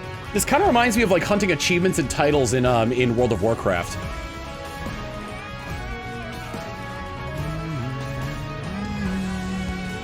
Not going for the contest ribbons then? Oh, of course I am! Are you kidding me? That's like half of the ribbons!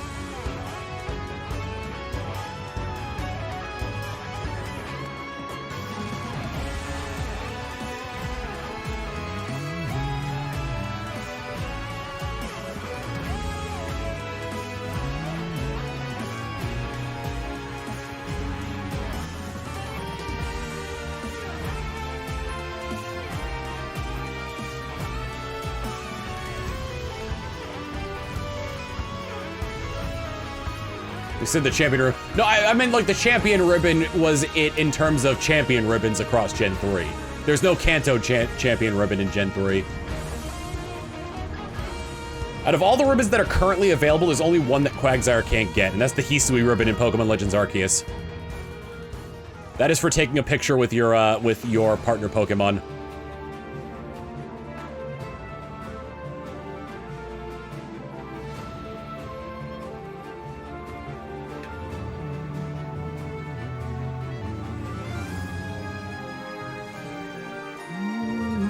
Yes, you can get the... You can get the... You should be able to get the champion ribbon from Fire Red Leaf Green. It would be awesome if they remastered this game. I like it a lot. Nope. They'd have to do something different with it, though. I can kind of understand... having played through it recently, I can kind of understand why they haven't really done anything with Ore recently. Just because this is such a... sort of... It's a very rough Pokemon RPG. Like, a lot of Pokemon games would be a lot shorter if you took out all the battles. This game would be way shorter than that if you took out all the battles.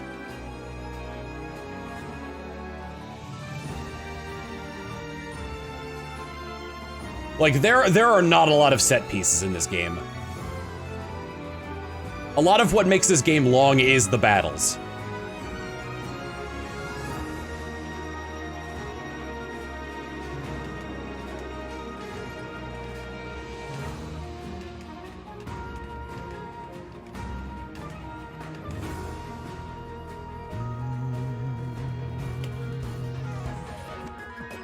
This was essentially Pokemon Bank for Johto Pokemon back in the days. This is it! I know it! What's going on, Lucy?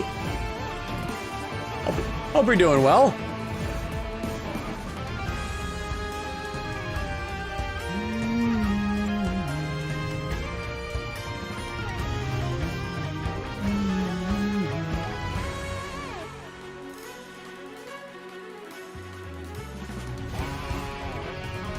Sorry, I just gotta read something real quick.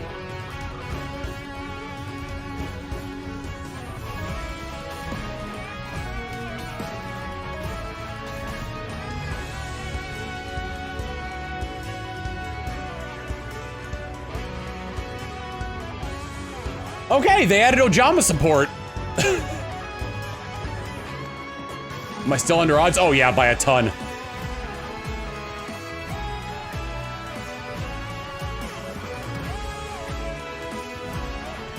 Three is 1. Unfortunately, it's not searchable with Ojama Pajama, but it's got a pretty interesting effect. During your opponent's end phase, if the combined number of cards they control and in their hand is greater than the combined number of cards you control and in your hand, special summon 3 normal monsters from your graveyard.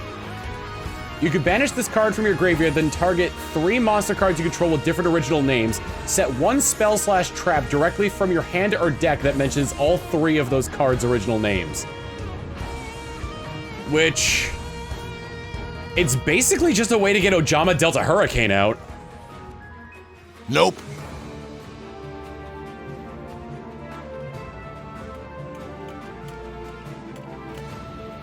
That would be really broken if you could search that.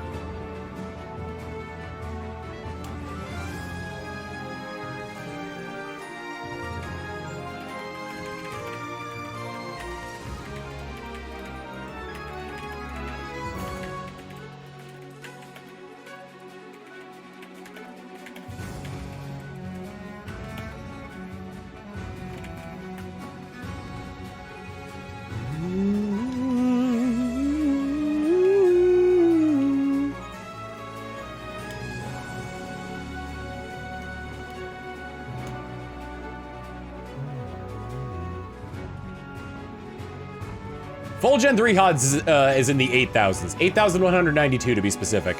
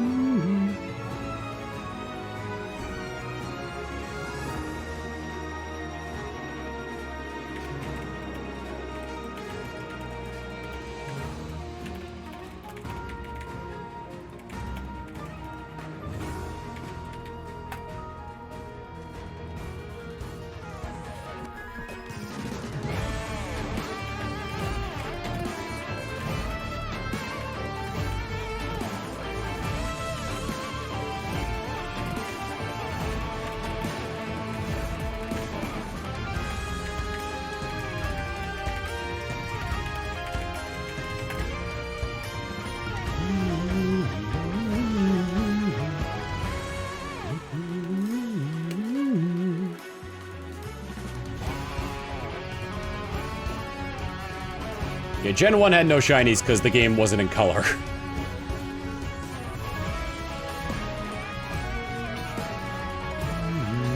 I'm actually kind of wondering if this 3 is 1 card works with any other cards. It shows the Ojamas on it. But so basically how it would need to work is target 3.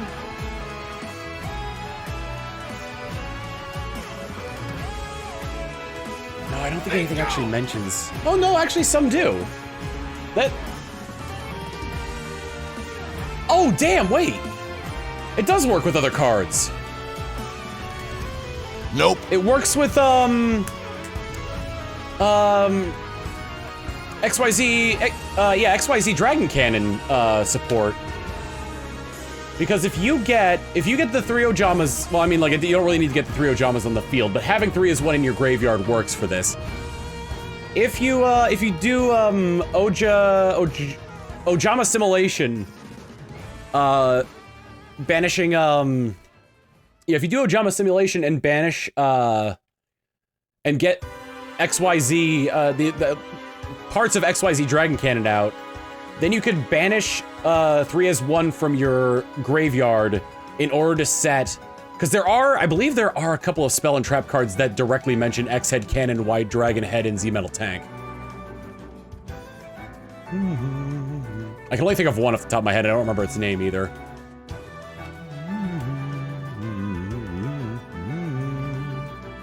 Good night, Knights.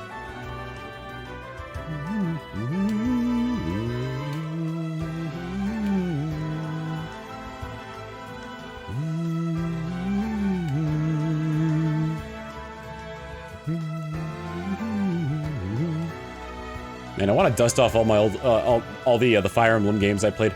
I wonder if I still have the .u save file. Even if I don't, I definitely have the... If I don't have the .u save file from my playthrough of Awakening, I definitely have the character in the other save file because I street passed it. .u was the name of my character in my Fire Emblem Awakening Let's Play. And when the character first introduces themselves, I censored out their name.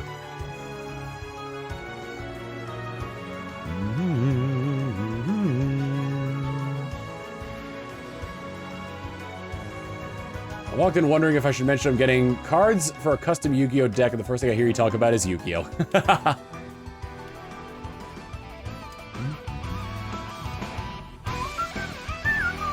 Need to rewatch that one. It's old, so I don't know. I don't know how safe I was in it. There are some like really old videos of mine where I've said like bad things. I'm pretty sure they're all off my channel, but there's also so many of them I don't remember. Nope.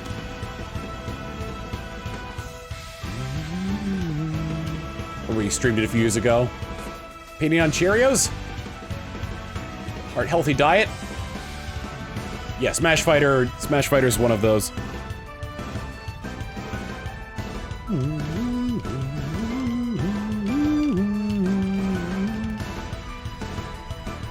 Watched it not that long ago, Tom. It seemed fine to me. Okay, phew. I remember having so much fun with the Fire Emblem Fates Let's Play. Because that one was... Yeah, the way I structured that one is that I posted, I mean, like, I still post videos every day, but I alternate between edited stream VODs and Let's Play videos. But the way I structured the Fire Emblem Fates Let's Play was that I alternated between each path, and then when I was done with both of them, I started Revelation.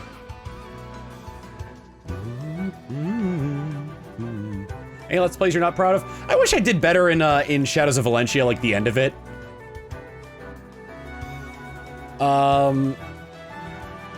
The Crash Bandicoot Insane Trilogy, I was complaining a lot during it.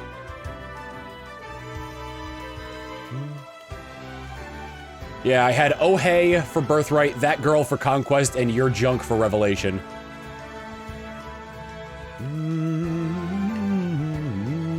I will never not do stupid names.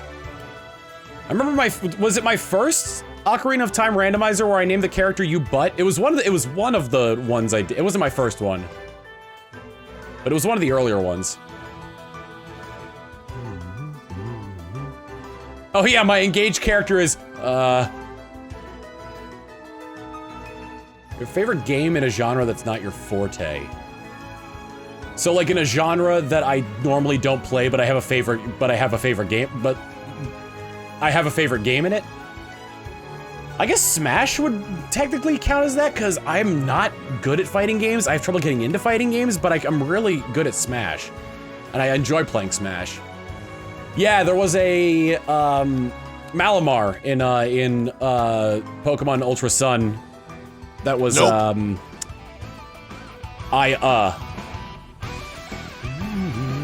I do enjoy smashing, yes.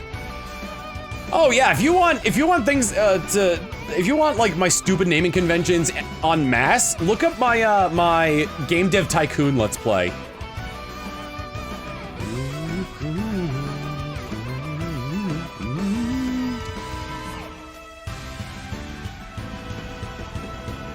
Is Engage still getting updates?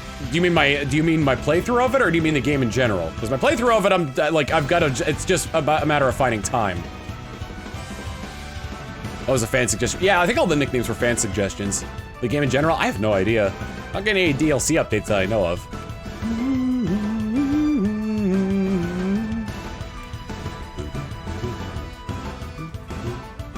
Yep, Fooly Cooly. The Fooly Cooly was the wishy-washy, so we had Fooly Cooly formed a Schooly.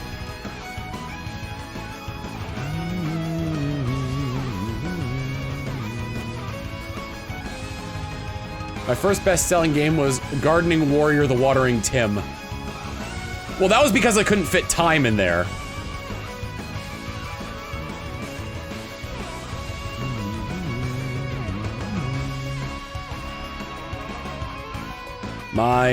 The game that earned me the 11 out of 10 that I ended the series on was Xenoblade Pretzels Omega.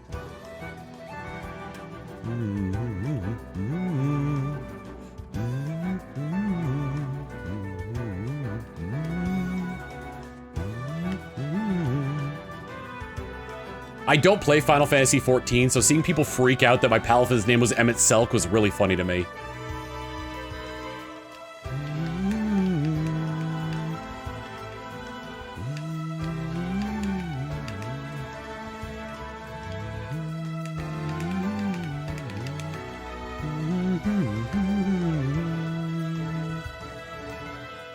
Was it a coincidence it was named that? Yes, all of my Scarlet and Violet team nicknames were chosen by chat. People would donate $5 to have their name put into a lotto, and then I'd pick nicknames out of that. Play any Phantasy Star games? I have not. I had a friend in high school who was really into Phantasy Star for the Fantasy. I think it was Phantasy Star Online for the GameCube. He couldn't play it online, mind you, but oh, I can't catch that Pokemon. What am I doing? He couldn't play it online, mind you, but, I was really into Sonic Adventure 2 at the time, and he showed me the Chow Easter egg in Phantasy Star Online. Oh, Help Me was one of my favorite, like, it was our keyboardist, right? Because of the little claw hands, Help Me was the keyboardist for Greg LeFlanc.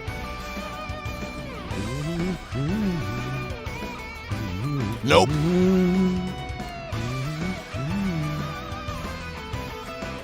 Who all was it? It was... Smogsworth was the executive producer. Queen Shi, thank you for the 31 months of tier 1, saying, "Hi Tom, sending you lucky pink energy. Thank you. Your name is pink too, at least to me." Smogsworth, the Wheezing, was the executive producer. Neil Peart on drums, who was my Rillaboom. Schmallow was the bassist. Marriott was the guitarist. And the venue. The Voice was the singer. And Help Me was the keyboardist.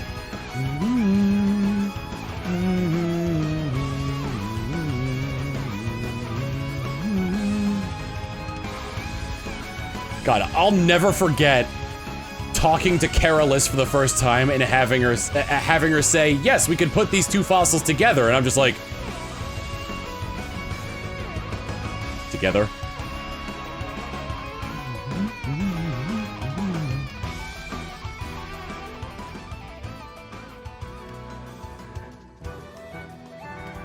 God, I feel like it would have been a lot worse if I had gotten Dracovish.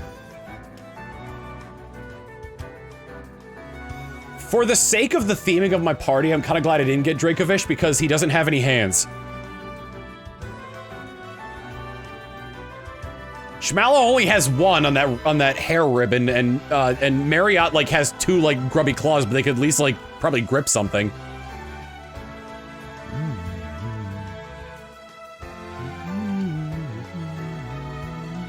He would have gotten a competitive Pokemon.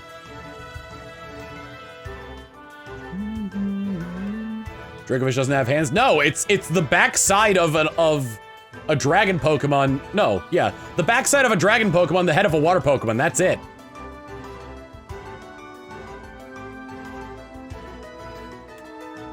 Dracozolt is probably probably the most disturbing one for me just because of the weird cross section between the dragon portion and the electric portion.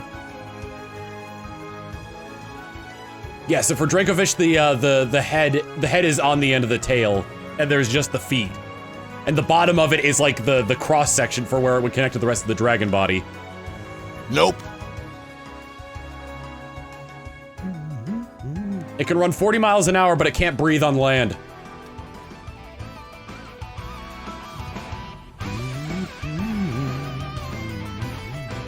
Would you ever do more Pokemon nickname lotteries? Yeah, probably.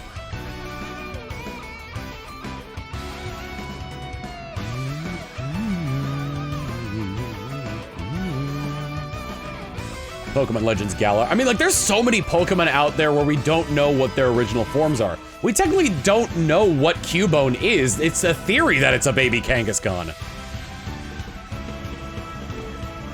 Yeah, there's Arctovish whose head is upside down. Arctozolt is constantly dying of hypothermia. And the Pokedex entry says that it's shivering is what generates electricity. We don't know what Genesect was originally. We don't know what the original dragon was from Unova. More recently, we don't know what the Loyal 3 were originally. The baby Kangaskhan technically isn't its own Pokemon. When a Kangaskhan hatches, it comes with the baby!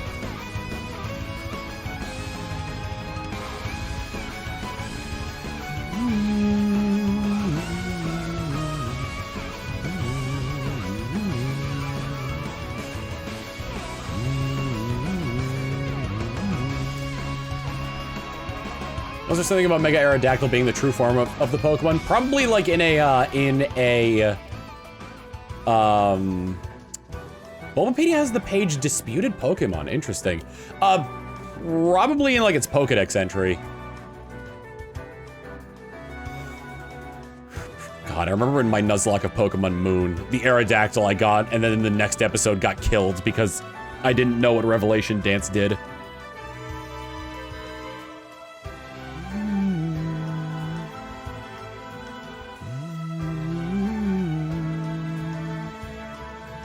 Oh, the Pyukamuku. Oh, my poor Mudsdale.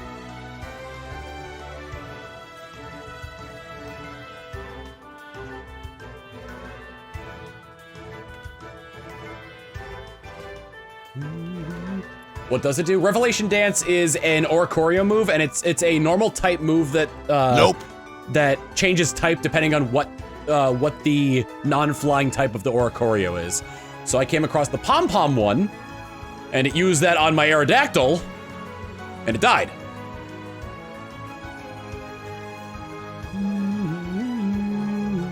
When does Cubone evolve? That was the big thing in Pokemon Moon. It's like a good synchro noise? Not really. Because synchro noise is only effective. Yeah, synchro noise is only effective against the Pokemon that shares the same type as it. Whereas Revelation Dance, it changes type based on the Oricorio's type.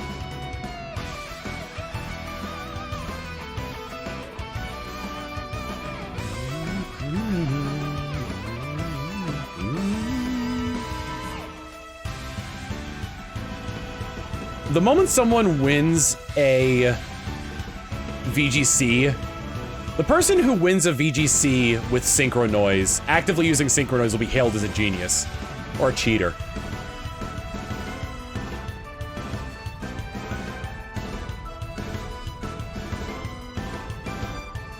It'd be funny if they just tried to like shoehorn in making synchro noise useful, so they gave like a poison type move and a move that would make the opponent the same type as it. And synchro noise. Synchro noise got removed. Oh. Soak does that with water type. Yeah, but like I was trying to find something that was like that would be like super that would be weak to psychic.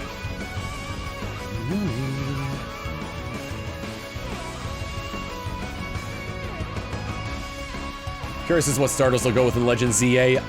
I'm neutral to it. I know it bugs a lot of people. I'm betting Charmander. I'm betting Charmander's gonna be the fire type. And if it's not the starter, then at the very least, excuse me. At the very least, Charmander's gonna be available in ZA. And they're gonna have an alternate version of Mega Charizard. That's a regional variant.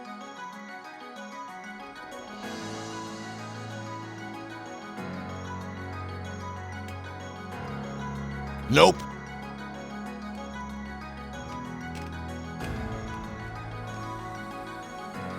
Mega Colosseum Charizard Z.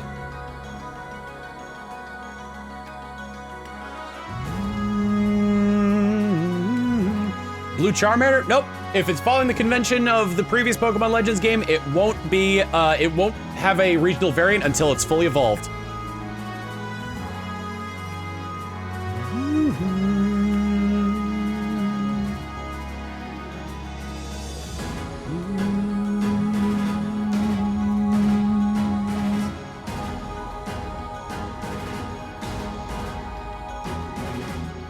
Hope Charizard gets nothing. He's going to get something. He's at least going to appear in the game.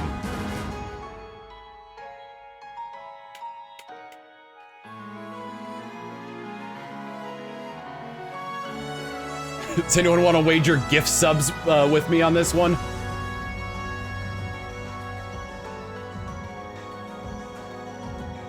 As to whether or not Charmander will be in the game?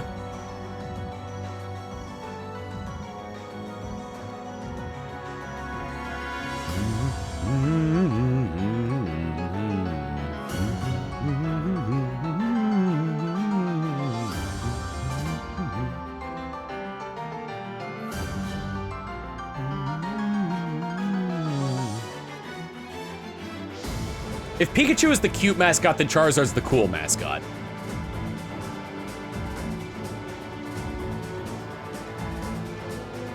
Oh yeah, like if Charmander's in the game, he'll definitely get a new Charizard that'll Mega Evolve it into a different Pokemon.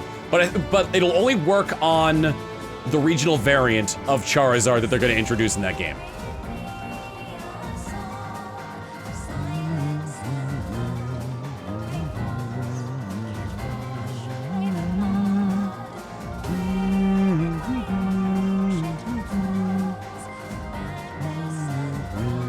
I see on the YouTube side from Cool Squid 22, I'm mentioning it in the video for prosperity. Sure, if Charizard is one of the starters, then I'll gift 50 subs.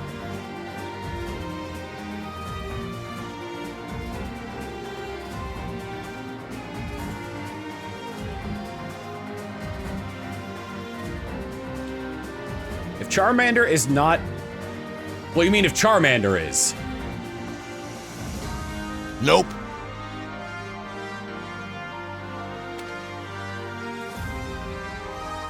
I want to get the wording of the contract right, because you're not going to start with Charizard.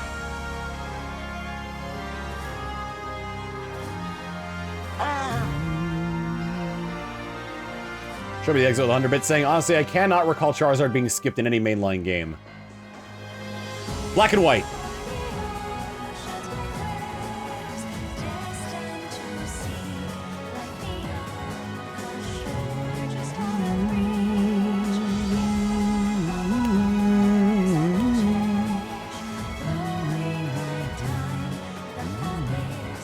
But Charizard Bridge, you're right. Sun and Moon, I think Charizard was a ride Pokemon.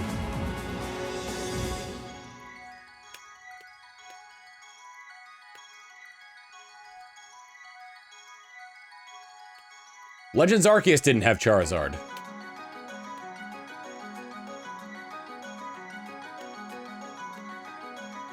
Technically not, actually, Ruby and Sapphire didn't.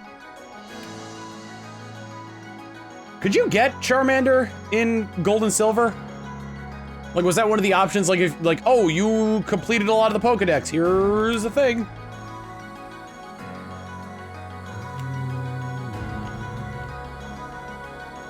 Transfer only, okay. Colosseum and XD don't have Charmander. What was your, oh, your starter was the, that's right, your starter was the Eevee in XD. Only by transferring from Gen 1.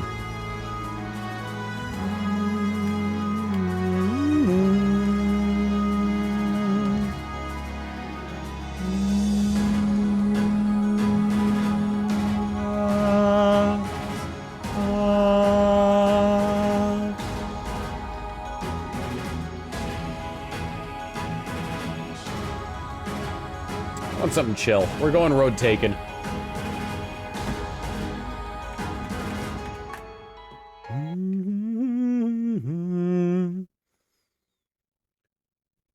Actually, let's do road taken warriors.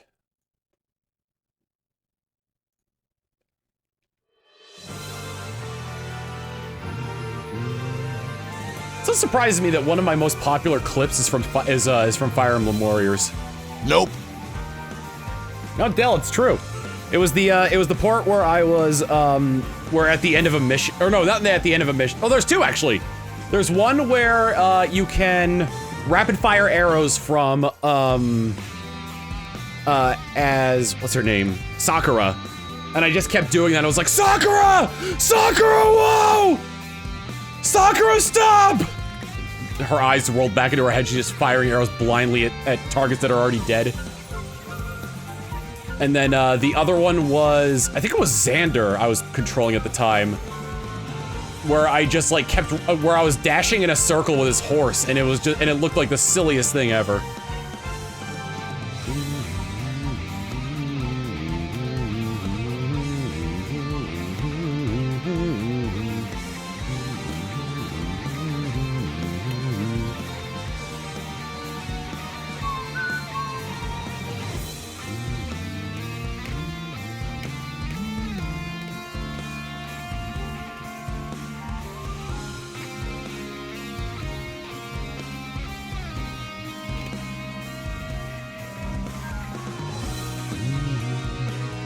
I'll probably do the same thing I did in Legends Arceus and try to use all Pokemon, try to have my, like, my final team for the end game be all Pokemon, all new Pokemon.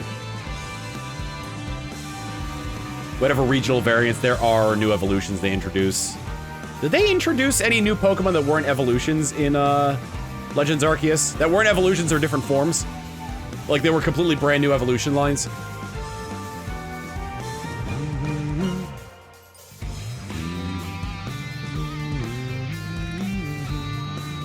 Enamorous. Yep.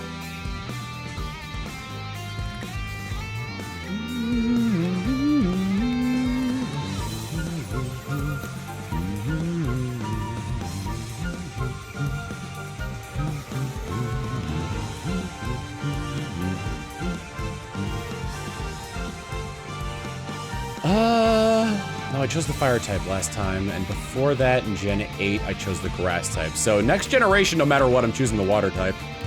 Cleavor is an evolution. It's not a standalone Pokemon. Nope.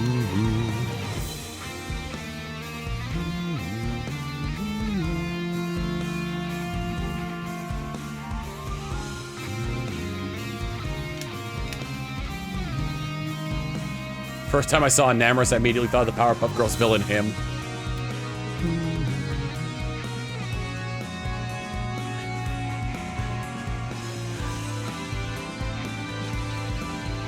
Forces of nature. Wind. Thunder. Earth. Love.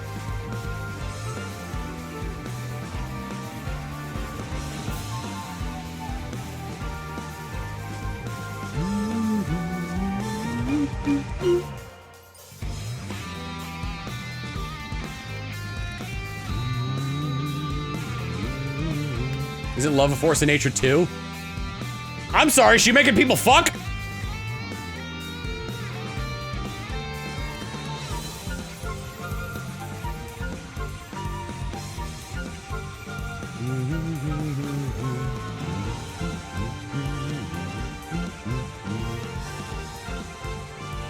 There's no greater force of nature than reproduction.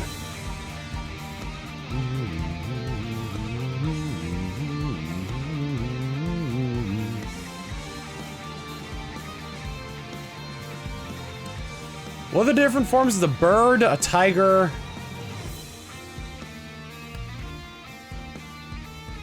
I actually don't remember all the different Therian forms. Because there's the turtle. Show me the exit with the 100-bit saying, for a while I got leaked the Blood Moon form and didn't clock what it was. I thought I got recommended a mod. That's funny. Bird, tiger, weird beast thing, and turtle. Like a draconic beast, okay. Did Thunderous Therian kind of resemble... this probably isn't like right, I'm probably just remembering what they looked like wrong, but did Thunderous Therian kind of look like Miraidon a little bit?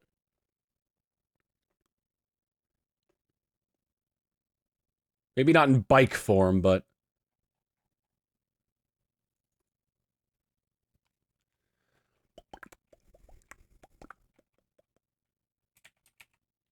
It's like general shape, tiny bit.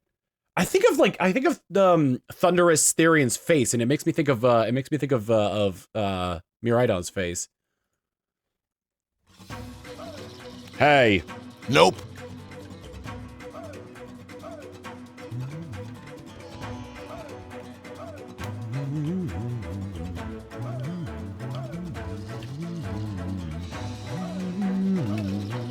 Show me the exit with 100-bit saying. Oh wait, I already read that one. First, I swear I heard my alert go off.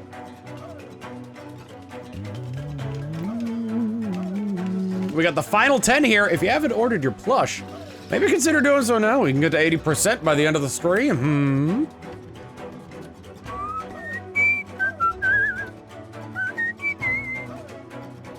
After that, we'd only be 40 away from our production goal.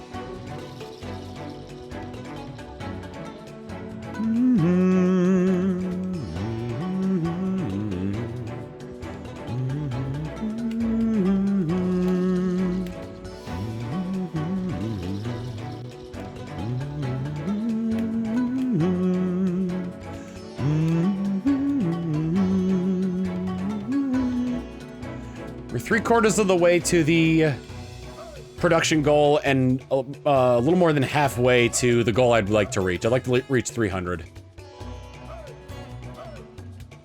Is that a lofty goal? We'll see. If we can reach the 200 in less than a week, then I'm pretty confident we could reach 300 in the total 3 weeks.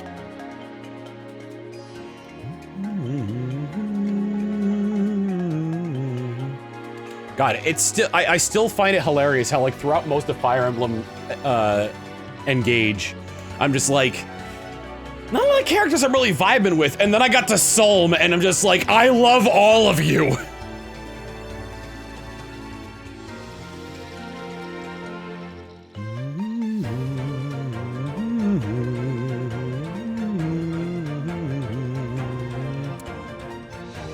I love Marin. And like even like Hortensia's retainers are among my favorite characters, and you get them around Solm as well. I like Rosado. I like Bunei. I like Goldmary.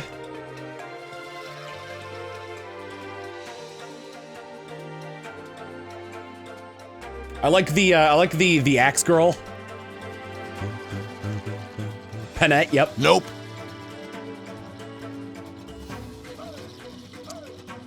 Fulgado is really good. I can't remember who Fulgado's other retainer was. Party Priest Pandreo. That's it. Or Pandero. Pandero or Pandreo?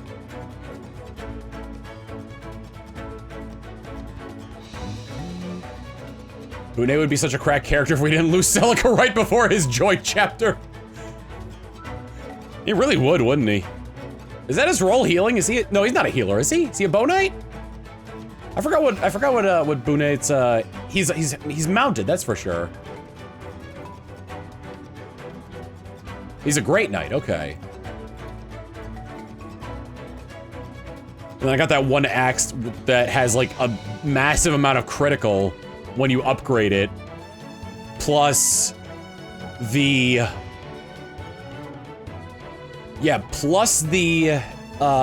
engraving that gives it even more critical, plus the ability where she gains critical based on how much HP she's lost. I have gotten Panette up to 100% crit before.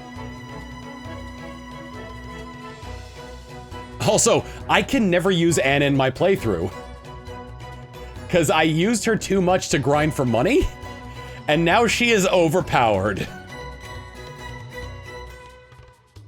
He has a food ability that works with Celica.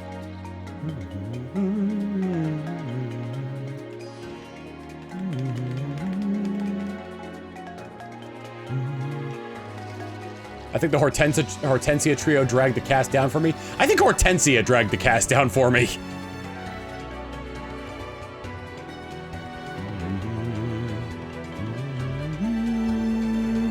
What's the name of Anna's ability?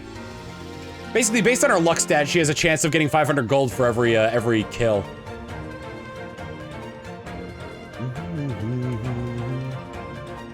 I'd call Hortensia this generation's Severa, but I feel like more people don't like Hortensia. Make a killing, that's what it was. Because she's annoying? Yeah, so was Severa! So was Hilda! Nope. Matt Bragg! Thank you for the raid! We're talking a lot about Fire Emblem. I think I almost ended the stream because I missed the button.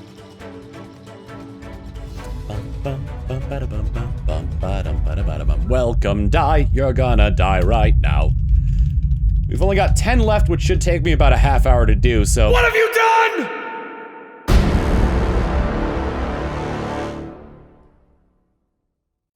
I'm just gonna make my way over there now. It's a very cute plush. Thank you! If you use the command plush in chat, you can go to makeshift.com and get yourself a Tom Fox Wizard plush. And I'm like, just as a warning, like, if you're not gonna buy one, like, don't say it, because the plush is sensitive, and if you say you're not gonna buy one, then oh god, oh no, it's fine, calm down! Ah! Ah! Ah!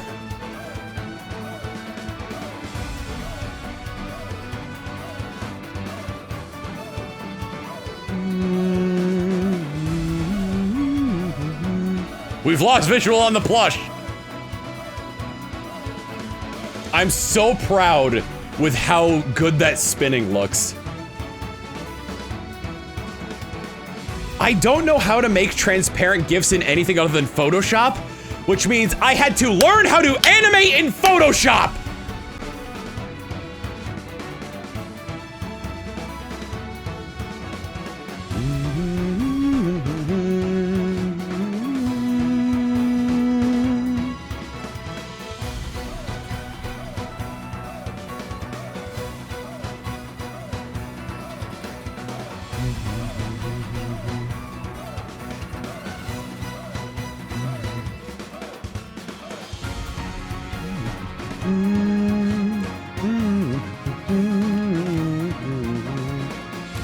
Please tell me you didn't sub to Photoshop. Unfortunately,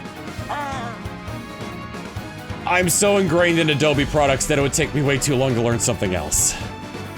Show me the eggs, thank you for Thunderbit saying, if you can make it the goal before the next week, for Monday at least, show a clip of Manatee playing with the plush. Ooh!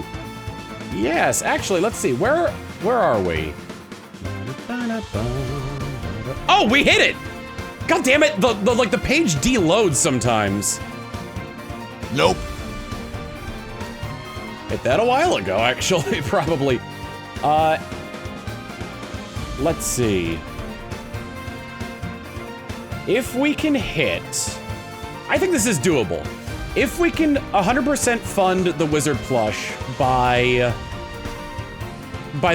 before the clock on there counts down to 15 days, 0 hours, 0 minutes, 0 seconds, because there's a clock on there that shows how long it's available for. Then I'll see if I can coax Manatee into playing with it. He's played with it before. It's not his favorite toy, but he's played with it before.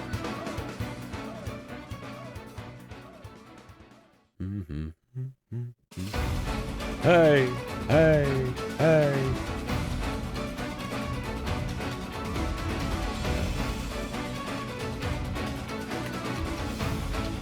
There we go. There's no better song for shiny hunting than... Start from the beginning.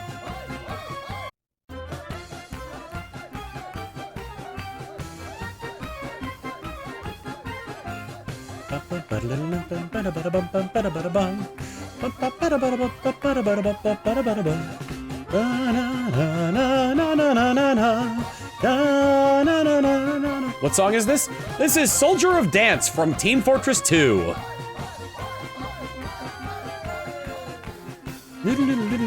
Hey! This is the song for the taunt, the Kazatsky kick. What was Matt doing, by the way, to everyone coming in from the raid?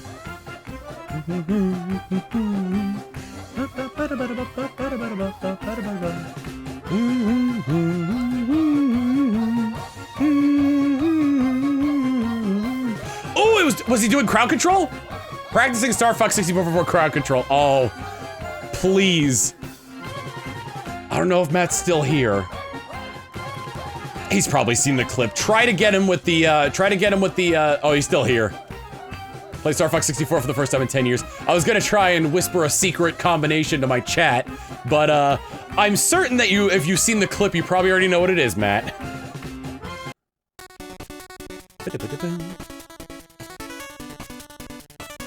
Oh, shit, I'll go, don't worry. You're good, Matt. Spinning in first person, yeah. It's one thing to watch it, it's another thing to experience it. Hi, bud. Oh, he's lying down in his beanbag. Pretty much did that to myself accidentally. Well, in normal gameplay, did you go into first person and click the barrel roll button? Because in normal gameplay, I think when you're doing the portal and Meteo, I don't think you can go into first person during that. Nope.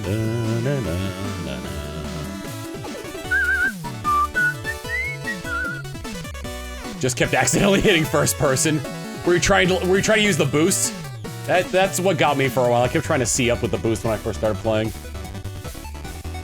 Imagine Portal with crowd control. That'd be pretty neat. Though, Portal is crafted in such a way where I feel like it'd be difficult to do that, to do it with crowd control without sort of breaking it in a way that would make it impossible to solve. Because all you'd really be able to do is spawn cubes, shoot Portal, spawn turrets, and that's really the only thing I could think of.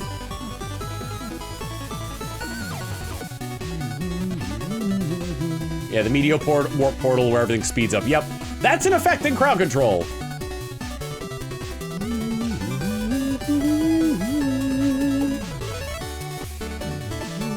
Movie to start? That'd be something. Yeah, restart chamber would be interesting too.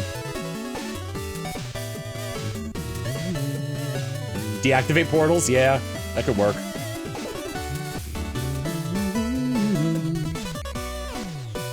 You can't disable portal gun.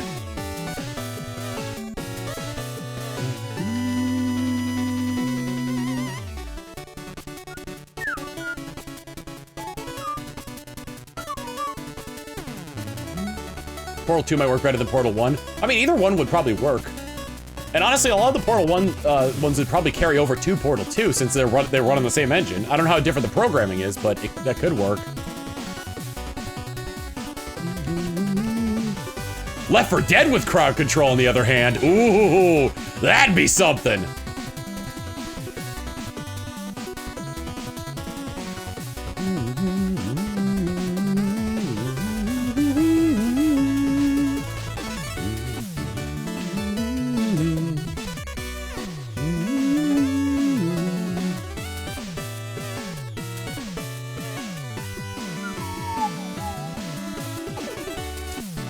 Theoretically could do Team Fortress 2 with crowd control. The problem is that you would have to have your own server that's connected to crowd control, which would be a big pain in the butt.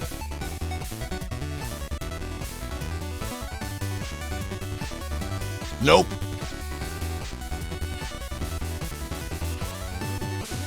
Steam would update their games to 64, but you mean Valve? Because I wasn't sure if you meant like Steam as in like the service and like all the stuff on there, or the did it with TF2? Oh, really? I have not. Ooh, you know, the 2 people that actively work on TF2 actually fixed it, huh?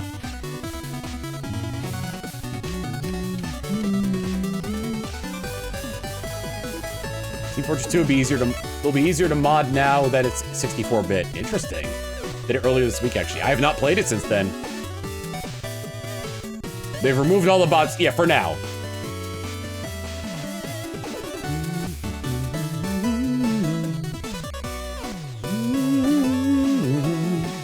Listen, I don't know how many of them were bots, but remember last year Team Fortress 2 hit its highest concurrent players.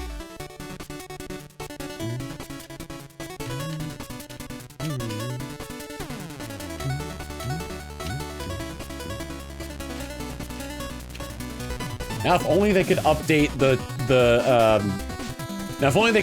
TF2 files in Source Filmmaker.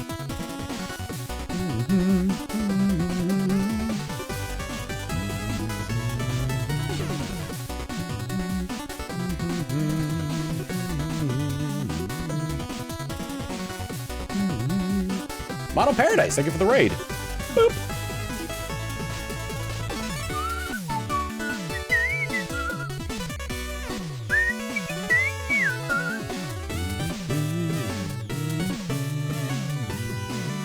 Ah, the lazy purple video on that. Yeah.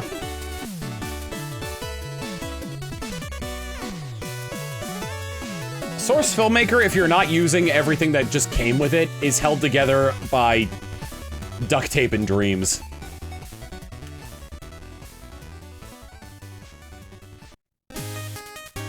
Playing Ace Attorney blind. Ooh, it's a good one to play blind. The first one?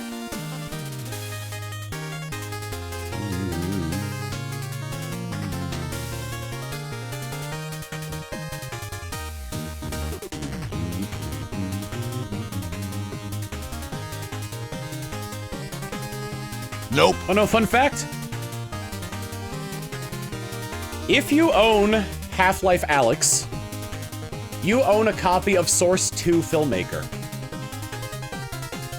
I don't know how much of it actually how much of the original Source Filmmaker stuff transfers over there, because it's a completely different engine, but you've got access to it.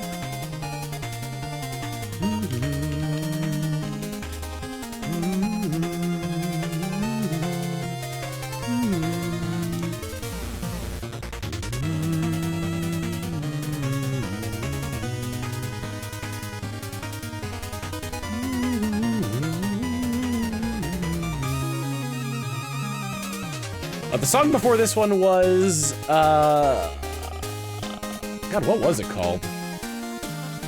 Probably on here. It's not on here. A Cargo of Fineries, the flying machine from Shovel Knight, Spectre of Torment.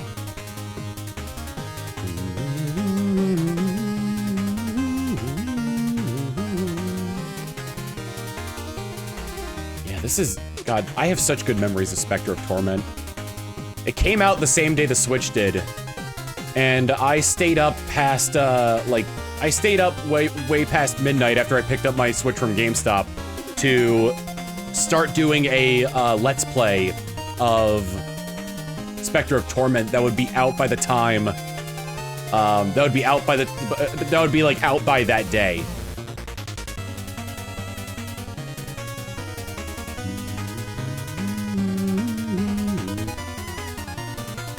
Spectre of Torment is probably my favorite. It's honestly probably my favorite Shovel Knight campaign of them all.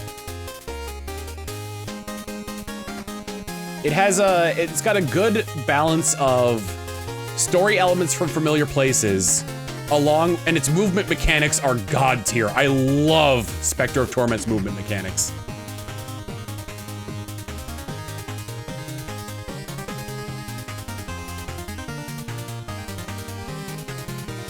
Like, Spectre of Torment and King of Cards movement mechanics are so good, it's really hard to go back to Plague of Shadows and Shovel of Hope.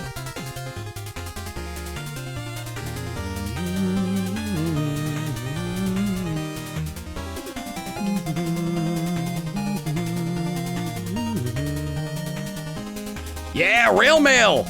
Nope. The Rail Mail is so good.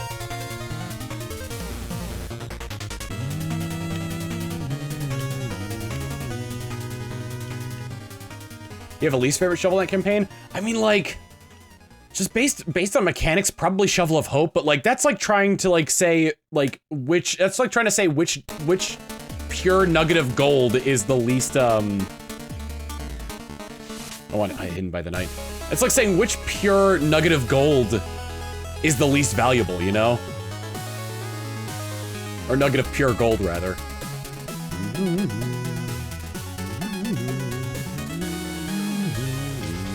Yeah, I love Plague of Shadows. Like, overall, my favorite campaign is Spectre of Torment, but my favorite one for its story is Plague of Shadows. I love that it runs in tandem with Shovel of Hope. To the point that the boss battle in Plague of Shadows is the exact same boss fight in Shovel of Hope. You're just playing as Plague Knight during it fighting Shovel Knight.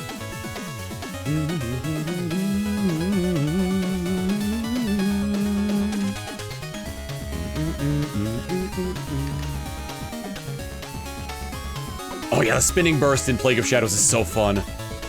The only one of those where I didn't 100% the campaign was Shovel of Hope. I played that one as just like a blind Let's Play. And I'd like to go back to Shovel of Hope to do that as a Let's Play, but like co-op. Like a co-op Let's Play for that one. What was it? The spinning launch. So, Plague Knight has a movement mechanic called Burst Launch. He can double jump. But they're both very short. And his burst jump is when you press his. It's when you hold down the throw button, the throw vial button, and you hold it down for a while until he starts glowing. And then when you release it, he jumps higher than he could with either of his double jumps.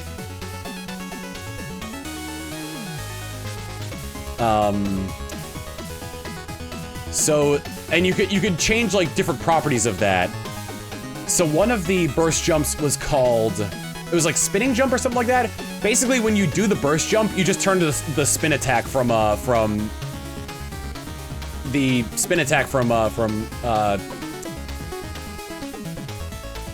screw attack from Metroid.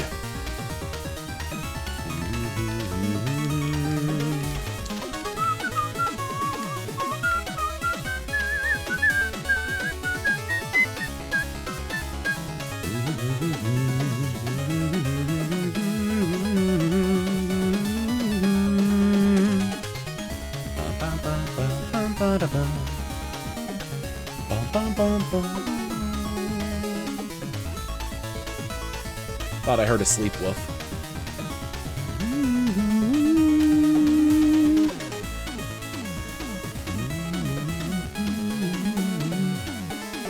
Love that clip of Jared just boing about the Shovel Knight soundtrack. I haven't seen that one.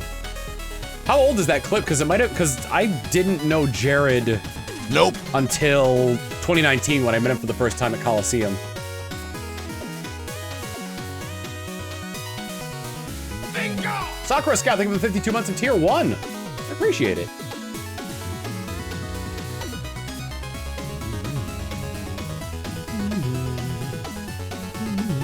different systems do I own Shovel Knight on? I have it downloaded on Switch. I have the physical copy for Wii U. I have it downloaded on 3DS, and I have it on Steam. I bought Shovel Knight 4 times, once for each campaign.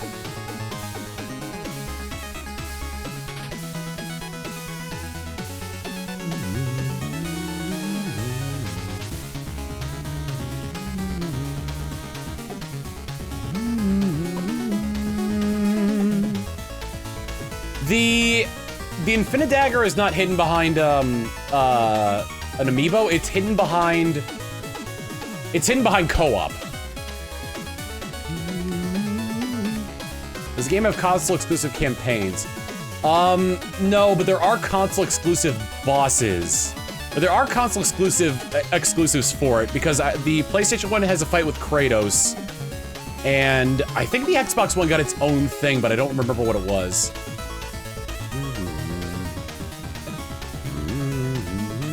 Battletoads. And did a Battletoads boss fight. And I think the Nintendo ones and the Steam ones just didn't have anything extra aside from that.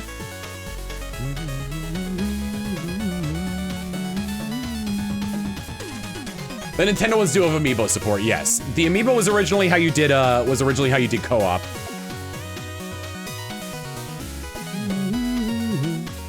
But in a patch later, they made it so co-op was just a well, no, when they released it on other consoles and PC, they made it so that I think on the Wii U one, a co-op is still hidden behind the amiibo, but on every other platform that isn't the 3DS, that's how it could work. Ain't nothing like a funky beat. By Battletoads, though? Yeah, 8-bit nostalgia and Rare is owned by Microsoft.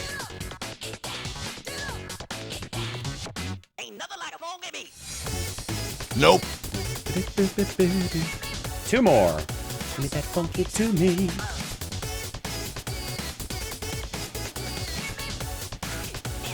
Knocking down the house.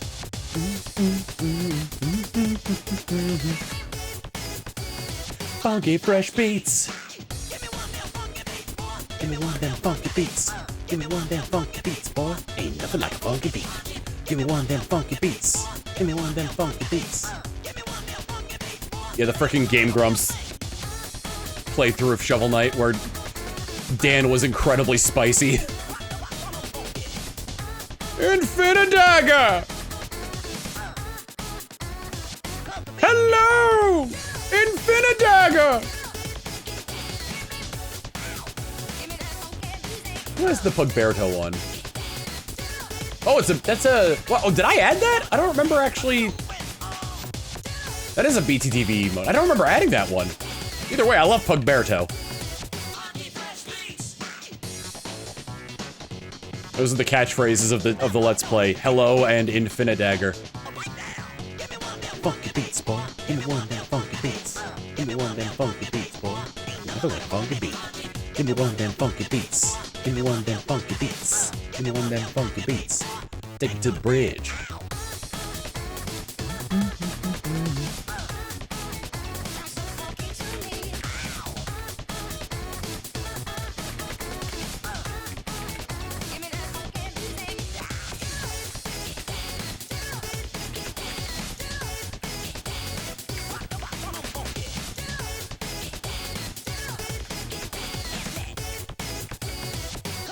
It's funky.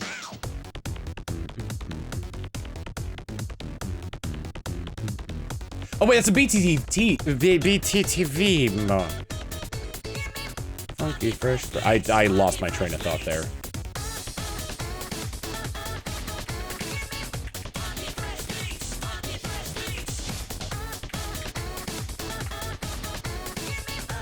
I'm loving it. On 1, 2, 3, 4. BBTV. I said BTBTTVDPV. PvP.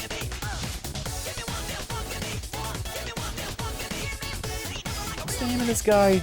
You might hear something in the background. Hang on. Tom Bates. I love the Nigel and Marmalade Shorts by Tom Bates. Patricia's my favorite character in that.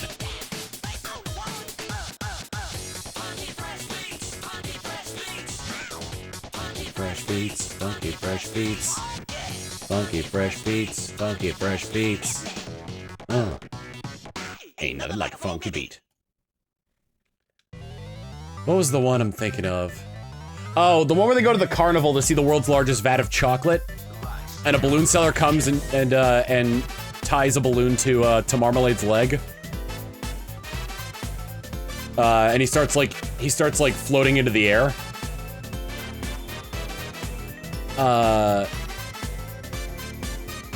And while Marmalade's in the air, he goes, "I'm having a panic attack, Nigel."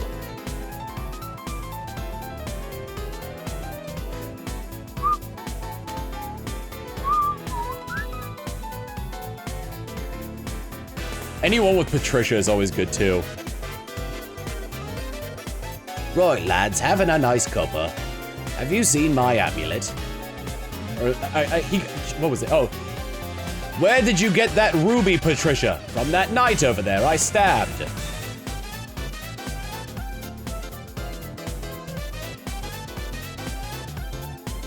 No witnesses, lads.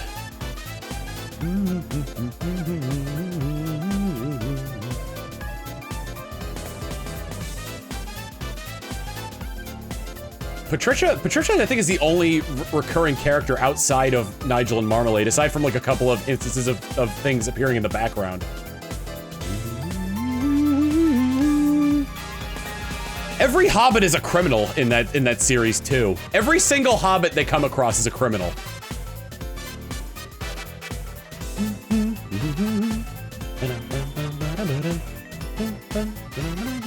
Oh yeah, and all the birds are assholes.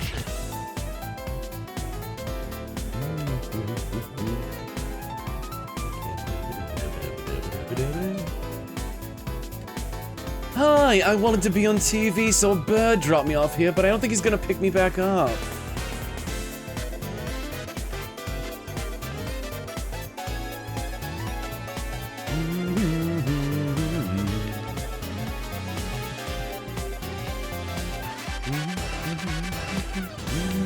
From that night over there I stabbed sounds like something out of 8-Bit Theater. God. Did he ever finish that webcomic? I remember, what was it? I just remember, like, a lot of the memes from that. I remember Sword Chucks.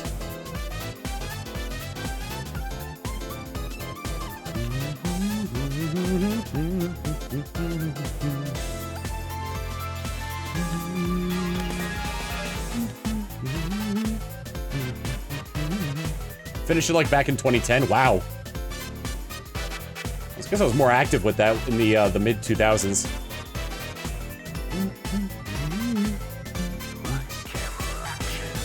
It's one of the few webcomics that that ended. The only other one I can think of off the top of my head is Dominic Deegan. And even then he's doing he did a follow-up series of that one.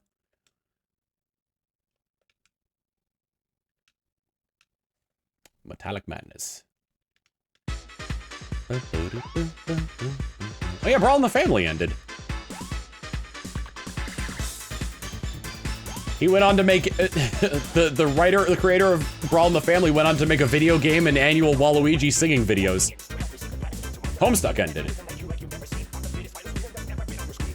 Hopefully I don't get unlucky and just end up getting two wake-up turns in a row.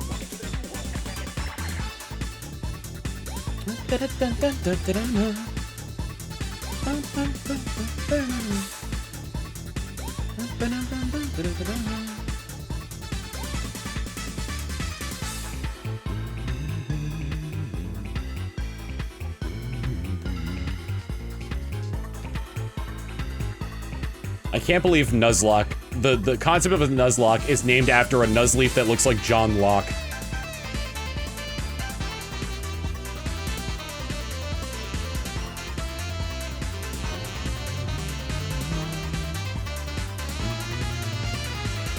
From the comics, from the original Nuzlocke comics, from the original comics where the challenge was coined of doing a Nuzlocke at the beginning. There wasn't a name for the challenge. It got named after his C dot that would appear in the comic that looked like John Locke. Nope. Anyway, we hit 1500. And that's why they're called Nuzlocks, because it's a portmanteau of Nuzleaf and John Locke. Originally it was called Pokemon Ruby Hard Mode.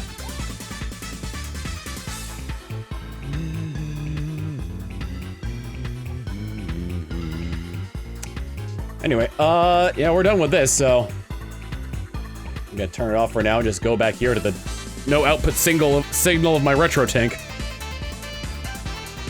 I'm so glad I picked up this retro tank. I was using the, what is it called? I was using the Framemeister before, and this is so much better.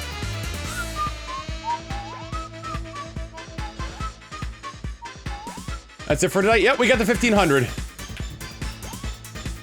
Let's see if we got any fan art. We probably got more hats, and we probably got more quags. Ooh.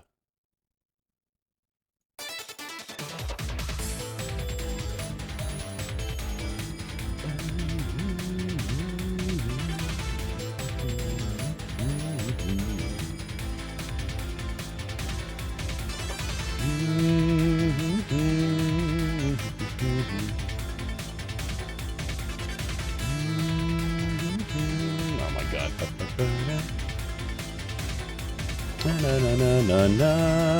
Fan art. Let me get my face on their cam link. Steel Bouncer, I saw a trend of everyone making everything into classic VTuber logos, so I took a crack at it. I really like this. Oh, can you walk by? He's right over my my shoulder here, my left shoulder.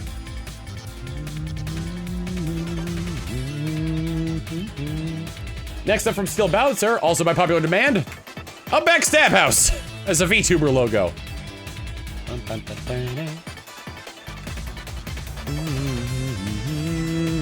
Two variants of it. All right, next up from Fairy Fruit saying, Mystery of the Missing Quagsire. This might be a tough case even for Junpei Iori, Ace Detective. Another hat. So many hats. We're at 15 hats. One of them isn't even a hat, it's a headband. We're technically at 16 hats because the Zygarde cell down here is a hat. Jack's Pool. Witness a Quag's revival. Ganondorf Quagsire.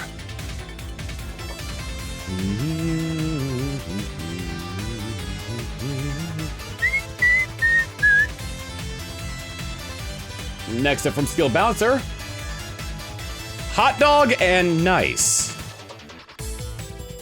Where is, oh, okay, it's a hot dog and a Woodman one. Steel, you've added so many to this one. And you added a moon with a Lyle sign on it.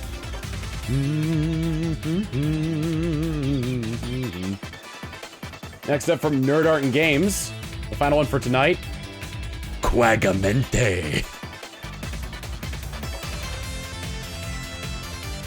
Another Ganondorf Quagsire.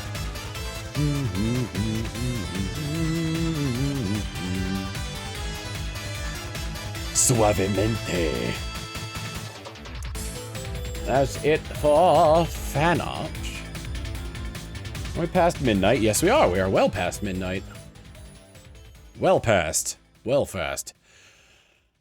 Let's see who is awake at this ungodly hour. Let's see what we ended on for the amount of plushes we got right now.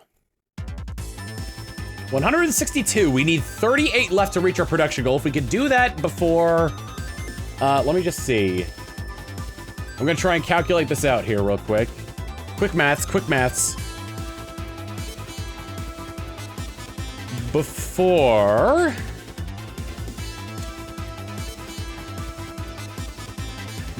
3 p.m. on the 21st, then there'll be some bonuses.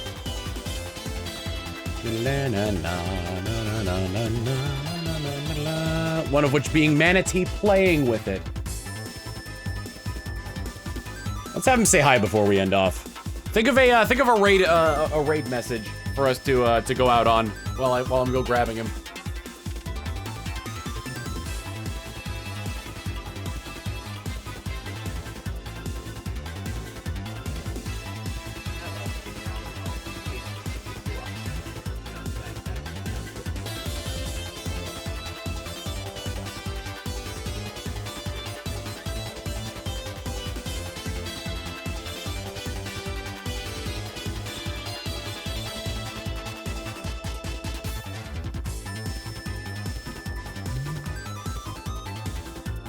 Dog tax. Can you look this way? Hey. Manatee.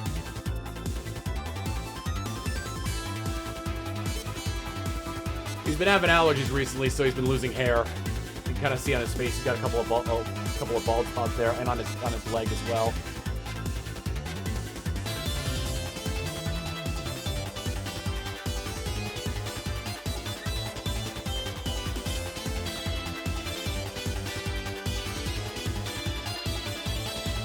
I know you want to get down, buddy. Hang on, let me get this wire out from under you here. Okay. Can you jump down? Come on. Quite literally nothing stopping you, bud.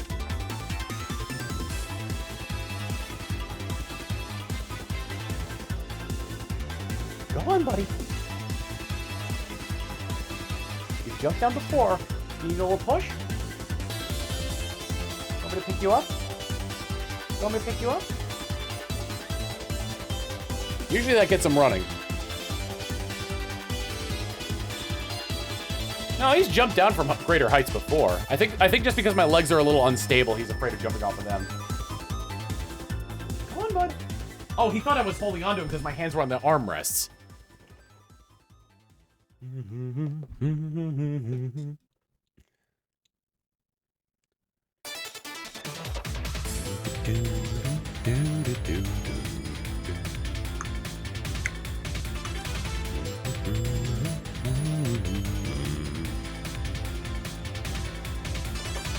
I'll raid the person I usually raid when we're doing this.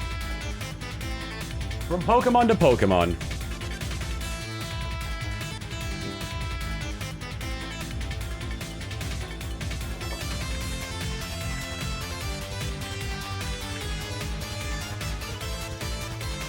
$1,500 Quagsire and counting. If you want, you can include the Tom Scream emote with that as well, or any of the Quagsire emotes I have.